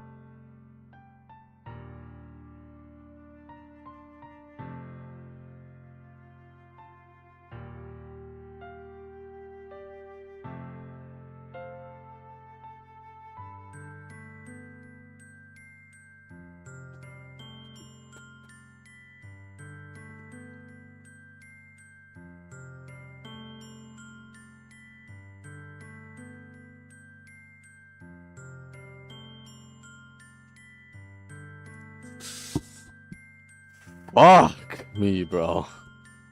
Sorry? It's true, isn't it? I was weak and sorry to like you too much. I did this to myself.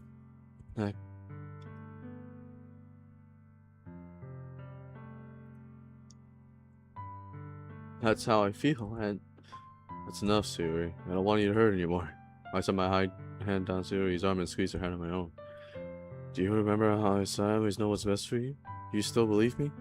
Wordlessly, Sayori nods. Even if you don't understand all your own feelings, I know what you need the most right now. And that's what I'm going to give you.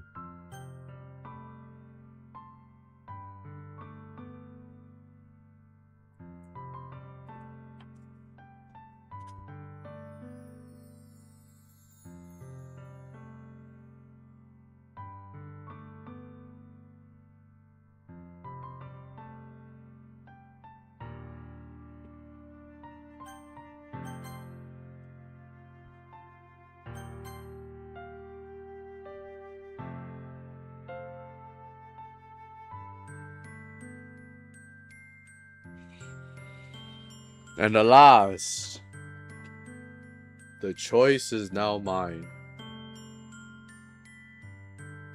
The choice is now mine to either reciprocate her confession or friendzone her. You know what? Out of my personal experience, there is no way that I'm pressing the bomb button.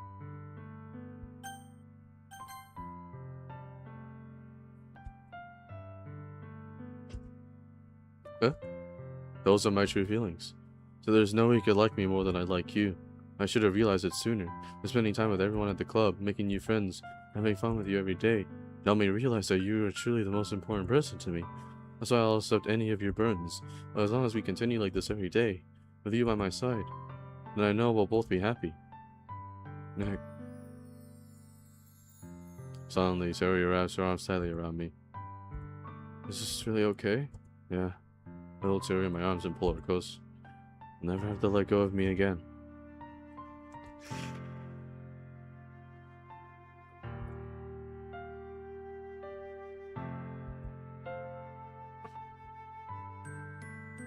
I feel Sayori's grip around me weaken a little bit. What is this? Sayori? I was supposed to be happy right now. I always thought this would be the happiest moment for me. But why? Even now, why won't the rain clouds go away? They're not going away at all, Nick. It's okay, Sayori. It may take some time for things to get better again. But no matter how long it takes, I'll be there every step of the way. That's all that matters right now. Okay. I trust you. Sierra and I slowly release each other. So, I guess that makes the festival tomorrow our first day, huh? What are you saying? I don't want to think about those things, you know? I want everything to be the same as it always has been. Even if we are a couple. I don't know if I could handle anything more right now. It's really new and scary to me. Understand? We'll go at whatever pace suits you best. Hey, Nick.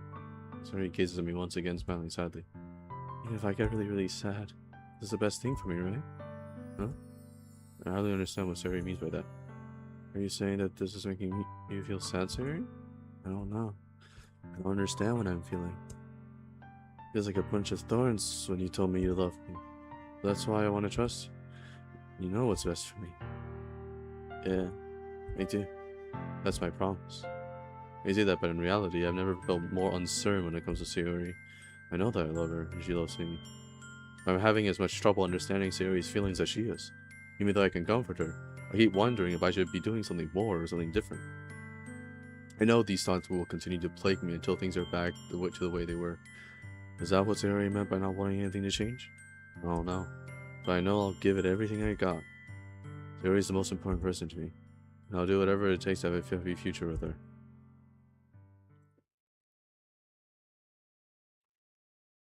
It's the day of the festival. Of all days, I expected this to be the one where I'd be walking to school with Sayori. But Sayori isn't answering her phone. I considered going to her house to wake her up, but decided that's a little too much. Meanwhile, the preparations for the event should be nearly complete. The banner Yuri and I painted is dry, and I gently rolled it up to take with me. She sent me a pleasant text reminding me not to forget anything, and I reassured her. Funnily enough, I probably feel the same way as Natsuki about the event. More excited for it to be over so I can spend time with Sayori and Yuri at the festival. But knowing Monica, I'm sure the event will be great too. Hey, you're the first one here. Thanks for being early. That's funny, I thought at least Yuri would be here by now. Monica is placing little booklets on each of the desks in the classroom. They must be the ones she prepared to have all the poems we're performing. In the end, I found a random poem online that I thought Monica would like and submitted it. So that's the one I'll be performing. I'm surprised you didn't bring Sayori with you. Yeah, she overslept again. That dummy. You'd think that on days this important she'd try a little harder. I say that, but I suddenly remember what Sayori told me yesterday.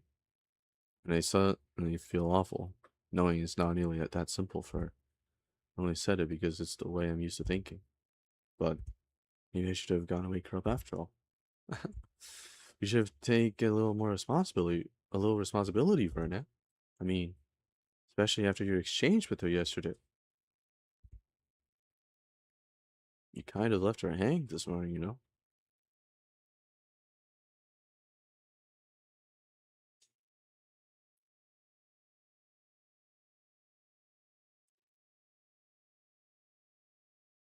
And how do you know that? Exchange? Monica, you know about that? Of course I do. I'm the club president, after all. But, I stammer, embarrassed. Did Sayori really tell her about it that quickly? That we're a couple now? I didn't really plan on bringing it up with anyone yet. Jeez, you don't know the full story at all, so don't worry. I probably know a lot more than you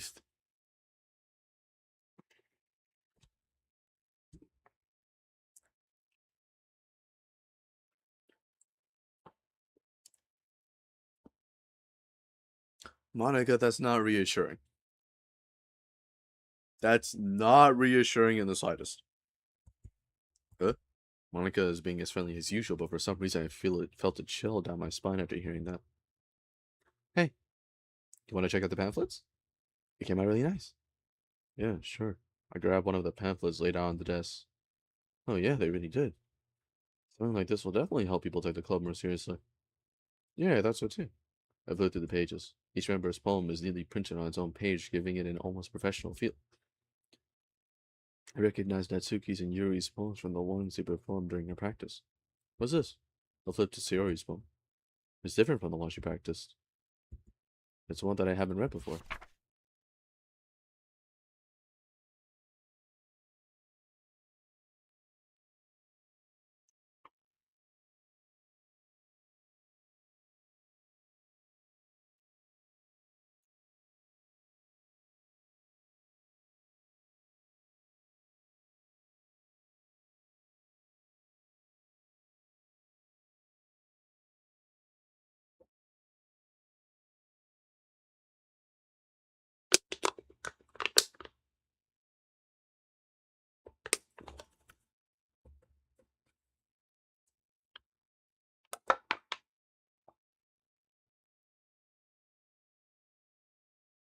Get out of my head before I do what I know is best for you. Get out of my head before I listen to everything she said to me. Get out of my head before I show you how much I love you. Get out of my head before I finish writing this phone. But the phone is never actually finished. It just stops moving.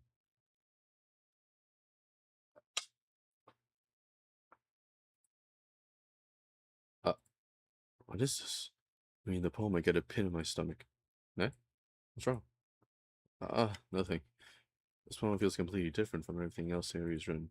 But more than that, I changed my mind. I'm gonna go get Sayori, so... Ah. Well, alright. Try not to take too long, okay? I quickly leave the classroom. Don't strain yourself. Monica calls that out after me. I quicken my pace. Insert that one I'm so fucking scared meme here. Yeah, that's me. What was I thinking? Should have tried a little bit harder for Sayori. It's not a big deal to at least wait for her or help her wake up. Even the simple gesture of walking her to school makes her really happy. Besides, I told her yesterday that things will be the same as they always have been. It's all she needs, and what I want to give her. I reach Sayori's house and knock on the door. I don't expect an answer since she's not picking up her phone either. Like yesterday, I opened my door and let myself in. Sayori? She really is a heavy sleeper. I swallow. I can't believe I ended up doing this after all. Waking her up in her own house. It really is something that a boyfriend would do, isn't it? In any case, it just feels right. Inside Sayori's room, I knock on her door. Sayori? Wake up, dummy. There's no response. I really didn't want to have to enter a room like this. Isn't it kind of a breach of privacy? But she really needs no choice. I gently open the door. Say,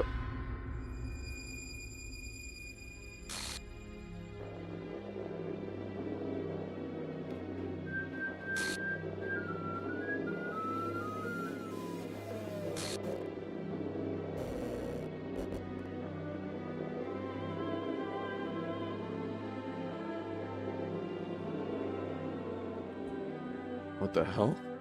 What the hell? Is this a nightmare? It has to be. This isn't real. There's no way this can be real. Sayori wouldn't do this. Everything was normal up until a few days ago. That's why I can't believe what my eyes are showing me. I suppressed the urge to vomit. Just yesterday, I told Sayori I would be there for her. I told her I know what's best, and that everything will be okay. And why? Why would she do this? How could I be so helpless? What did I do wrong? Confessing to her. I shouldn't have confessed to her. That's not what Sayori needed at all. She even told me how painful it is for others to care about her. And why did I confess to her and make her feel even worse? Why was I so selfish? This was my fault. My swimming thoughts keep telling me everything I could have done to prevent this. If I had just spent more time with her, walked her to school, remained friends with her like I'd always been, then I could have prevented this. And now I could have prevented this. Screw the literature club. Screw the festival. I just lost my best friend. Someone I grew up with. She's gone forever now. Nothing I do can bring her back. This isn't some game where I can reset and try something different. I had only one chance and I wasn't careful enough. Now I'll carry this guilt with me until I die. Nothing in my life is worth more than hers.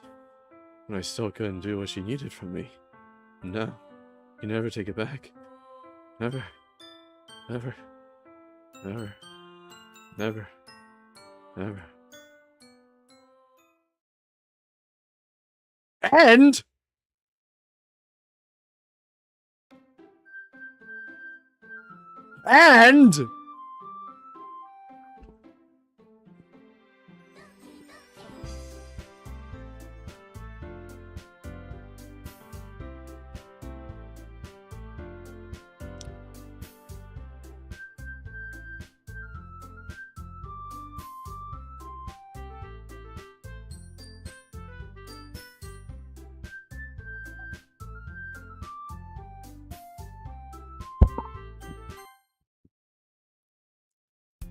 start a new game?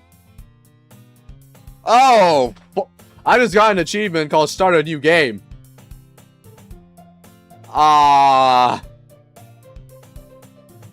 Start a new game, period. Made a perfect poem for Sayori. Monica. Oh shit, Monica is part of this too. Finish all the side stories. Achieve 100% data collection.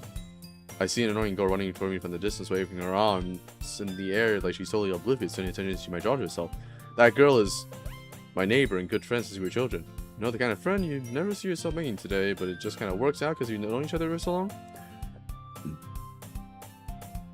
We used to walk out to school together on days like this, but starting around high school, she would oversleep more and more frequently, and I would get tired of waiting up.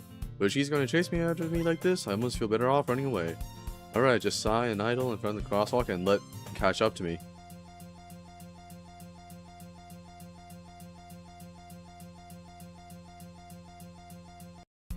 It's an ordinary school day like any other.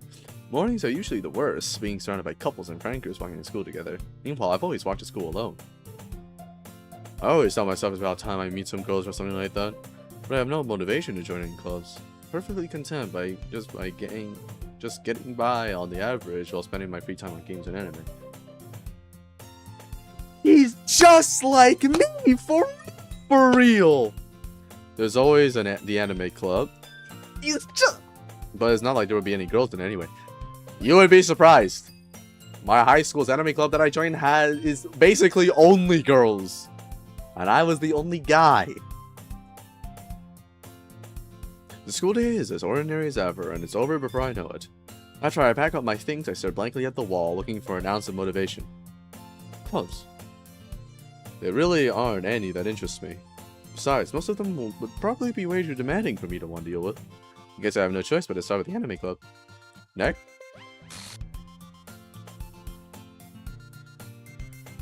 Monica? Oh my goodness, I totally didn't expect to see you here. It's been a while, right? Yeah, it has. Monica smiles sweetly. We do know each other. Well, we barely talked, but we were in the same class last year. Monica was probably the most popular girl in class. Smart, beautiful, athletic, basically completely out of my league. So having her smile at me so genuinely feels a little... What did you come in here for anyway? Oh, I've just been looking for some supplies to use my club. Do you know if there's any construction paper in here? Or markers? I guess you could check the closet. You're in the debate club, right? About that. I actually quit the debate club. Really? You quit? Yeah. To be honest, I can't stand all the politics around the major clubs. It feels like nothing but arguing about the budget and publicity and how to prepare for events. I'd much rather take something I personally enjoy and make something special out of it. In that case, what club did you decide to join? Actually, I'm starting a new one. A literature club. Literature? That sounds kind of dull. How many members do you have so far? It's kind of embarrassing, but there are only 3 of us so far. It's really hard to find new members for something that sounds so boring. Well, I can see that. But it's really not boring at all, you know? Literature can be anything. Reading, writing, poetry. I mean, one of my members even keeps her manga collection in the club room. Wait, really? Yeah, it's funny, right? She always insists that manga's literature too. I mean, she's not wrong, I guess. Besides, a member's a member, right? Monica says she.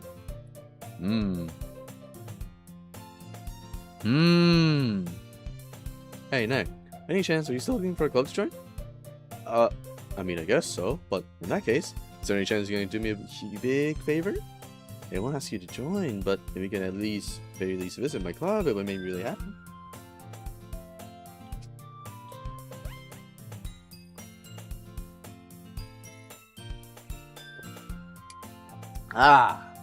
Mushroom soup.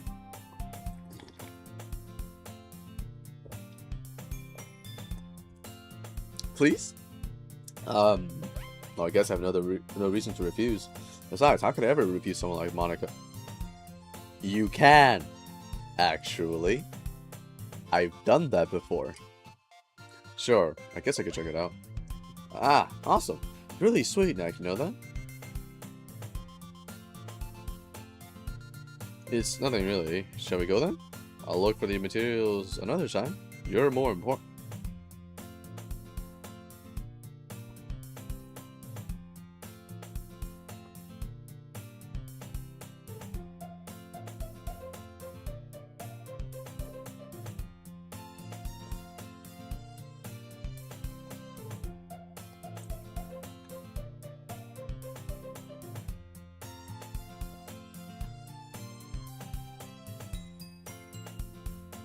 I'm more important, you say?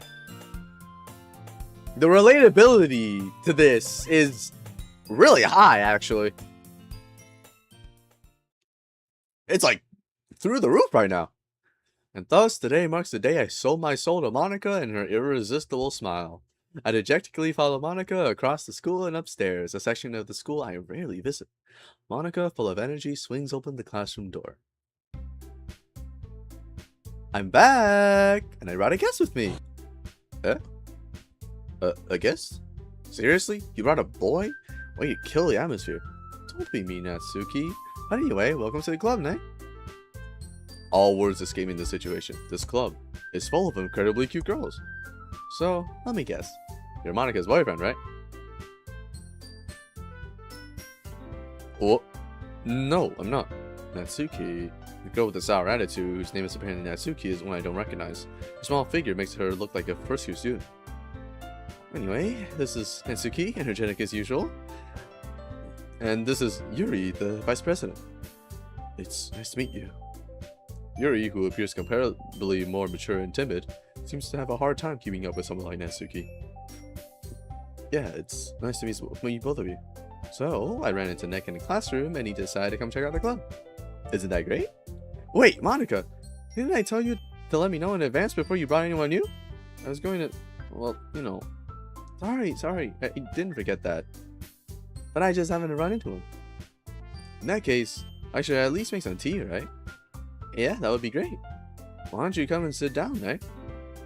The girls have a few desks arranged to form a table. Yuri walks to the corner of the room and opens the closet. Meanwhile, Monica and Natsuki sit across from each other.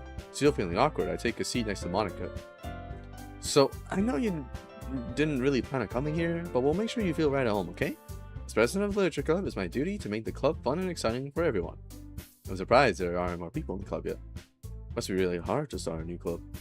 You could put it that way. Not many people are very interested in putting out all the effort to start something brand new, especially when it's something that doesn't grab your attention, like literature. You have to work hard to convince people that you're both fun and worthwhile, but it makes school events like the festival that much more important. I'm confident that we can all really grow this club before we graduate. Right, Natsuki? Well, I guess. Natsuki reluctantly agrees. Such different girls all interested in the same goal. Monica must have worked really hard just to find these two. Yuri returns to the table carrying a tea set. She carefully places a tea cup in front of each of us when we're setting down the teapot in the middle. You keep a whole tea set in this classroom? Don't worry, the teachers gave us permission. After all, doesn't a hot cup of tea help you enjoy a good book? I guess. Don't let yourself get intimidated. Yuri's just trying to impress you. That's not... Insulted, Yuri looks away. That's not an insult, though. I meant that... You know, I believe you. Well, tea and reading might not be a pastime for me, but I at least enjoy tea. I'm glad. Yuri faintly smiles to herself in relief. So, Nick, what kind of things do you like to read? Considering how little I've read these past few years, I don't really have a good way of answering that. Manga? I muttered quietly to myself, half joking. Natsuki's head suddenly perks up. It looks like she wants to say something, but she keeps quiet. Not much of a reader, I guess. Well, that can change. What am I saying? I spoke without thinking after seeing Yuri's sad smile. Anyway, what about you, Yuri? Well, let's see. Yuri traces the rim of her teacup with a finger. My favorites are usually novels that build deep and complex fantasy worlds. The level of creativity and craftsmanship behind them is amazing to me. And telling a good story in such a foreign world is equally impressive. Yuri goes on, clearly passionate about her reading. She seems so reserved and timid since the moment I walked in. It's obvious by the way her eyes light up that she finds her comfort in the world of books, not people. You know, I like a lot of things. Stories with deep psychological elements usually immerse me as well. Isn't it amazing how a writer can so deliberately take advantage of your own lack of imagination to completely throw you for a loop? I don't have a lack of imagination, but okay. Anyway, I've been reading a lot of horror lately. I read a horror book once. I desperately grasped something I can relate it to at the minimal level. At this rate, Yuri might as well be having a conversation with a rock. I'd expect that from you, Yuri. It suits your personality. Oh, is that so? Really, if the story makes me think or takes me to another world, then I really can't put it down. Zero horror is often very successful at changing the way you look at the world, if only for a brief moment. I hate horror. Oh, why's that? Well, Natsuki's eyes dart over to me for a split second. Never mind. That's right. You usually like to write about cute things, don't you, Natsuki? What? What gives you that idea? You left a piece of scrap paper behind last club meeting. It looked like you were working on a poem called Don't Say It Out Loud and Give That Back. Fine. Natsuki, you write your own poems? Well, I guess sometimes. Why do you care? I mean, it's impressive. Why don't you share them sometime? No. Natsuki averts her eyes. You wouldn't like them. Not a very confident writer yet? I understand how Natsuki feels. Sharing that level of writing takes more than just confidence. The truest form of writing is writing to oneself. You must be willing to open up to your readers, exposing your vulnerabilities and showing even the deepest reaches of your heart. Do you have writing experience too, Yuri? Maybe you share some of your work and set an example and help Natsuki feel comfortable enough to share hers. I guess it's the same for Yuri. We all sit in silence for a moment. Hey, I just got an idea. How about this? Natsuki and Yuri look quizzically at Monica. Let's all go home and write a poem of our own. Then, next time we meet, we'll all share them with each other. That way, everyone is even. I mean, I thought it was a good idea. Well, I think you're right, Monica. We should probably start finding activities for all of us to participate in together.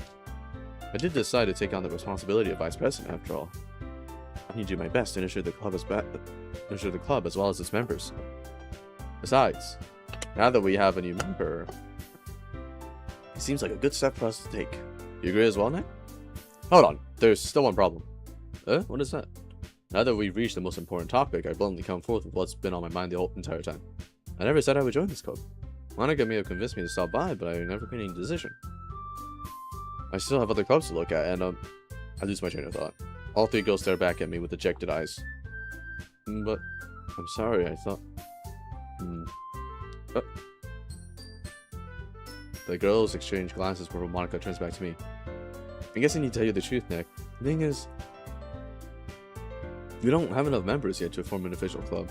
We need 4, and I've been trying really hard to find new members. And we don't find one more before the festival. I'm defenseless against these girls. RIP! Well, how am I supposed to make a clear-headed decision when it's like this? You literally just do. Skill issue. I would feel terrible for letting everyone down in this situation. Besides, the club itself seems pretty relaxed. So if writing poems is the price I need to pay in order to spend every day with these beautiful girls? Right. Okay, I decided then. I'll join the literature club. One by one, the girl's eyes lit up. My goodness, really? Do you really mean that, Nick? Yeah, it could be fun, right? Really did scare me for a moment. I mean, if you really just laugh over all this, I would be super pissed. Nick, I'm so happy. You can become an official club now. Thank you so much for this. You're really amazing. I'll do everything I can to give you a great time, okay? Thanks, I guess. Okay, everyone. I think with that, we can officially end today's meeting on a good note. Everyone remember tonight's assignment. Write a poem to bring to the next meeting so we can all share. Naka looks over at me once more. Heck, I look forward to seeing how you express yourself. Yeah. Can I really impress the class star Monica with my mediocre writing skills? I already feel the anxiety welling up inside me. Meanwhile, the girls continue to chit-chat as Yuri cleans up the tea set. I guess I'll be on my way then. Okay, I'll see you tomorrow then. I can't wait. With that, I depart the club room and make my way home. The whole way, my mind wanders back and forth between the 3 girls, Natsuki, Yuri, and of course Monica. I'll really be happy spending every day after school in the literature club. Perhaps I'll have the chance to grow closer to one of those girls. Alright, but he's gonna make the most of my circumstances, and I'm sure good fortune will find me. And I guess that starts with writing a poem tonight.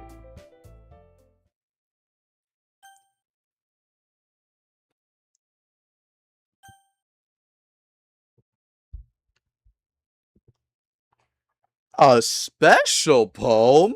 For me?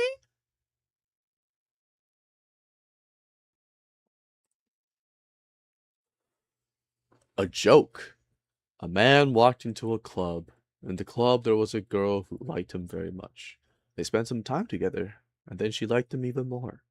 One day the girl realized she was in love with him. Before disaster could happen, a third party intervened with her programming. Suddenly, the girl hated herself for being in love. This contradiction caused the script to derail. The universe started to collapse, but she killed herself just in time.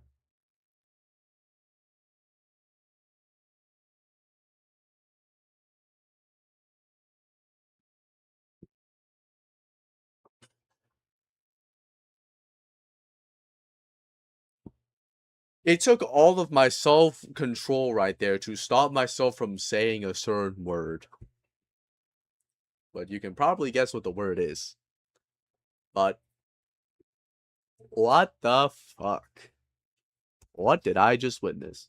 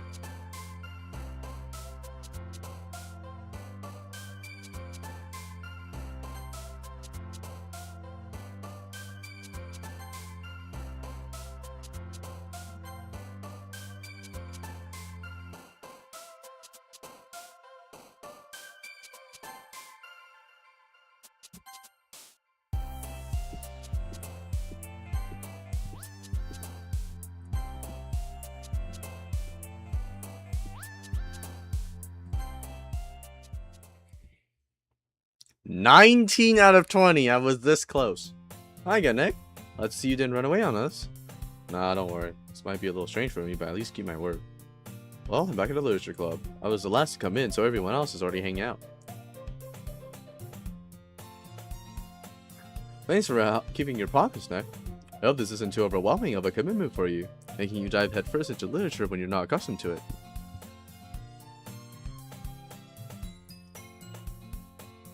Oh, come on, like he deserves any slack. He already had to be dragged here by Monica.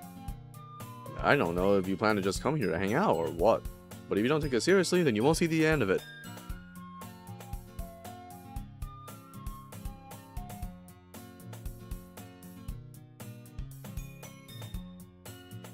Natsuki finds herself stuck between saying Monica and manga. Manga's literature. Swiftly defeated, Natsuki plops back into her seat.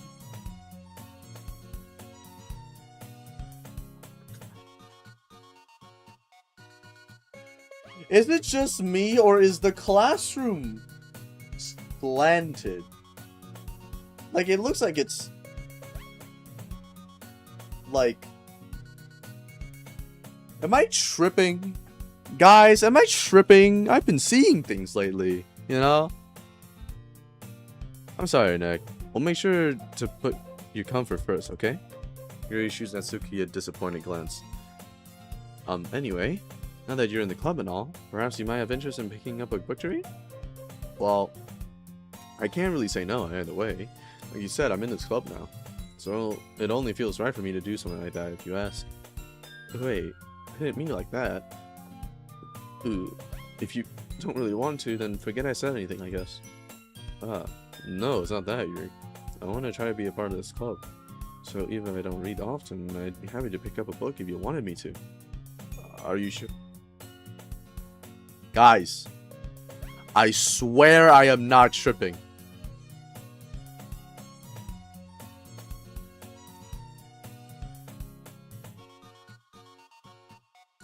I'm not tripping. I'm not tripping. I'm not tripping. Look at the curtain. Look at the curtain. Gang, I knew it. I wasn't tripping. The classroom is slanted and it's glitching like in between, like closer to the window. It's actually inching closer.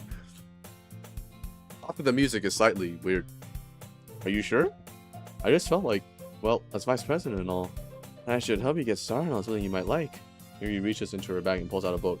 I didn't want you to feel left out, but I picked out a book I thought you might enjoy. It's a short read, so it should keep your attention even if you don't usually read. Yeah, look at that curtain. That is gone now. Guys, gang. I'm not tripping. And we could, you know, discuss it if you wanted. This is Hasuka accidentally being so cute. She even picked out a book she thinks I'll like, despite me not reading much. Yuri, thank you. I'll definitely read this.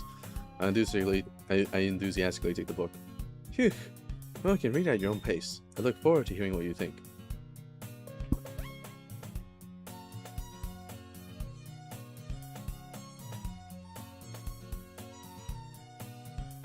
You see how it just... Now that everyone's settled in, I expected Monica to kick off some scheduled activities for the club. There doesn't seem to be the case. Yuri's face is already burying the book. I can't help but notice her intense expression like she was waiting for this chance. No, Natsuki is rummaging around the closet. Really curious about Yuri a little bit more.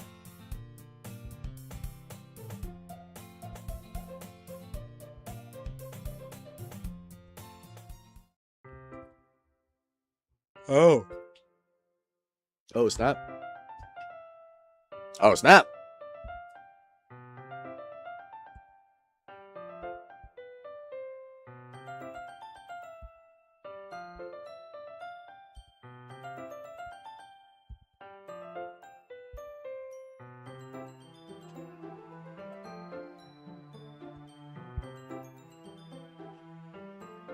Gang? I wasn't tripping when I saw that the text box felt more empty for a second there, right? Because history, skip, auto, save, load, and settings just vanished. Gang, I swear I'm not tripping. Gang, I swear I'm not tripping. Just curious, how come you have 2 copies of the same book? I just happened to buy 2 of them. Yeah, right. Yeah, right, buddy boy. Yeah, right. You're so right. Ah, I see. It's something fairly obvious. I haven't read this before, so I think I should rest my... Basically, it's about this religious camp that was turned into a human experiment prison. And the people trapped there have this trait that turns them into killing machines that lust for blood. But the facility gets even worse, and they start selectively breeding people by cutting off their limbs and affixing them to... Oh, that might be a little bit of a spoiler. That's not how breeding works. But anyway, I'm really into it. The book, I mean. Not to think about the limbs. That's kind of...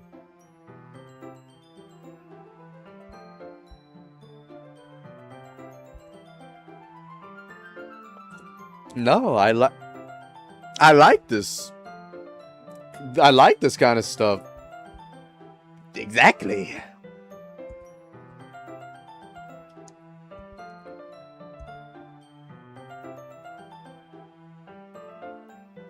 And horrible things happen not just because someone wants to be evil. Because the world is full of horrible people and we're all worthless anyway. Then suddenly, I'm rambling, aren't I? Not again. I'm sorry. Hey, don't apologize. I haven't lost interest or anything. Well, I guess it's alright then. But I feel like I should let you know that I have this problem. When I think like books and writing, feel my thoughts.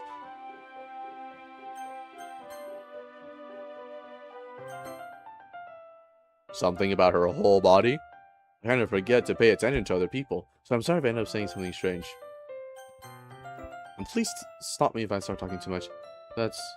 I really don't think you need to worry. That just means you're passionate about reading. The least I can do is listen.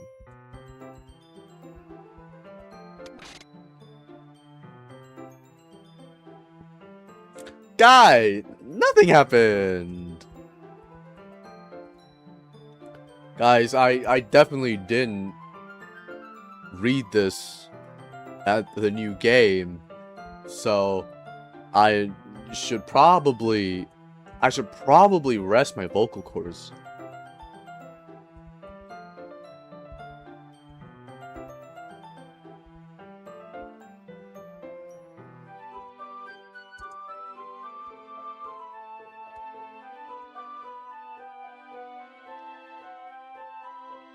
I was just bathing in the feeling of your body heat.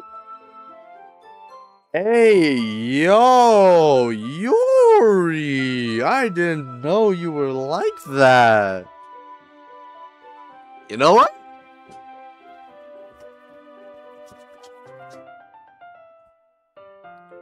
I do? I mean...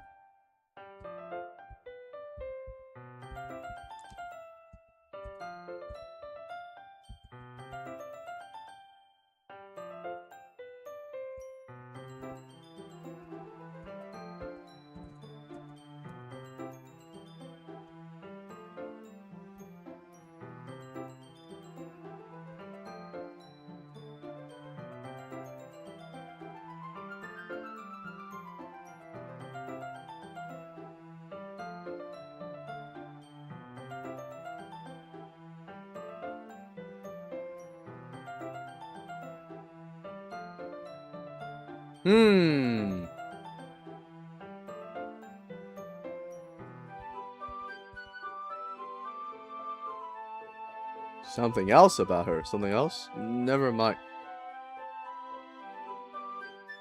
Nah. I've seen that before. This was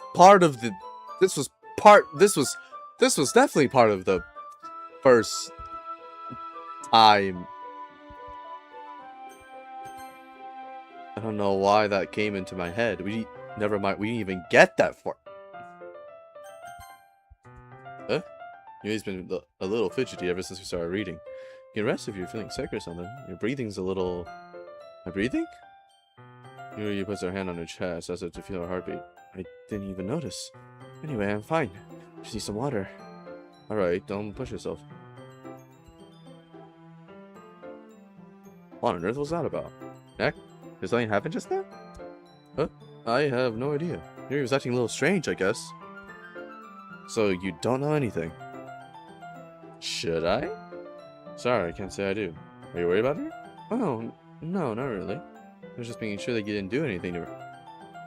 Whoa! No, nothing. Don't worry, I believe you, silly. Yuri just does this sometimes, so it's nothing alarming. Alright, if you say so. Anyway, why don't we start with sharing our poems with each other? Huh? Shouldn't we wait for Yuri? Well, she might be a while, so I just figured we'd get started without her. Is that okay? Yeah, I was just asking. I stand up. I make a mental note of where I left off in the book, and then slip it back into my bag.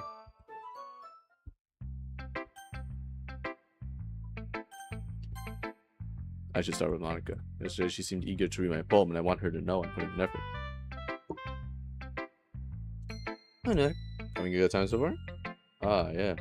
Good. Glad to hear it. By the way, since you're new and everything, if you ever have any suggestions for the club, like new activities or things we can do better...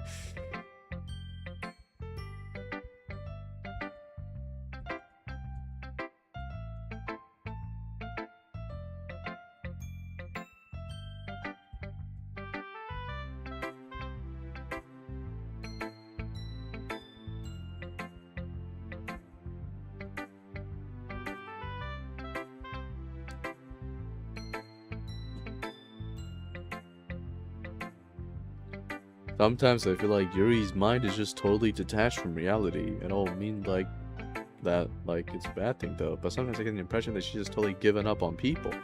She has so much time in her own head that it's probably a much more interesting place for her. But that's why she gets so happy when you treat her with a lot of kindness. I think she's used to being indulged like that. She must be really starved for social interaction, so don't blame her for coming on a little strongly.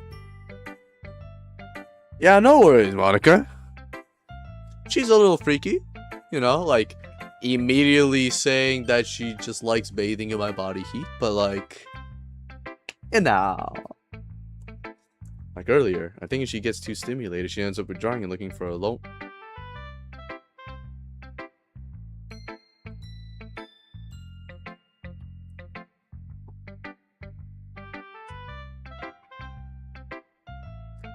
If she gets too stimulated, she ends up withdrawing and looking for alone time. Yuri, it's a school. You're in a school. Please tell me you're not doing what I think you're doing. That's not the appropriate place, you know. Suddenly the door opens. Yuri! I'm back. Did I miss anything? Oh, really? Well, we all started sharing our poems with each other. Huh? Already? Sorry for being late. No need to apologize. We still have plenty of time, so I'm more glad that you took all the time you needed. Alright. Thanks, Monica. I suppose I should get my poem now. Anyway, do you want to read my poem now? Don't worry, I'm not very good. You sound pretty confident for someone who claims to not be very good. Oh, that's because I have to sound confident. Doesn't mean I always feel that way, you know? I see. Well, let's read it then.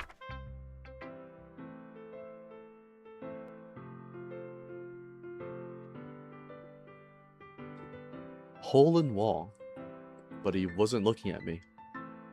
Confused, I frantically glanced at my surroundings. My burned eyes can no longer see color. Are there others in this room? Are they talking? Or are they simply poems on flat sheets of paper? The sound of frantic scrawling playing tricks on my ears? The room begins to crinkle, closing in on me. The air I breathe dissipates before it reaches my lungs. I panic. There must be a way out. It's right there. He's right there. Swallowing my fears, I brandish my pen. So, what do you think? I think it's very freeform, if that's what you call it. So I'm not really the right person to ask for feedback. It's okay. Yeah, that kind of style has gotten pretty popular nowadays. That is, a lot of poems have been putting emphasis on the timing between words and lines. When performed out loud, it can be really painful. Powerful. What was the inspiration behind this one? Well, I'm not sure if I know how to put it. I guess you could say that I had some kind of epiphany recently. An epiphany, you say? It's been influencing my poems a bit. An epiphany? Yeah, something like that. I'm kind of nervous to talk about these stuff like that because it's kind of coming on strongly. Maybe after everyone has been friends with each other. Anyway, here's Monica's writing tip of the day. Once when you're writing a poem or a story, you're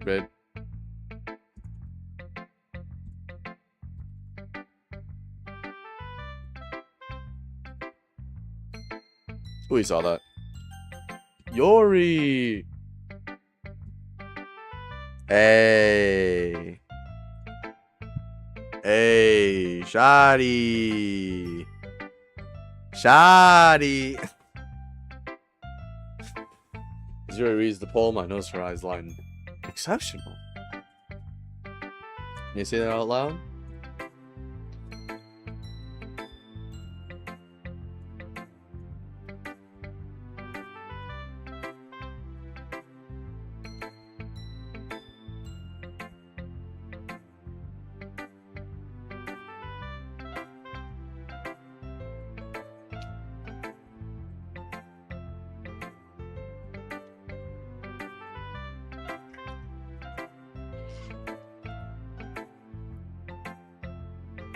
I'm just gonna skip text that we already saw.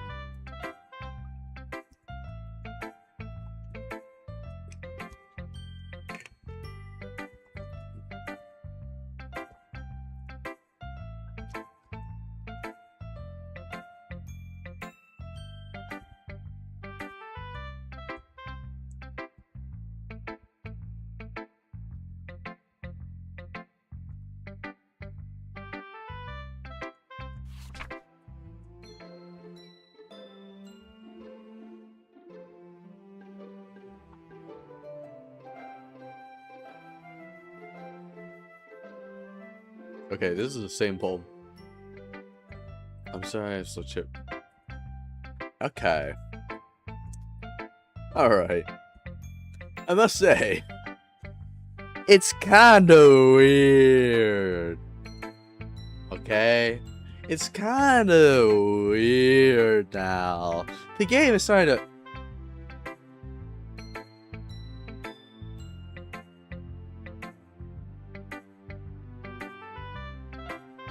The background is moving again.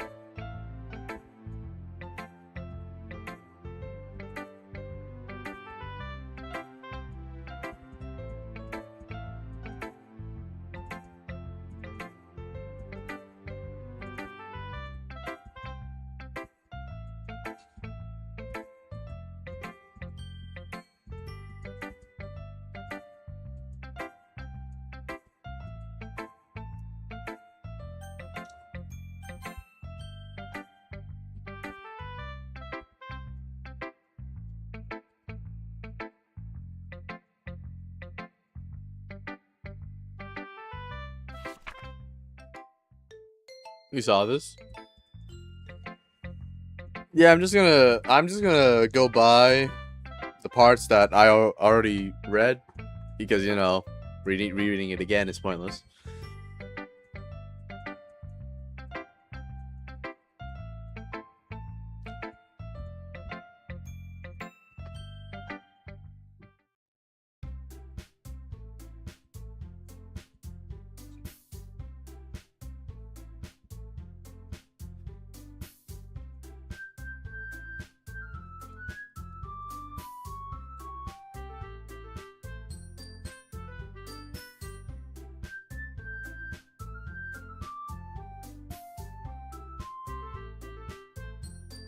Whoever is on the wind instrument needs to be fired because that was so out of tune.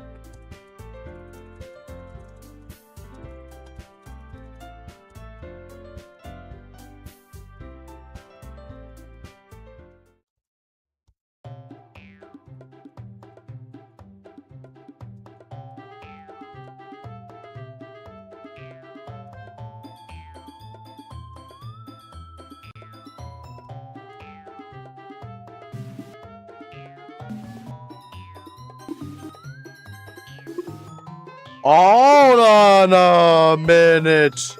Hold on a minute.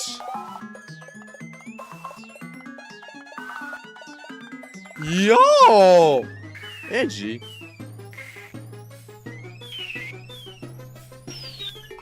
How am I supposed to read this?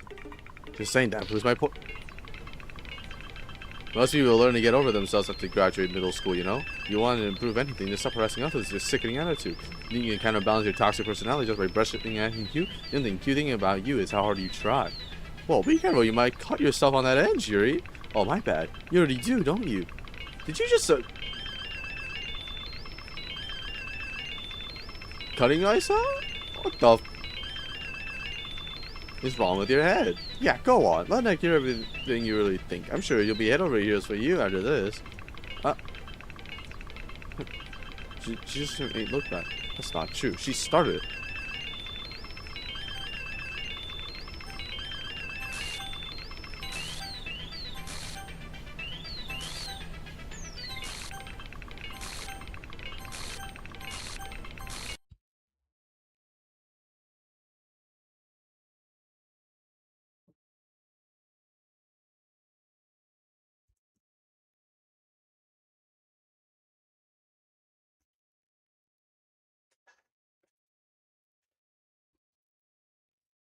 Oh!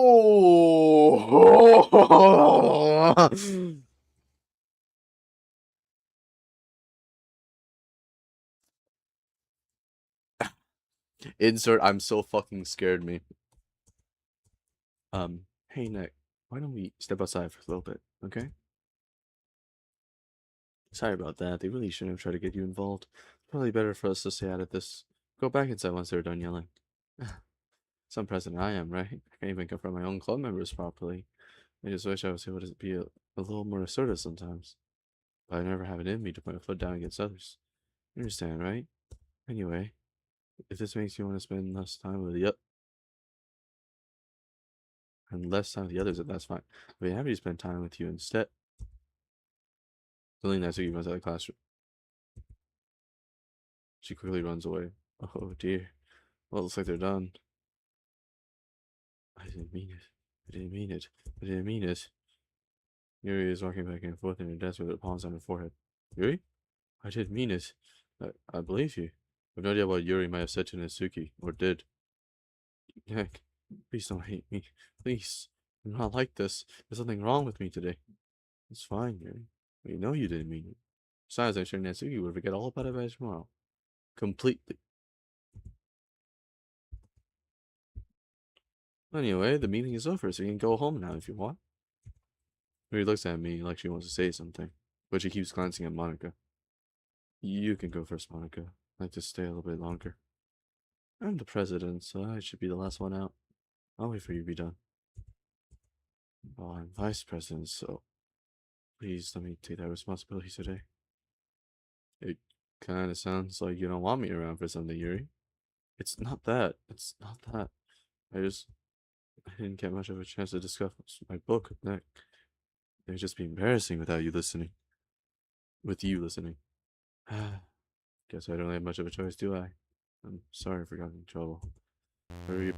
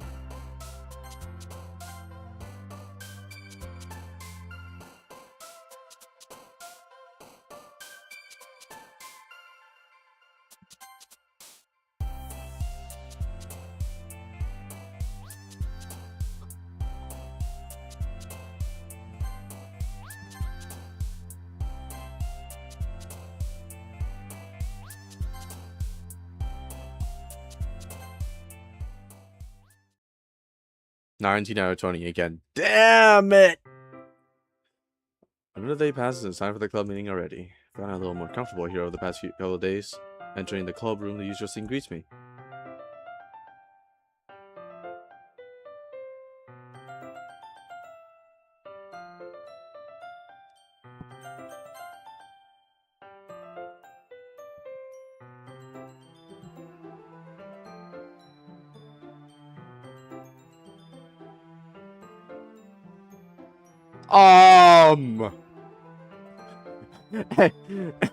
Excuse me, game.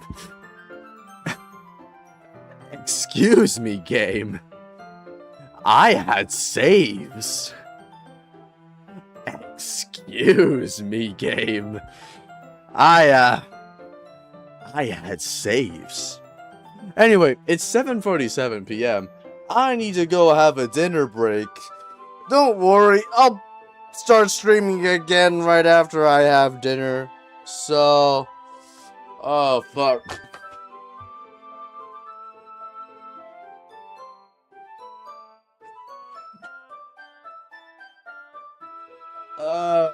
Yeah, we're good. Sorry, the blood drained from my brain there for a second, so I lost some autonomy. Yeah, I'm gonna go have dinner. My vocal cords need to rest. I'll start streaming again right after I have dinner, okay? So, expect it in like 1 to 2 hours, okay? Don't worry, I'll be back. I always come back.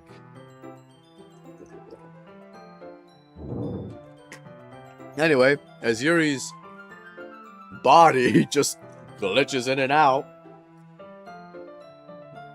it's perfect. See you guys a few hours later.